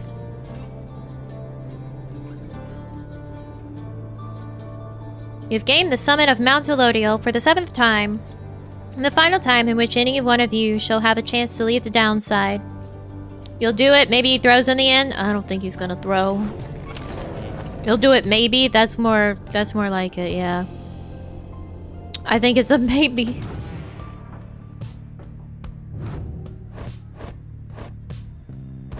I've done what I can for them. And I can't afford this. Hey guys. I guess you probably heard the big news, huh? Yeah, I'm going out of business here, I guess. Just hasn't been the same, you know, what with the stars all fading out and stuff. Anyways, just wanted to say you guys are great, and I'm sure gonna miss having you guys as customers and all of that. Got some good news, though, too. All my stuff, it's all on sale now, and I will throw a little extra there just for you, okay? So, enjoy, and maybe I'll be seeing you guys around, okay? If you lose, we're revoking your gamer license. I don't claim to have one of those. Only 5% off, Ryan! It's only 5% off. It's still $218 for that. Are you shitting me? Okay. Please give it to me.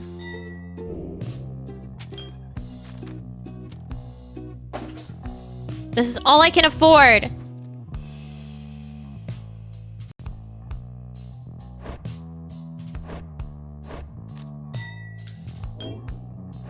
Okay. Okay.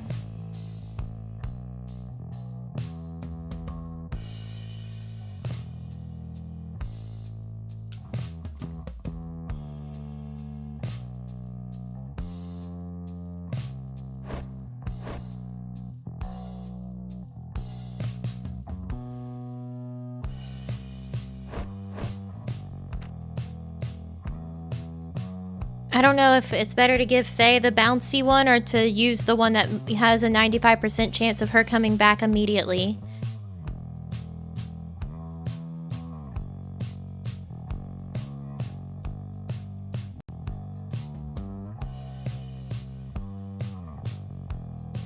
Oh. I'm trying to think of how often the bounce has really helped us. Occasionally, but I think her coming back is gonna matter more. So, we'll be seeing you guys. Oh my god, there's so many. Why are there so many new pages? Hold on, we have to read. Downside diseases! In the words of Jomir Mini-Main, the Alpha Chief, ailments of the downside often give no warning when they strike. Those who keep moving and make no attempt to settle, they reduce their risk. The afflictions come in multiple varieties. In the bogs of flagging hands, a pallor tends to sink into the skin, and then into the mind. The nauseating Sea of Solace north of there is difficult for some to tolerate. Very hot or very cold environs bring their own specific side effects. My coat is not as lustrous now, my fangs are long. Like all aspects of the downside, all these ailments share a purpose. To test your mind and spirit. I hit the mic with my controller. They only appear to harm. Accept them, surpass them, move on. Forged findings. In the words of Jomir Mini-Main, the Alpha Chief. There's a simple pleasure to be found in foraging about this place. Easy for a Kurd to say, of course. Though barren looking to the naked eye, the downside has its share of semi-hidden treasures waiting to be found. It was a nose for treasure after all, which drew us here. It wasn't my knee, it was my controller!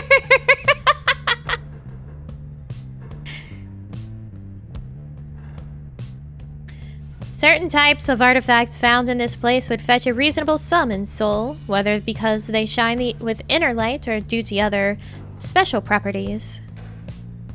Playing with a Wii controller and nunchuck? No, I'm just fiddling with my controller while I'm reading.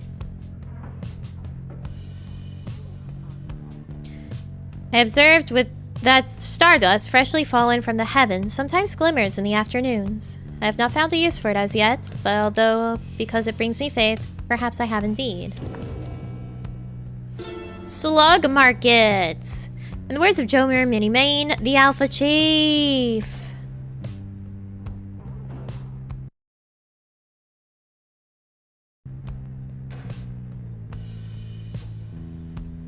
There are natives in this land with some capacity for thought and oddly keen instinct for the mercantile.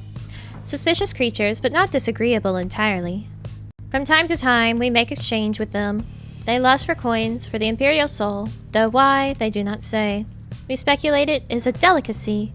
It serves us little purpose here. Whilst their slug market wares are sometimes valuable. The creatures appear drawn to places where the heavens shine the brightest, perhaps because they know we are as well. What they want exactly is unclear. We taught them of our lands, yet they remain preoccupied with simpler things.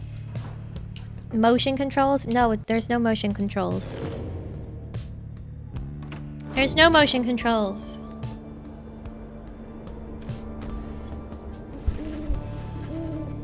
You've gained the summit of Mount Elodiel for the 7th time.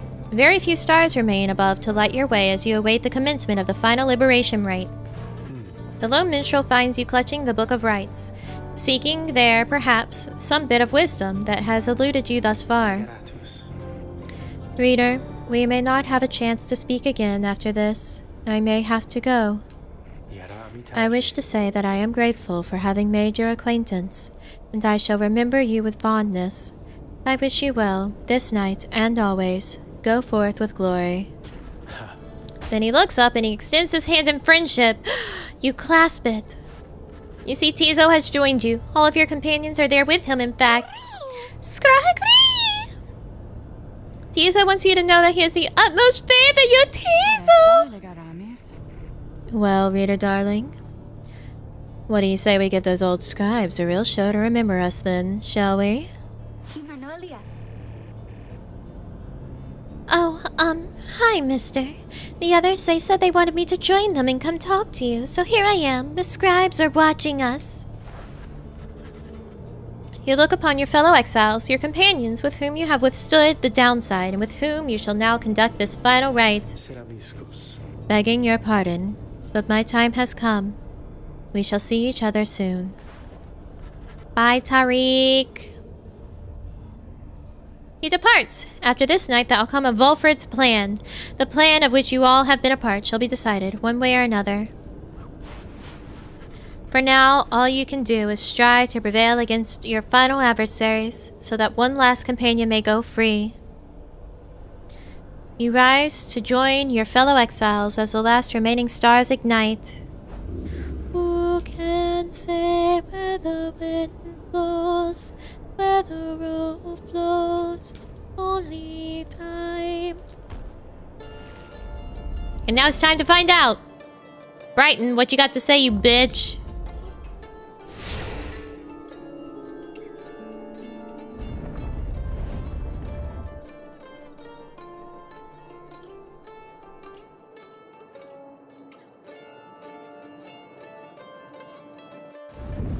Look, for one last time, upon the fall of Solium, dear reader.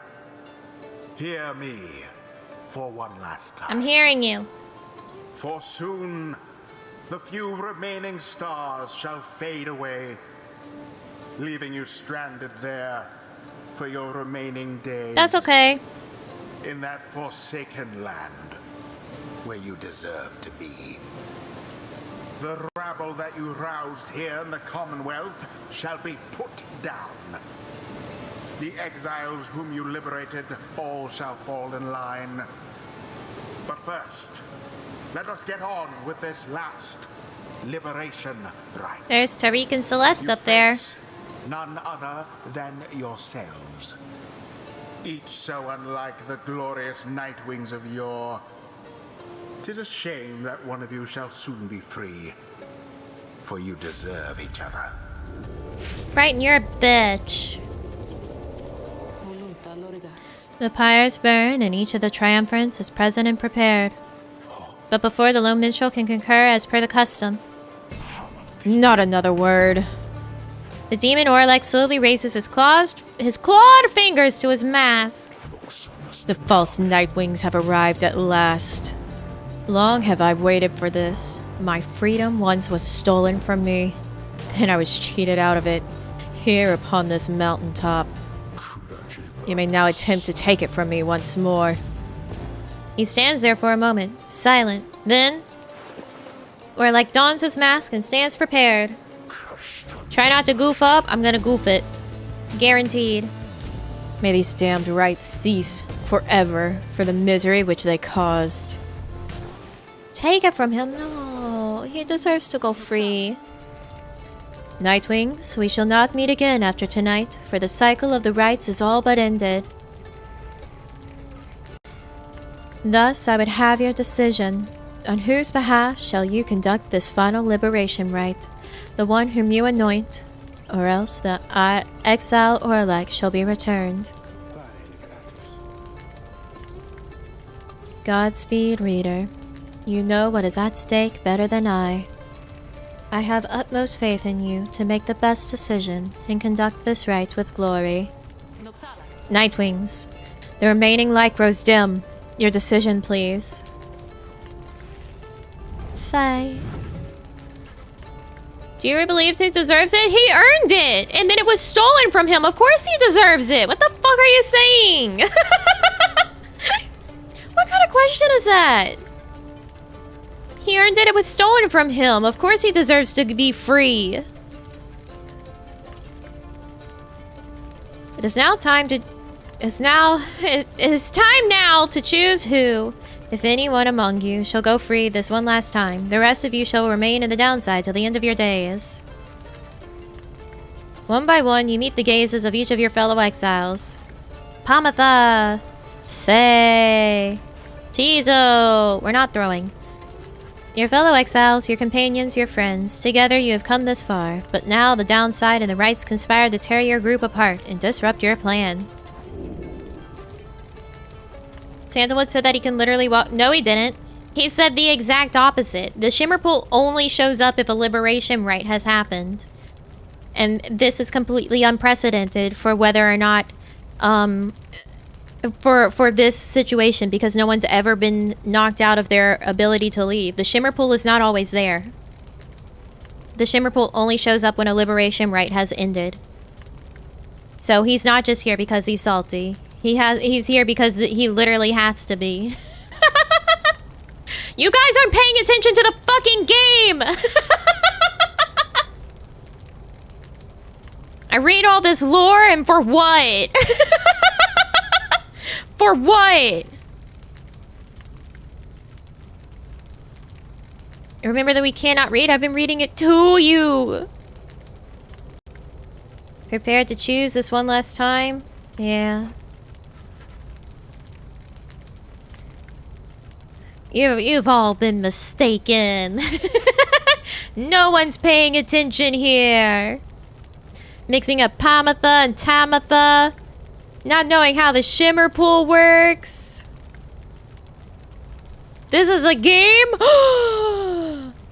No, it's an interactive book.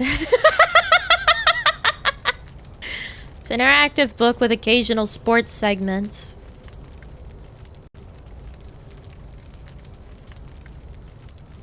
Miss Nami, is this rank going to be on the test, and should I add it to the notes? Yes. Yes, absolutely. Everyone got the memory of a goldfish? Me too. Me too.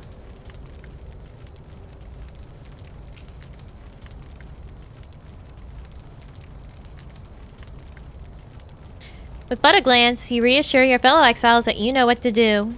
One final opportunity for salvation. Hi, Orlak. Too bad for the rest of you. Let's read about Orlak. Let's read about Orlak. How can I pay attention to the game when there's such a cute girl on my screen? The game's bigger than me. It has more screen real estate. It's more important. Throws his aura in a slow, thick line. Leaps and slams down, forcing back those in the vicinity. Lunges forward in one swift motion. He was repulsed by what he saw on the blood border. Oh, he's been exiled for 18 years. Whoa. Squirrel isn't on screen? What are you saying exactly? Wow.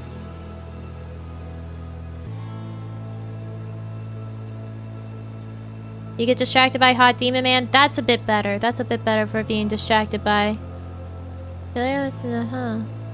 What do you have? Pyre's right. Bearer's Pyre. Holy shit. Automatically gains plus 40. That's fucked up. Chance. Plus 4 quickness. Chance to return 15%. Okay. Faye. Me?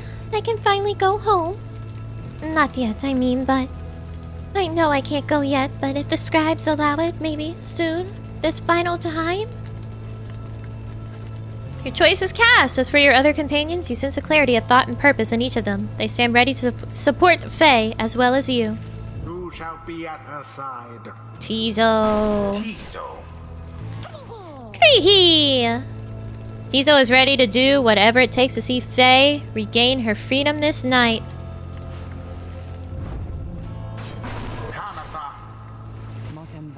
Wouldn't have wanted to sit this one out. That's for sure, reader darling. It is done. Those are to be my adversaries then. And who is it, I wonder, who asserts his will over that group?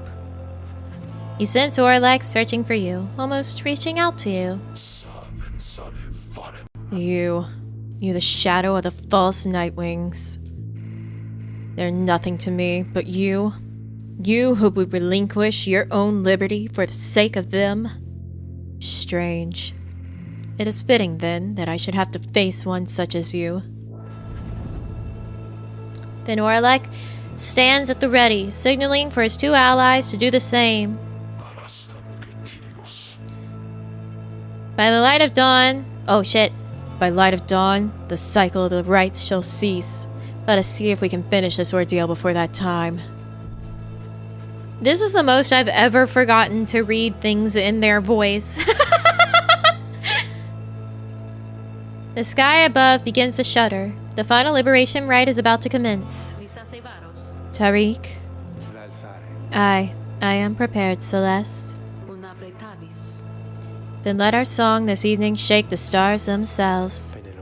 I, Celeste. Let us make sure of it.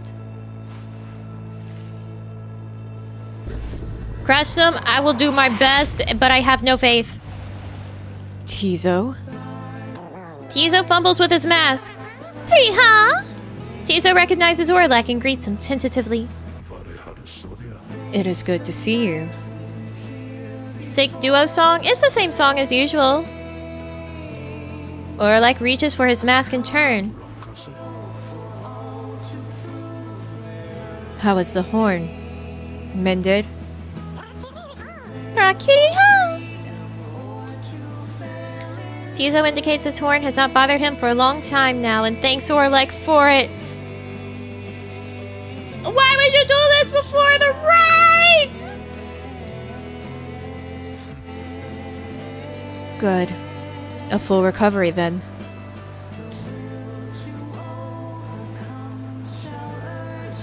But it is unfortunate to see you standing there with them, Tizo. Come with us. No questions asked. The proposition seems to catch Tizo off guard. Cruel. Tizo indicates that he will not abandon his friends on their quest. He seems to be pleading with Orlak to stand down, to listen, to not give in to anger. But Orlak shakes his head. He puts his mask back on. This is something I must do, little one. Tizo dons his mask in turn. He chirps nothing more. As much as you must, we must also. The final chance at liberation. Get out. of the age.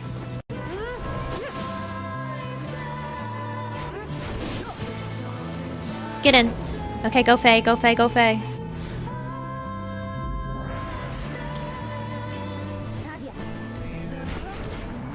Fuck!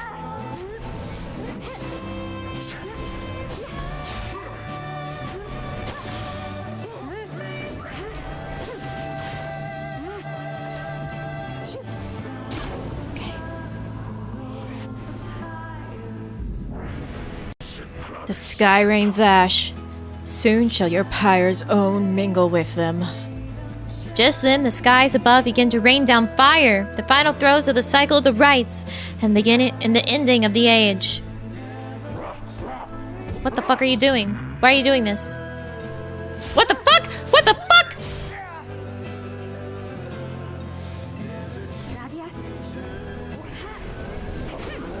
Get out of here.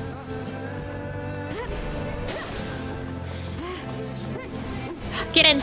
Okay, go Faye, go Faye, go Faye.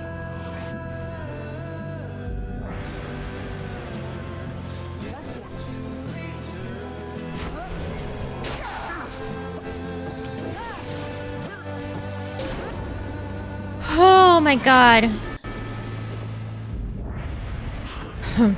So the false Nightwings bear their fangs at last. But that cannot be your finest effort. You think you deserve your freedom more than I? Then fight for it, damn you. Please don't make this harder. I'm scared. Orlak. Grown old and bitter, lo these many years. Get out. No, no, no, no, no, no, no, no, no. That's okay, that's okay, that's okay, that's okay. That's okay, that's okay.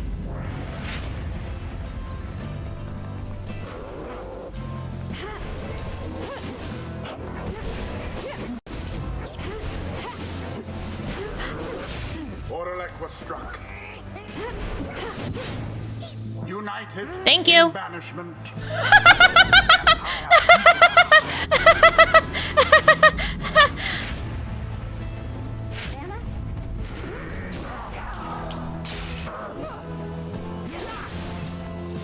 And there it is. That's it, baby. The Night Wings proved their worth. He gave it to me. He died and gave it As to for me. Their adversaries, they did not.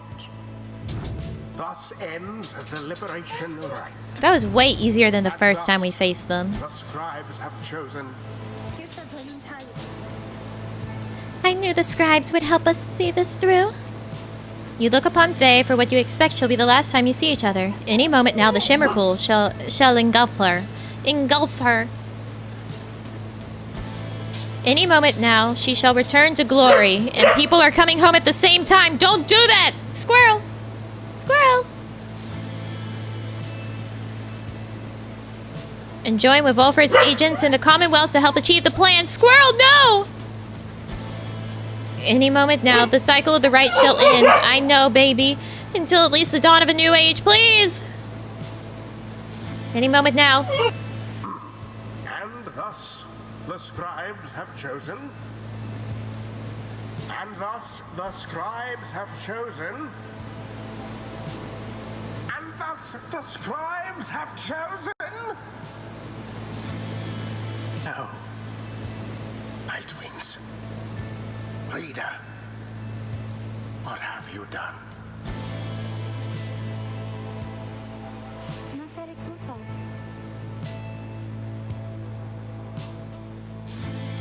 Oh no, are we too late?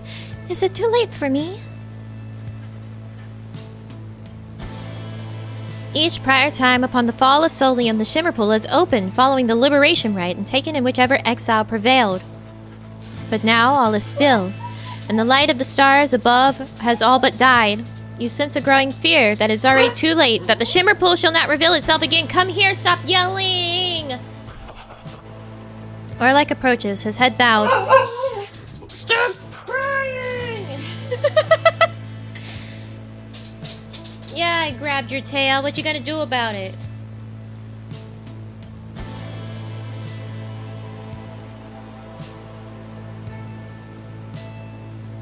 The 8 scribes have saved their greatest treachery for last. Then something else catches his notice. Wait. A sudden rush of starlight cascades through the stillness of the summit. The Shimmer Pool has appeared again, different somehow but open. Faye looks upon it, but it does not engulf her, or at least not yet. It seems I was mistaken then. The 8 scribes is not their greatest treachery. It is their greatest jest. The Shimmer Pool is flung wide open. Seems that all are worthy now of freedom. Orlak strides toward the Shimmer Pool, but... Halt, Orlak. Orlak glances over the lone minstrel, almost in surprise. The Shimmer Pool has lost most of its strength. You step inside, and you shall surely drown. Of that I can assure you. He laughs to himself at this. Then we have all been cheated. No, the Shimmer Pool is revealed, and one of you may still return as planned. But as for who returns, someone shall have to choose. Ere the last light of the stars is extinguished and the rite cease to be, this is the final trial of the scribes. The final trial of the scribes. Then our confrontation. The liberation rite. It was all meaningless. No, the victor of the confrontation is to be the one to make the choice. Among those closest to the scribes, either the anointed or he who anointed them. So then I can go home? Or, Mr. Maybe, I could choose that you go home instead? Aye, it shall be either you, the reader, or... It shall be either or. Faye. Oh shit, nope. Faye. Please make your decision quickly, lest it shall be forfeit. I do not know for how much longer the light of the stars shall offer you this gift. If that is truly as it has to be, well then, my choice is made. I'm choosing you, mister. I would like you to be free, okay? For everything that you have done for me, and all of us. Faye wishes to give up her freedom so that you may regain yours. Very well. Reader, sir, the choice which Faye made, or rather, the choice which she gave, it is now yours to make instead. This choice, it may keep bouncing back and forth like this. Absurd. It may, until such time as one of you is willing to accept the burden and the outcome of the choice. That is the trial, and I fear that there is little time remaining now. Reader, if you and your companion are too cordial with each other to accept that freedom, either one of you, then I shall gladly take it. See, because he was anointed, so he still technically is anointed and was worthy of leaving. But he couldn't leave unless the Shimmer Pool's there, and now the Shimmer Pool's there, and now we could give him the chance of the Shimmer Pool. We could give Orlak his freedom. Freedom ought be more than some flirtatious trifle to exchange. Reader, what is your will? Sorry, we all know who I'm going with. It's Orlak. He deserves this. He deserves this. He earned it, and he lost it. He deserves this. His freedom was stolen from him. He's not gonna date you. Shut up. It's not about that. It's not about that. I have to choose Orlak. He deserves it. We earned it too, yeah, but it wasn't stolen from us. We have the choice now. It was stolen from Orlak. And we have to have the moral the moral compass to say that he deserves to have the freedom that was stolen from him. Didn't Faye say she didn't want to leave yet? She didn't really care about leaving because of the fact that she was friends with all of us.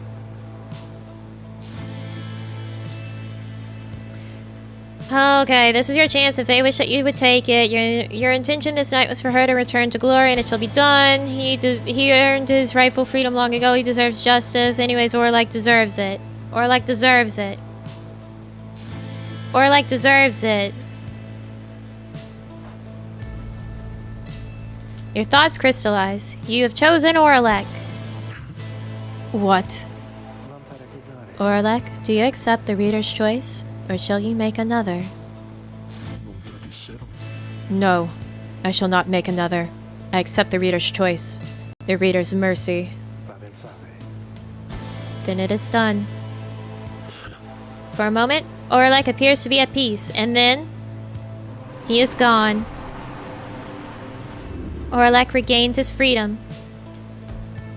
Godspeed, Orlak. Good luck, Orlak. By the scribes. No stars remain aloft. The cycle of the rites. It is finished. The commonwealth. What shall become of it? He's gonna destroy it with us. It's okay. What shall become of us? I believe in him. Nightwings. He would take the Commonwealth down now. The opportunity to gain your freedom from the downside.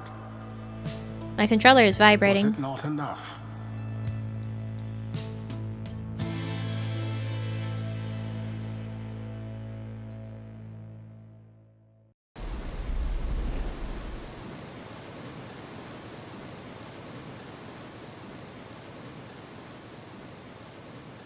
Bye, Orlak. Enjoy your long-deserved freedom. That night, the exiled Orlak returned to the Commonwealth. He was to be the last. The stars had faded and the cycle of the rites had run its course. He found the Commonwealth in great upheaval. Spurred by the efforts of 6 liberated exiles, Volfred Sandalwood's revolutionary plan had incited the masses. These exiles in the starless sky portended the return of the scribes. The people surged into the streets, shoulder to shoulder. Led by the 6 exiles, their voices shook the heavens. The leadership of the Commonwealth panicked.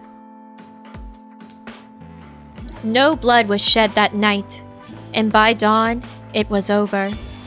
The leaders of the Commonwealth had cast themselves back into exile, or joined in this new cause. Thus, in its 838th year, the Commonwealth had fallen. The new Saurian Union declared its sovereignty the next year.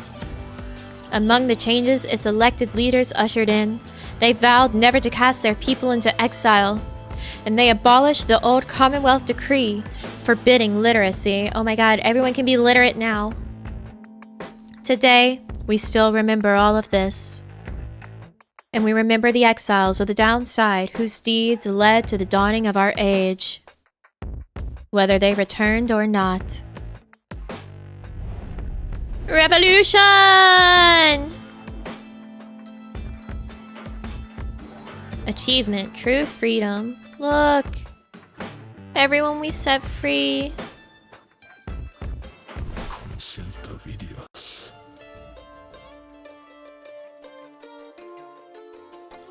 In the aftermath of the final liberation rite, Orlak at last returned to his nation, one he had not seen in nearly 2 decades.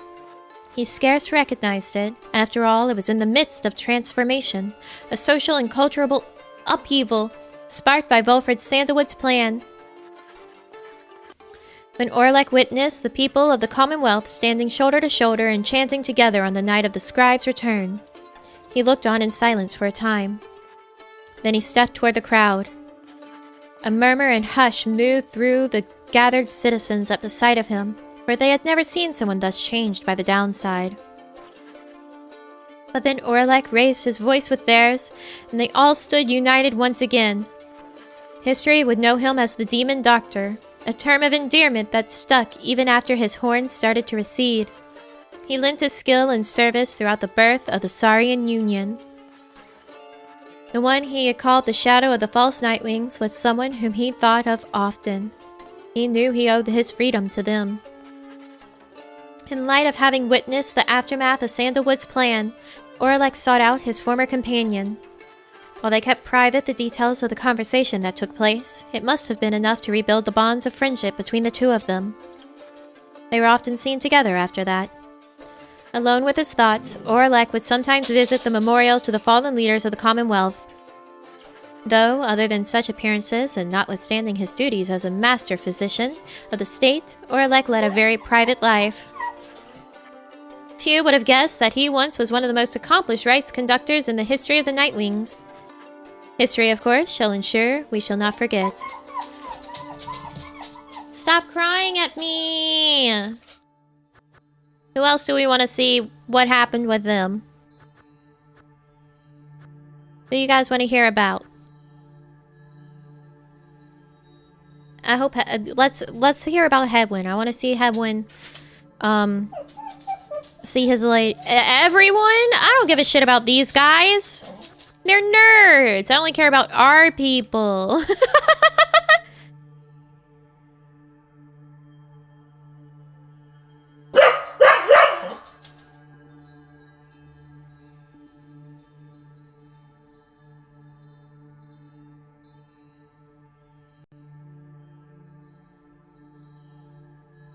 Concealta vidias.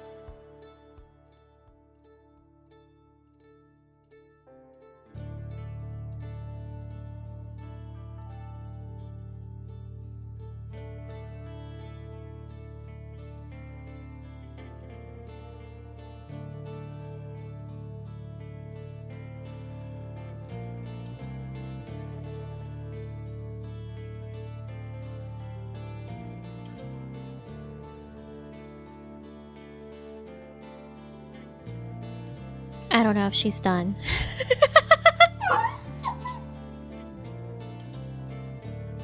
Hey, are you done?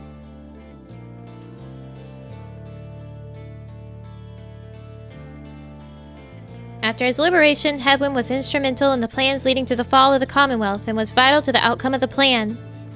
The peaceful outcome of the Scribe's return was attributed to several key factors. One of them was the underlying ambition of the plan itself. Another was Hedwin's visibility among the people in the streets. Identified to be a liberated exile, he was believed to be Gold Galathanian, reborn. More importantly, however, was that one of the winged harps of the High Wing remnants accompanied him. She was later identified as Fikani Shang. Hey, he got his lady!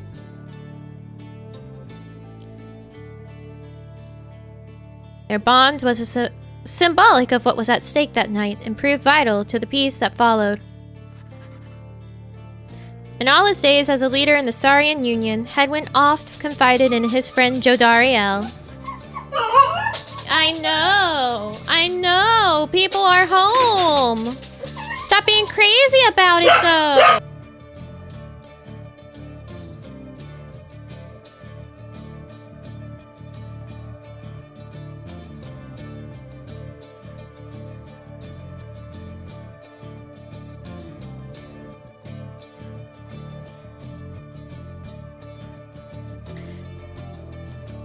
Despite her intense manner, there was no one whom he trusted more in times when circumspection was required.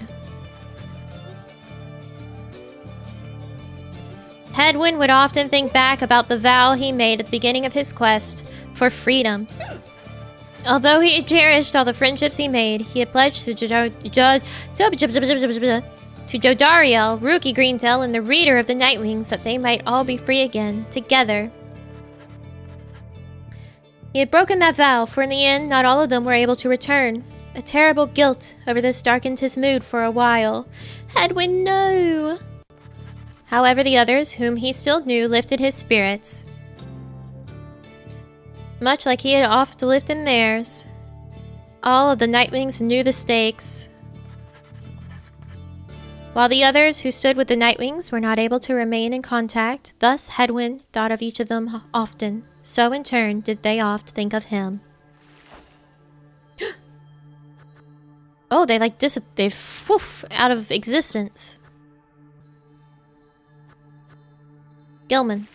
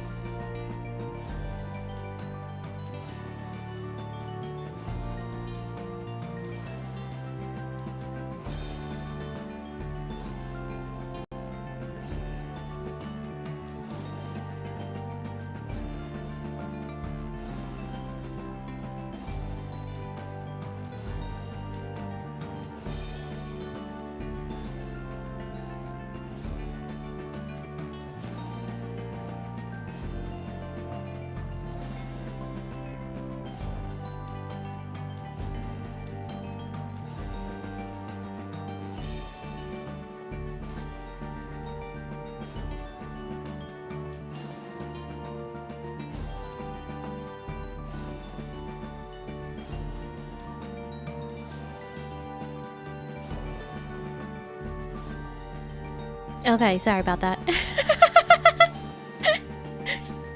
My mom came in to see the squirrel so she would stop being crazy. When the worm Gilman returned to the Commonwealth, he believed that he had regained something even more important than his freedom, his honor. Gilman relinquished his knighthood and declined an opportunity to serve as captain on the Blood Border. He was not interested in fighting any longer. Yet, as is sometimes the case, with those such as he, a circumstance soon came about in which there came a need for him to once again make use of his military training. Thankfully, however, the Scribe's return ended peaceably. Gilman was on edge throughout that night, expecting violence to erupt at any moment, but the moment never came. Not really a squirrel tamer, but just the fact that Squirrel demands that anyone that comes into the house needs to see her. She has to have visitors. You're not allowed to be in the house unless you come see her. or she'll be crazy the whole time. When the matter was at last put to rest, then Gilman truly knew his time as a knight had ended. He declared to all those in earshot that he would never fight again. Unless, of course, there arose some other extraordinary set of circumstance, again requiring him to fight, but he certainly hoped not. She is a diva. She's spoiled. Extraordinarily spoiled. He still trained regularly, just in case, especially with his fleet-footed friend, Rookie Greentail! From time to time, he would seek guidance from one of his former comrades, Big Bertrude, much his elder and a wellspring of perspective on his life decisions. He was always grateful for having studied under the reader of the Nightwings, without whom he would never have completed his penance. Because of this, and perhaps because they were on opposite sides of the world now, Gilman dedicated his life to him. By that point, he had long forgotten about his days under the leadership of Sir Deluge, his former commander.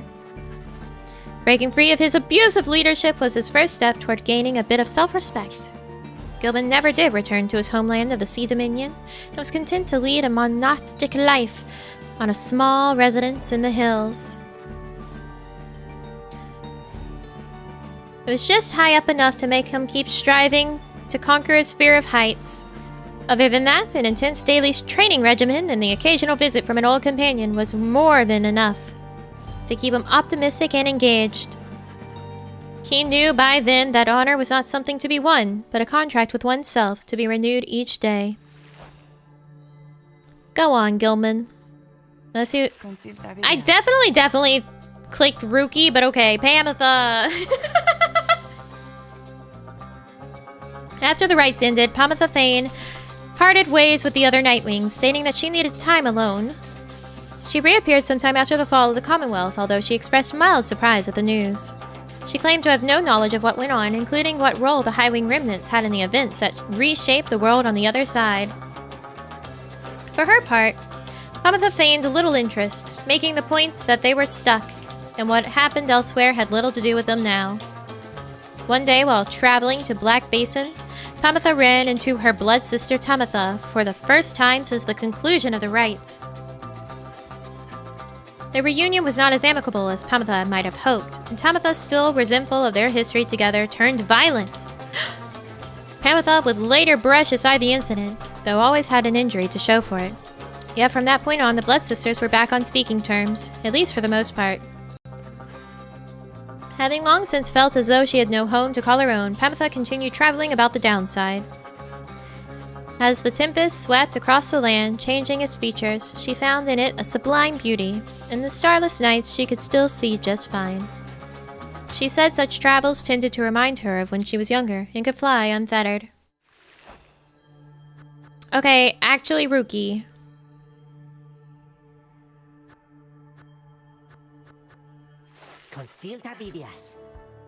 Was really picky about where I clicked on him.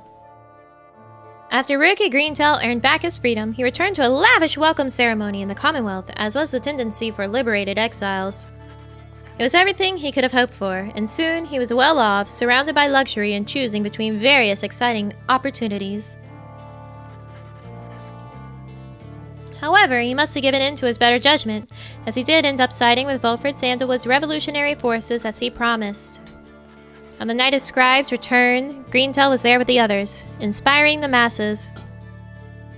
He never looked prouder, the very image of Jamur Mini-Mane himself. I am out of water. I need water. When dawn finally came, it became clear that the Commonwealth that everybody knew would be no more. He realized many new opportunities awaited.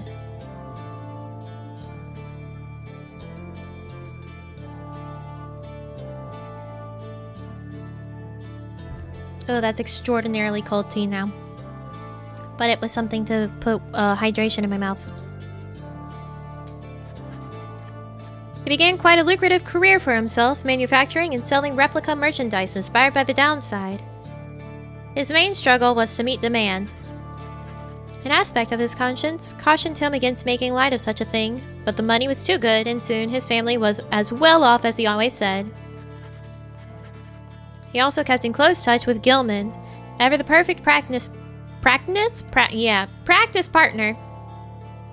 They would train together often, taking care to stay in tip-top shape as much as possible throughout the years. Greentel always did his best to keep in touch with all his many friends, and knew that he owed his fortunes to them. He made a special point of staying close with a group of friends he came to know so well during his time with the Nightwings, wherever they were. They shared a special understanding that put even Greentel at a loss for words sometimes. Okay, Jody. Hi, Jody. After her liberation, Jodariel soon became an icon of the movement that led to the collapse of the Commonwealth and the rise of the Saurian Union. Her horns and stern countenance inspired the people to believe that she was solely a Mer, reborn. She became a great, if reluctant, leader.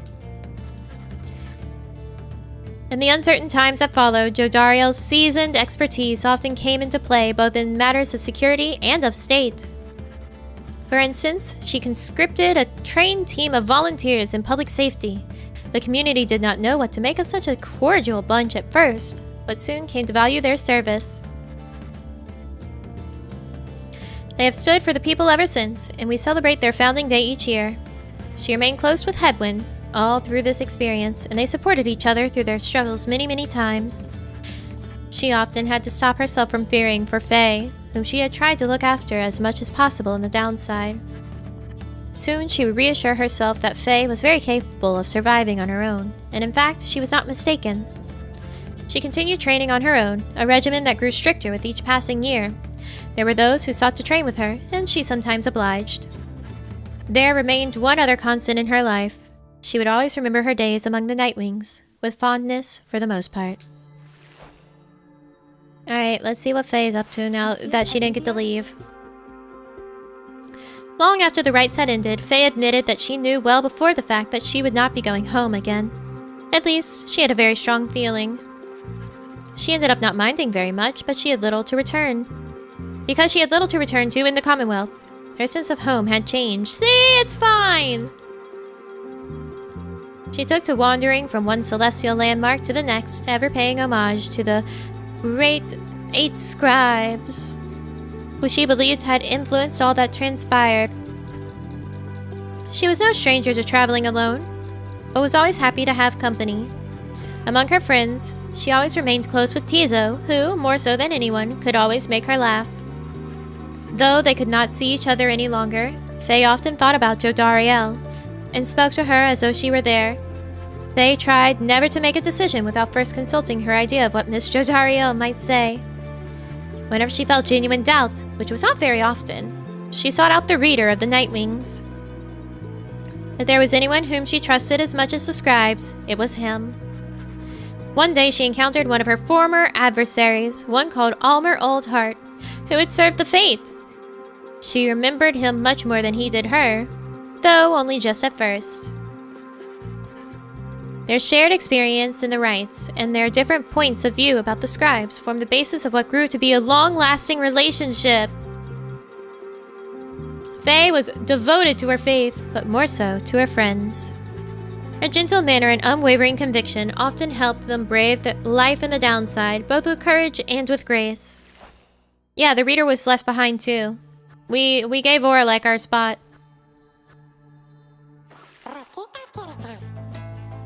Once the rites had ended, the imp Tizo had a job to do, quite unlike most exiles trapped up forever in the downside. The lone minstrel asked that he watch over the black wagon, which the Nightwings had used extensively for travel and for shelter all throughout their quest. Tizo obliged, for he knew that wagon, as well as its drive-in inhabitants, perhaps better than anyone. What became of the wagon exactly was never verified as evidence of Tizo's thorough work. After that, he liked to while away his days with any of his friends, or else with fellow imps. He would visit his friend Faye at every opportunity. She was among the few who could consistently interpret what he meant, and they were always close since they first met. Fulford Sandalwood would sometimes send him little gifts, all the way from the downside. Despite the insurmountable distance between them, their friendship proved more than resilient. He often chirped about the reader of the Nightwings, with whom he built quite a rapport. the reader understood him perhaps better than anyone. Indeed, Tizo would often express wistful gratitude for all his time with the Nightwings, and their many adventures throughout the land that was always his home. Other than that, Tizo would sometimes help interpret for messenger imps relaying news to and from the Saurian Union. Despite having gained significant celebrity abroad, he never let it go to his head, and he would go fishing in the Sea of Solace at every chance he got. Alright, Bertrude. After returning to the Commonwealth, the crone known as Big Bertrude promptly returned to the wet climate of her ancestral home in the southern bogs. There, for a time, it appeared that she had distanced herself from any involvement with society, or with the plan of which she was a part.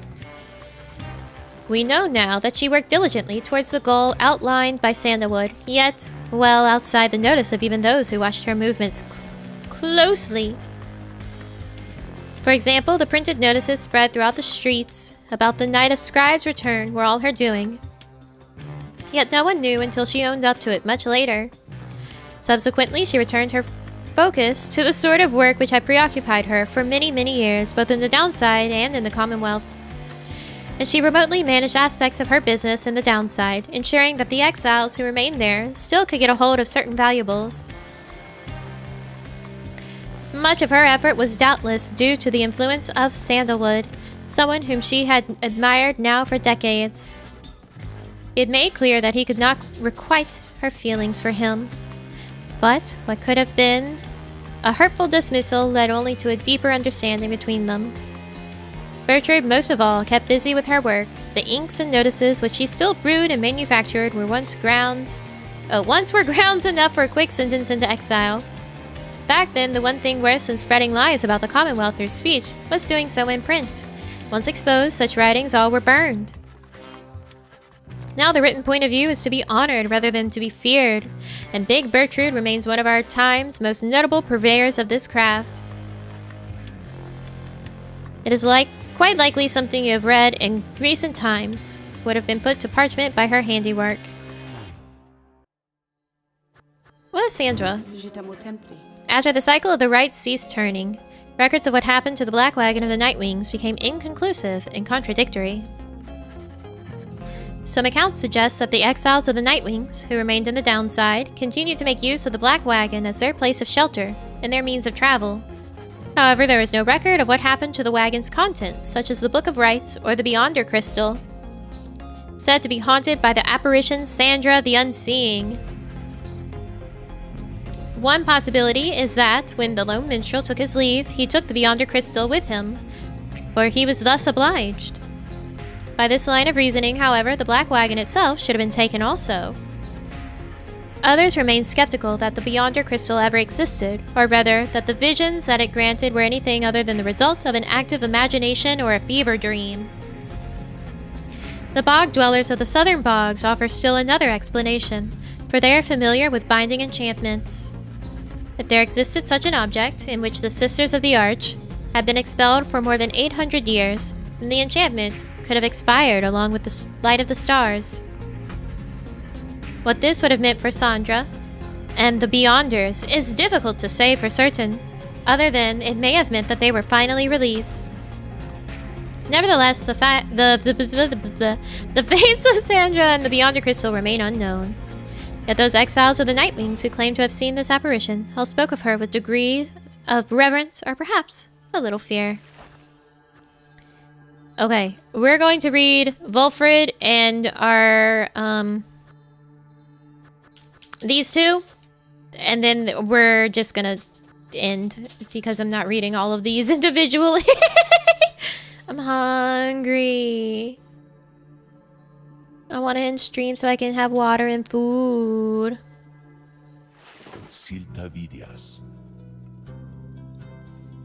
When Wulfrid Sandalwood regained his freedom, he knew that his work had only just begun.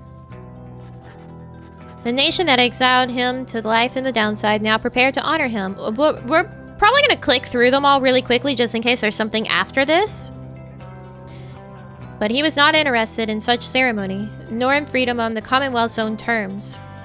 He soon rejoined his agents with whom he had been coordinating for years, slowly, carefully preparing for a night that would soon come. For Sandalwood and his loyalists and sympathizers, true freedom was at stake, not just theirs, but that of everyone living under the Commonwealth.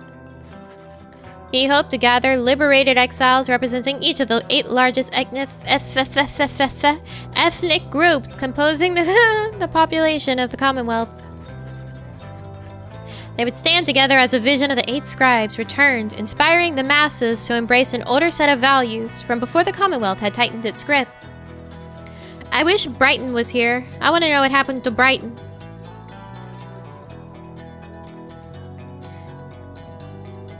The rites having ended sooner than expected, this optimal scenario became impossible. But Sandalwood did not relent, and prepared to execute his plan, imperfect though it was. On the nights of Scribe's return, he stood as one of the 6 former exiles of the Nightwings, and their voices echoed together through the streets. These former exiles, who ought to have disappeared into the ranks of the Commonwealth's own leadership, now stood united with its people, who poured from their homes in solidarity. It was imperative to Sandalwood that this stand against the Commonwealth be peaceful in its nature. An overwhelming show of popular support would be more than enough. Ensuring this was his priority that night. And in the end, the result was self-evident. The plan's goal had been achieved. Sandalwood's work was far from over, still. He labored ceaselessly with the representatives from across the population to restore a sense of stability. This transitional period had its troubles, though none that were quickly solved. Such was the will and spirit of the people. They understood their freedom carried new responsibility. After the Saurian Union was born the next year, Sandalwood was elected as the nation's first prime minister. It was not his intent to run for this office, but the people chose him anyway.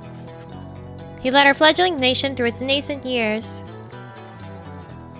He evidently made amends with his old one-time friend Orlak, with whom he clashed during their days as exiles. Orlak was instated as the nation's chief physician and became a close confidant.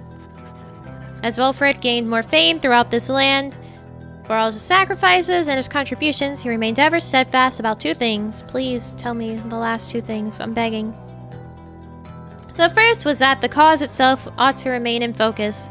The freedom that the people had achieved, it was a gift to be cherished, a set of values that needed to be nurtured. The second point he made was that he himself had little to do with the outcome. He had often praised the exiles of the Nightwings who had stood with him, each in turn, by name. He never forgot any of them.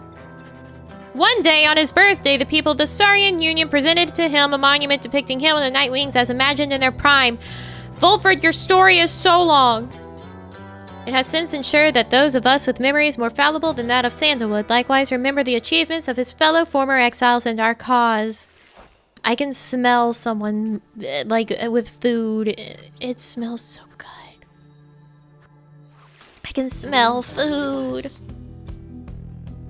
After the cycle of the rite ceased turning, the lone minstrel bade the remaining Nightwings take the black wagon and seek their fortune elsewhere in the downside.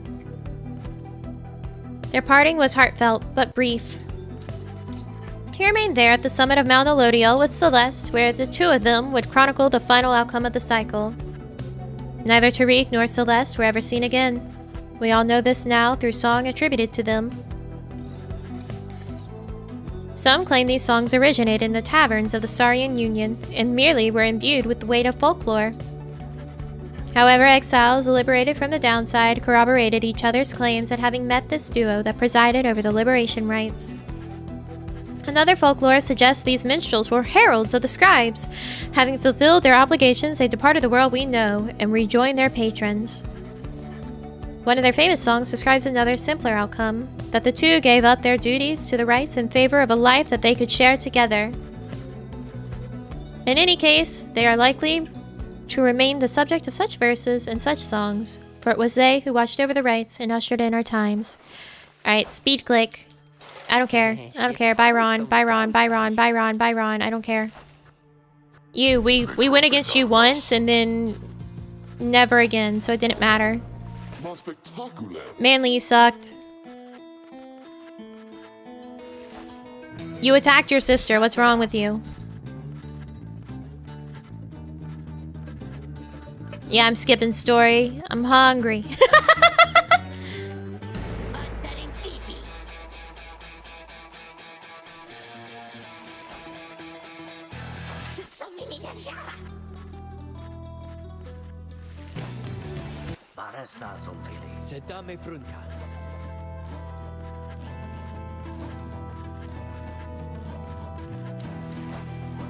Yep.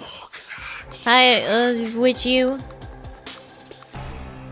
The Lindell! Bye. There is one more account which warrants mention, I swan to John. The Nightwings conducted the rites under the guidance of a reader. Little is known of him. However, some accounts of him begin to paint a picture. We know he was of common birth. Yes, I was a war orphan. Raised parentless, a product of the foul work on the blood border. The journey to the downside left him close to death. It was then that the Nightwings found him. They brought him from the brink. He showed them the path. I'm so hungry. He pressed onward with the others. He had made a vow to help his friends be free. Thus did the cycle of the rites commence its final turns. Yes, I know, we played the game. When the final rite arrived, the reader's freedom was at stake. In the end, however, he remained in exile. From that point on, accounts of him diverge.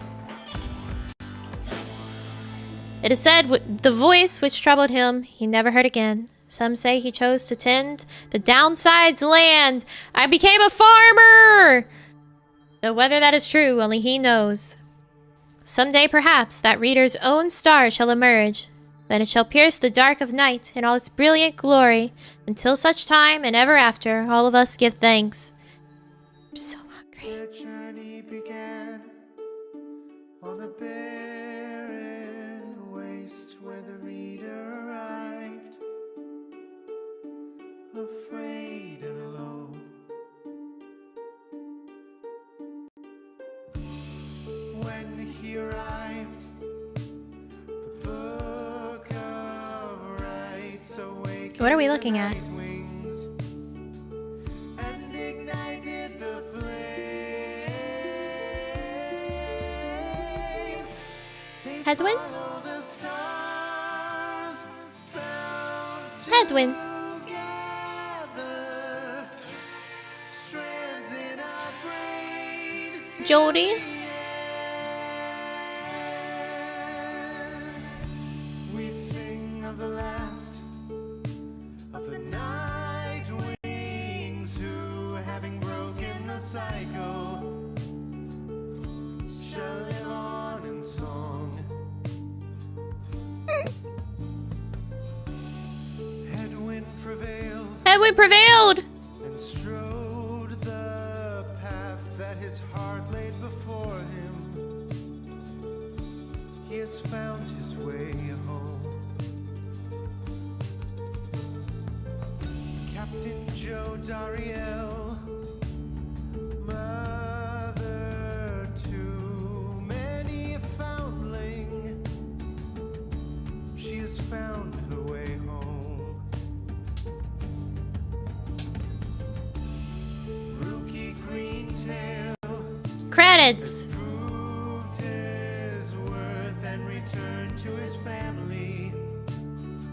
Would you play this again and lose all the rights? No, because if you look up the game, you can see that someone's already done that. So I'm not doing it. You can look it up and see that someone's done it. And it's all the fucking same, except it's a bloody revolution instead. You can get the game and lose all the rights. The moon-touched girl. Oh, Faye! Congrats on completing this visual novel with a sports game stuck onto it. Huzzah! Thank you, Shang. Thank you, thank you. Tears of the wise, These are the wise! faithful to the cause of the Nightwings. He remained to the end. Sir Gilman the bold, ever in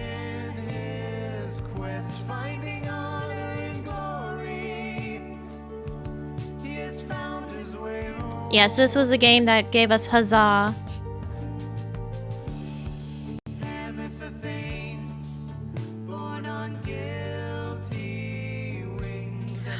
Cute!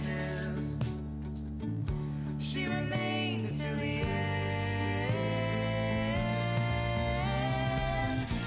They follow the stars bound together, strands in unwaved till the end.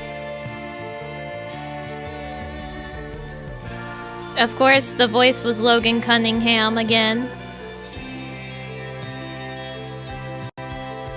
My dear, stop crying. Don't be grumpy. Don't be grumpy, baby, at me. Alfred prevailed as the night wings guide, having led them to glory. He has found his way home. The enchanter Bertrude I did not think she looked like that under there. rivals pay with the darkest of curses. Yeah, Darren Korb is the composer. She has found her way home. The reader at last made the night wings whole, having bound them together. Ben says, huzzah! Huzzah to you, Ben! Thank you, thank you. They follow the stars bound together, strands in a braid till the end. No full voice acting? I mean, we didn't get full voice acting from Supergiant until Transistor. Well, we had some in... Was it full in Transistor? This was after Transistor, though. Now at the end, as we bid farewell and return to the stars, we shall find our way home. Look, that's me. I'm in the middle. We shall find our way home.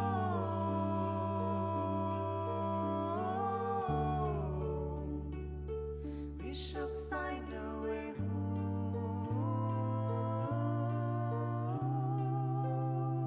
What you do with your money is your business.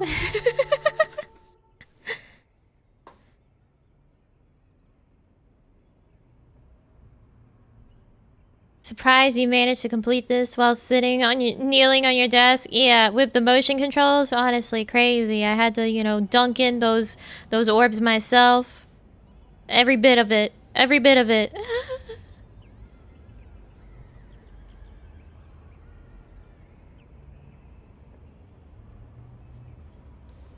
That means the only Supergiant game that we have yet to see the credits for is Hades. And we have to kill our father 9 more times to do that. The end.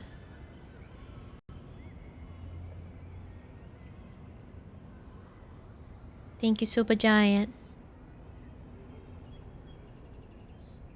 Yeah, 9 more urns on Hades. True Nightwing campaign mode unlocked. Don't you fucking say that. What does that mean? Anyway, if we didn't see that.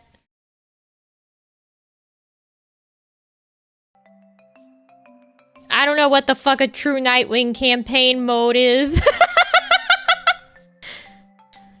It's not my business.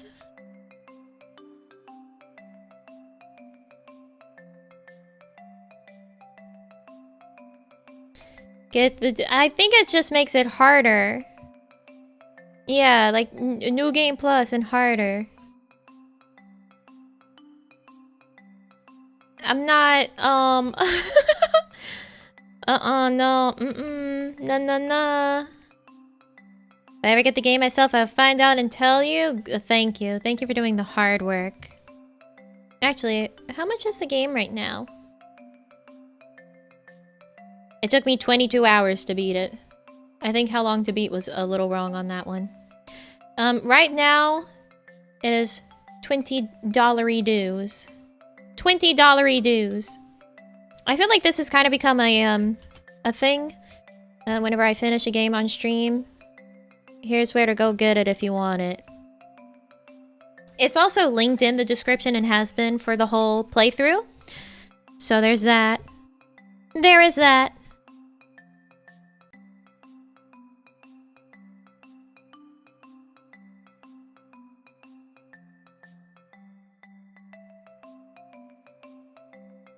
But, you can't really go wrong with a super giant game, in my opinion. In my opinion.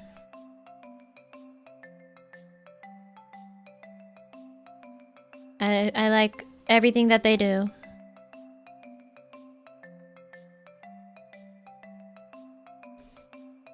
So thank you guys for joining me, for another Pyre moment. Our last Pyre moment. I think it's quite nice that we ended it in 5. 5 is a good number. 5 is a good number. What's for lunch? If there's leftovers from last night, leftovers.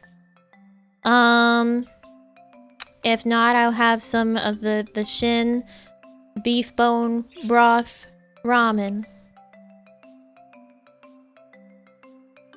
One of those. And if it's leftovers, it's fajitas. We had some steak fajitas last night. Soylent, no! Soylent, no! Soup! Hell yeah, soup! I don't know what's for dinner tonight. Yeah, the shin beef bone broth ramen is so good. So good. No. Stop telling me to drink more Soylent. Homemade salsa? No. I don't have any homemade salsa. Soylent for... I'm ending the stream. I'm ending the stream. You're all terrible and you won't stop on the Soylent.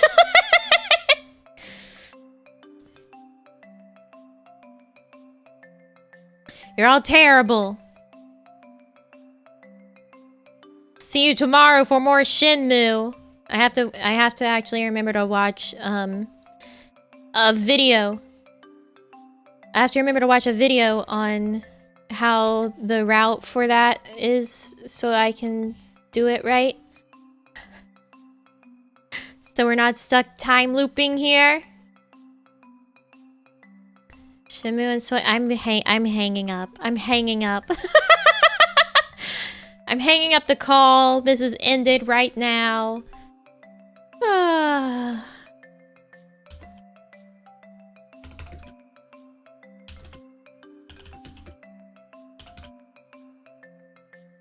Hanging up.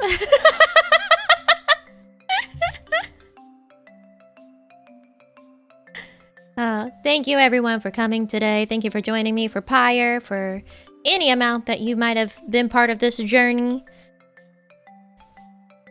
Now I'm gonna have to find another game to fill the time slot. Actually, wait, what's my game permissions looking like? Gimme, gimme, gimme. Where are they? Gimme, gimme, gimme a man after midnight.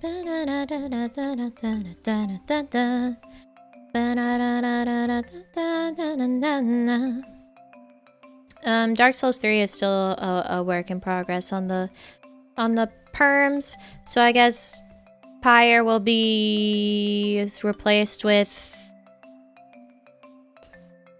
Sonic or BioShock, since we've got those two rolling around. Yeah, DS3 is still in the works. Still in the works right now.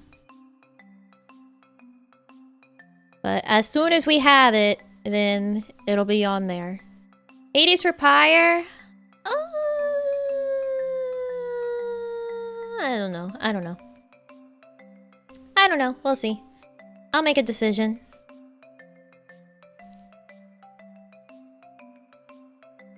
I'll make a decision. Games that create headaches? Yeah. Do you ever get the perms for food? I don't think I've asked for it yet. I'm very bad at actually asking for perms because I don't like doing it. That's why most of my games so far have been just games that I've been able to see and find publicly that the developers and publishers are like, yes, you can play game. You can play game on stream and monetize or not. So that's another one I'll have to ask or search for. I don't think I've looked for it yet. But I don't like putting things where I have to ask and then wait. I don't like waiting.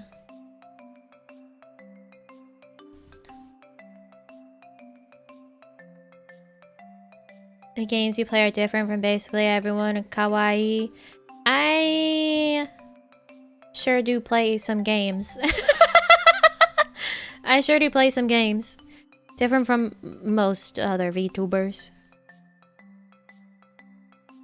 Like, I know there's probably some people who have wanted me to play like Needy Streamer. But I've been playing that in my off time alone. I don't want to play the flavor of the month on a stream. And some people might say, Nami, think of the incline. And I say, that's okay. That's okay. I can play the flavor of the month on my own. I don't need the buff games. Monster Hunter situation. Monster Hunter no-go words. The hardest challenge. The hardest challenge. Yeah, and that's another thing with like flavor of the month. Everyone plays them! Why would you want to see even more people play them after like literally everyone has been playing them? Don't you get tired of seeing that game? Wait, I just saw this. Choose the Nerds said Sussy Baka. Thank you for that. I can't believe I didn't see that when it came through the first time. I'm so sorry. Thank you, thank you. Thank you, thank you. Seeing a different reaction or takes. Yeah, for sure. I get that. I get that.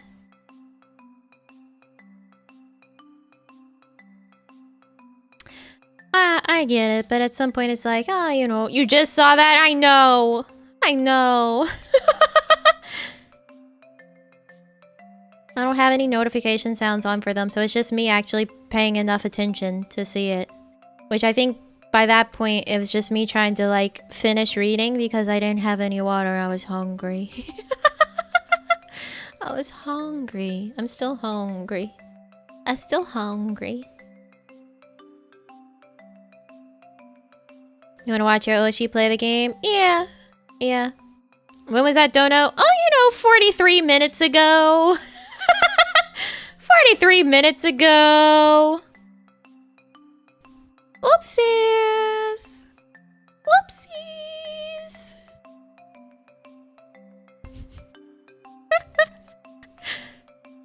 Oopsie doodles. At least I saw it. At least I saw it at all. Right?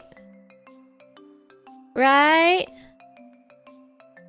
I saw it. I read it. Go get some food. I will. Have any plans on continuing Yuppie Psycho? Yes, when I feel strong enough.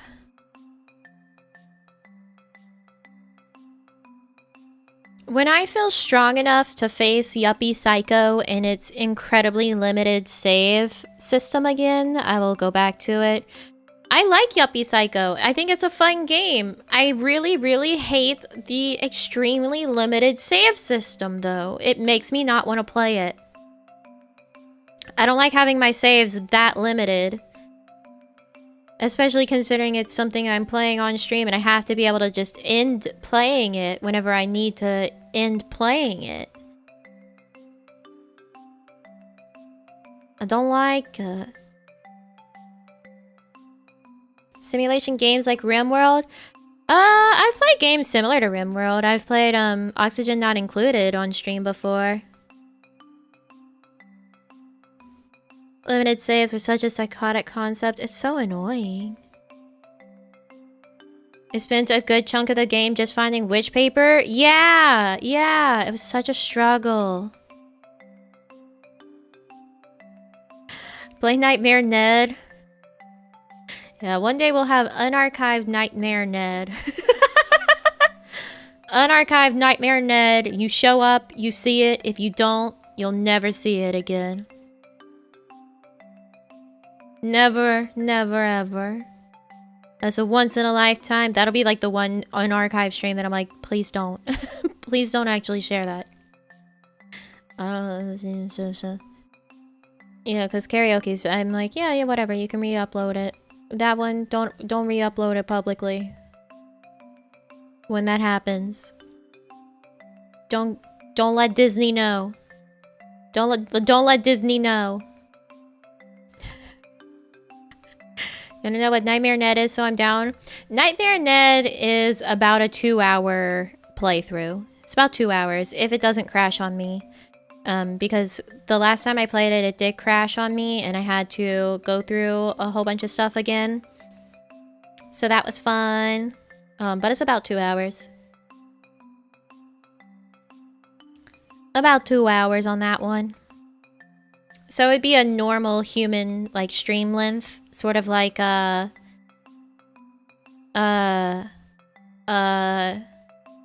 Brain? Doko?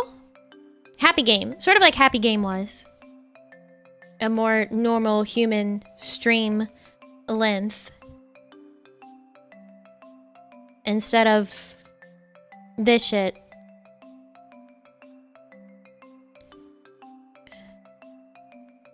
Where I'm here for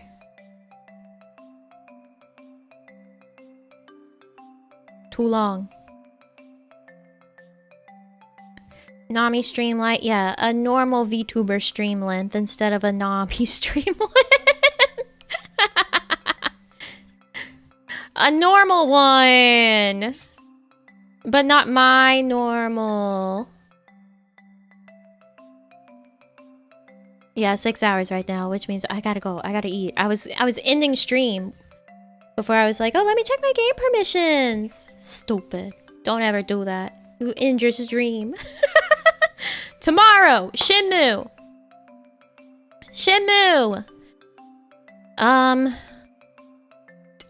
Thanks for Pyre. Enjoyment. Woohoo, Supergiant. Supergiant, please make more games. Thank you.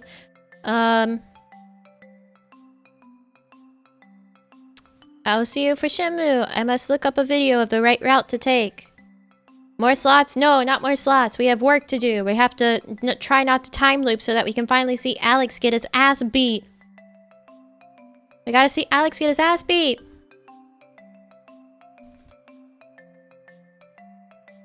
Oh my, oh me, oh my. And the coffee you drink? I don't drink any coffee. I don't drink any coffee. I had no caffeine before this. No, there's not a stream room for tomorrow yet because I've been just so lazy this week. I've been so lazy this week, but it will be up later today. It will be up in time, I promise. So there's that. Until I see you then, I love you all so much. Please have a good rest of your day or night. Your day or night wherever you are. And I will see you all very, very, very, very soon. Okay. Alright. Behave. Bye!